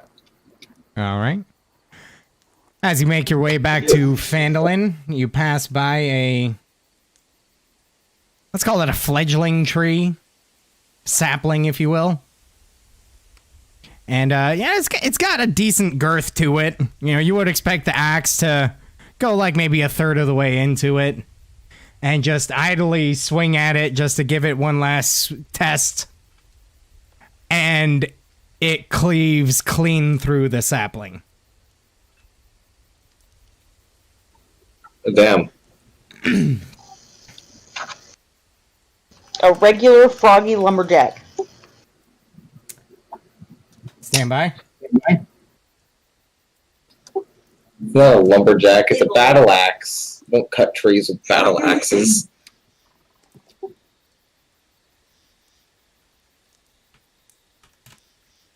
There you go. Oh, well. Rusty old battle axe.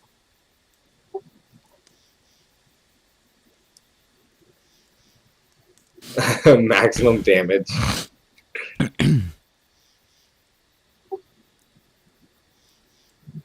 Nice. Well, okay. Cool. So grip has a maximum damage. Jesus Christ. What is that? It's so it'd be one-handed, so it'd be a D8. Yeah, so it's just flat 8 plus strength to trees, plus 4, wood, 12 anything damage. made of wood, plant creatures. Yeah, it's pretty gnarly.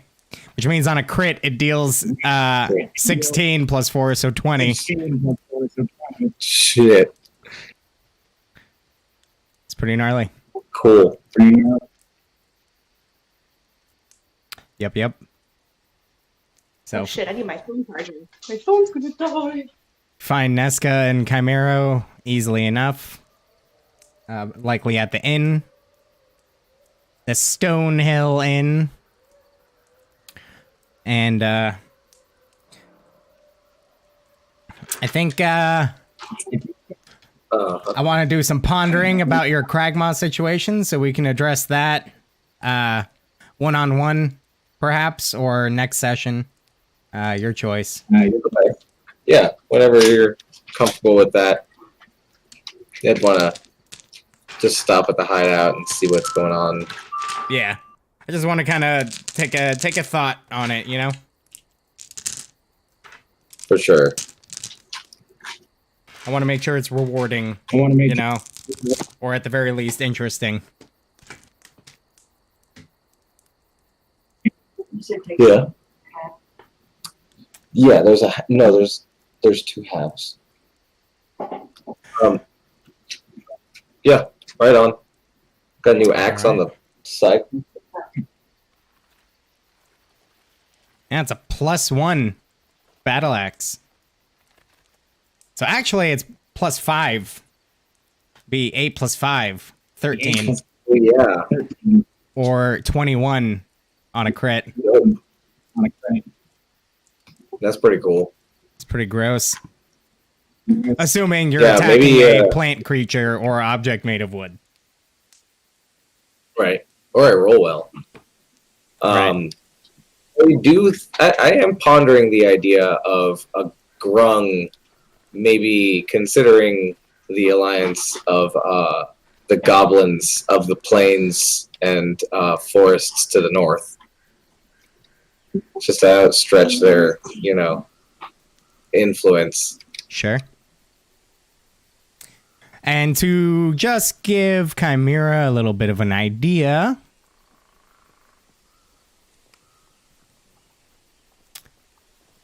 this is Phandelver. It would appear you've seen it before.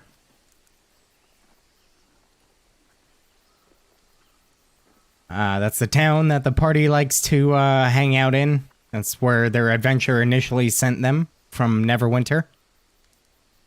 This right here, the Stonehill Inn, is where they tend to stay. Crossbones sometimes stays out in the woods or whatever, somewhere. Mm-hmm.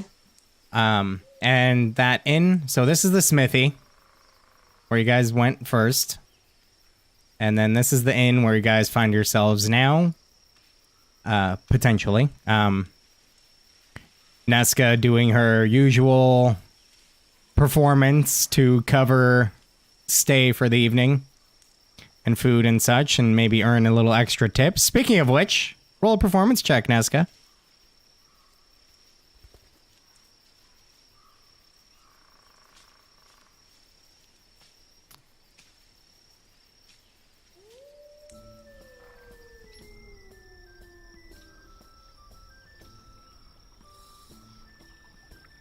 Take that.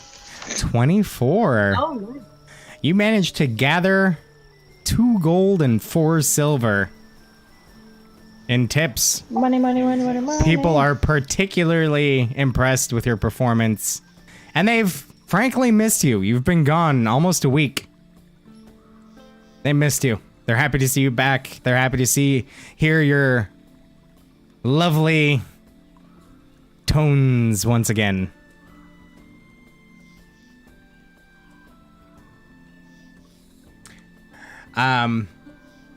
So yeah, you're welcome. You could just be sitting in the inn, enjoying the performance, hanging out with Grip, having some food, maybe a drink. You're welcome to venture around the town as you see fit. Maybe find some trees to chill in, if you want to, since you're a druid. Totally up to you. I want to be dancing to Nesca's tunes. All right, make me a performance check.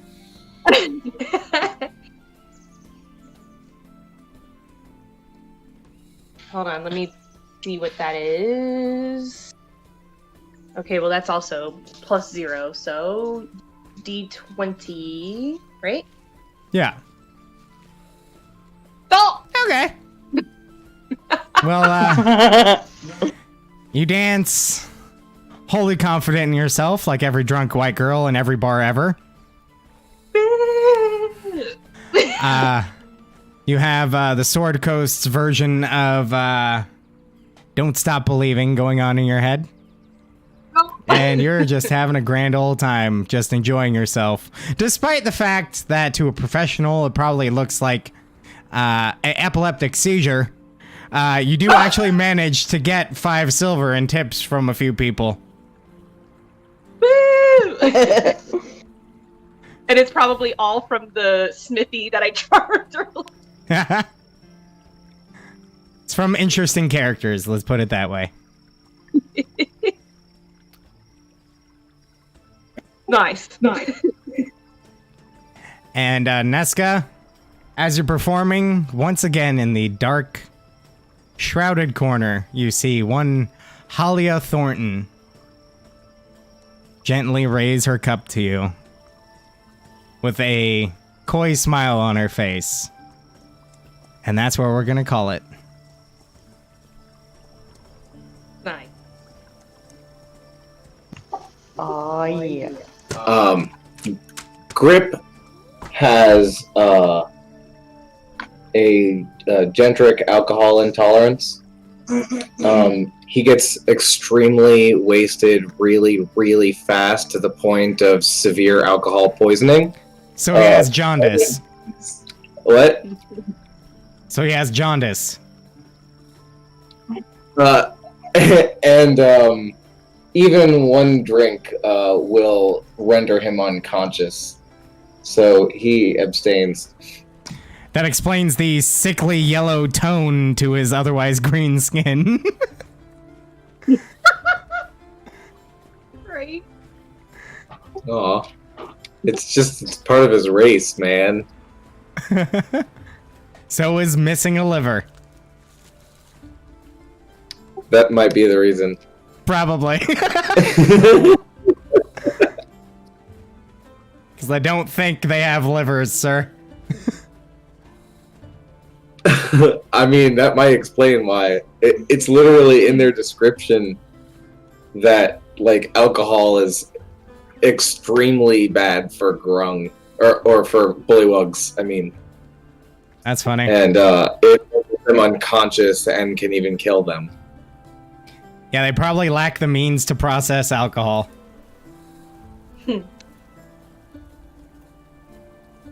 All right, well. So, yeah. I don't know about you guys, but I think we had quite the adventure. Yeah, that was fun. I mean, I guess getting obliterated by a dragon is fun. So I guess I did my job. I wouldn't know. True. Poison immunity. There is at least a dragon living in my self-proclaimed castle, so... True. That might now not be my castle anymore, but it is in my Indeed, head. rebel scum. Indeed. Yeah. We'll see what transpires there. Yeah. I'm on Are the you fence. guys meeting on Saturday or like the next? 2 weeks from now, we'll be playing this campaign again. Actually, no. Next That's the weekend Saturday. of Christmas, so probably not. Okay. Yeah. 2 Depending days on after who all is Christmas. available.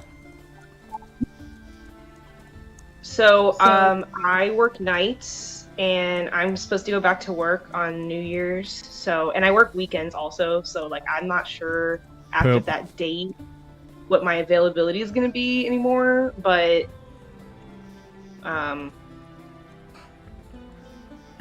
yeah. All right. So December 27th might be your last chance of playing without complication then. Right. Yeah.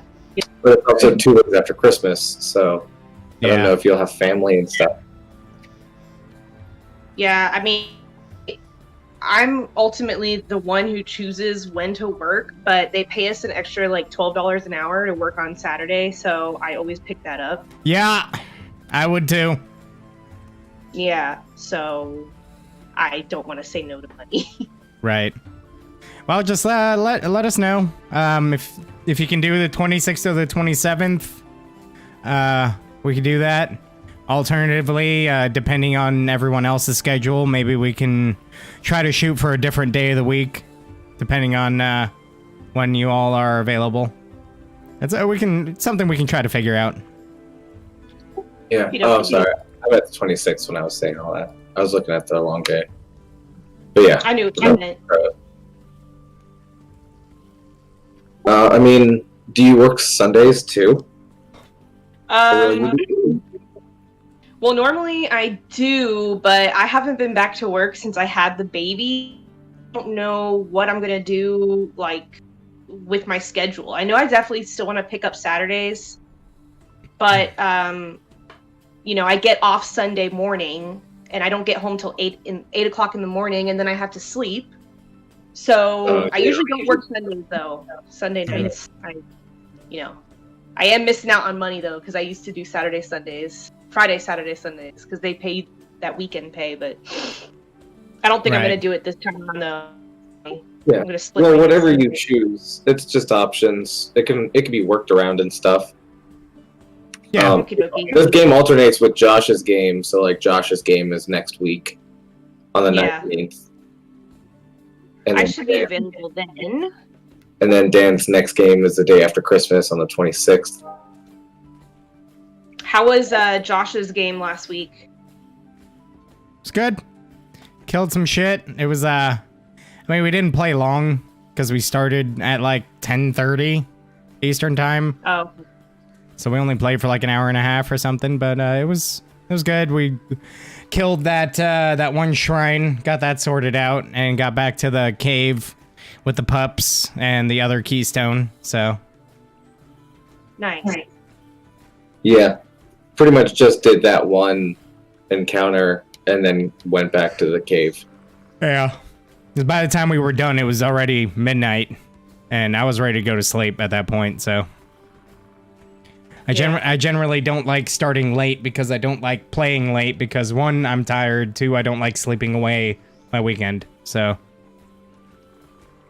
Yeah. Yeah, I would have not had a double latte at 7:30 at night if I didn't need to stay up until 12:45 right now.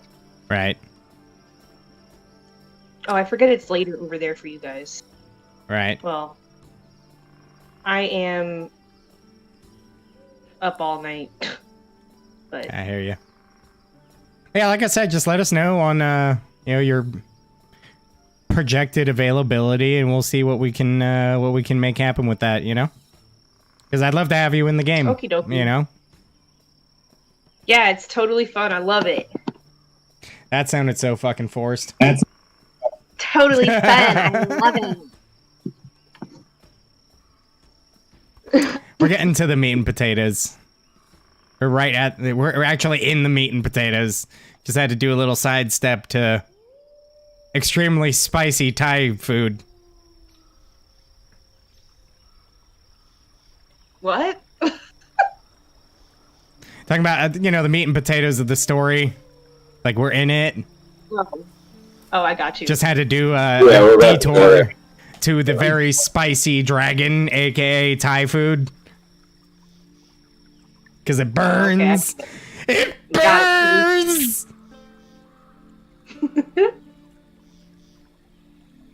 It was a terrible joke. I understand if you don't want to come back. Thank you for understanding. I'm not coming back.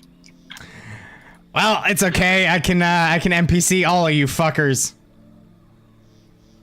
Just play by yourself. Yep. Yep. Do all the voices. Great way to become split.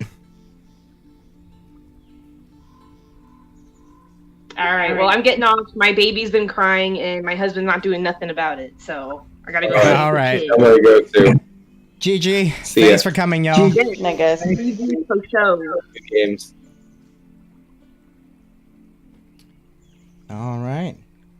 Well, with that, ladies and gents, we're gonna call it a night. Thanks for stopping by.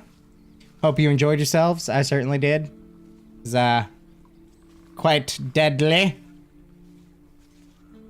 But yeah. As always, keep it classy, stay happy, stay healthy, stay safe, take care of each other. And we'll be back next week. That's the plan. Peace out.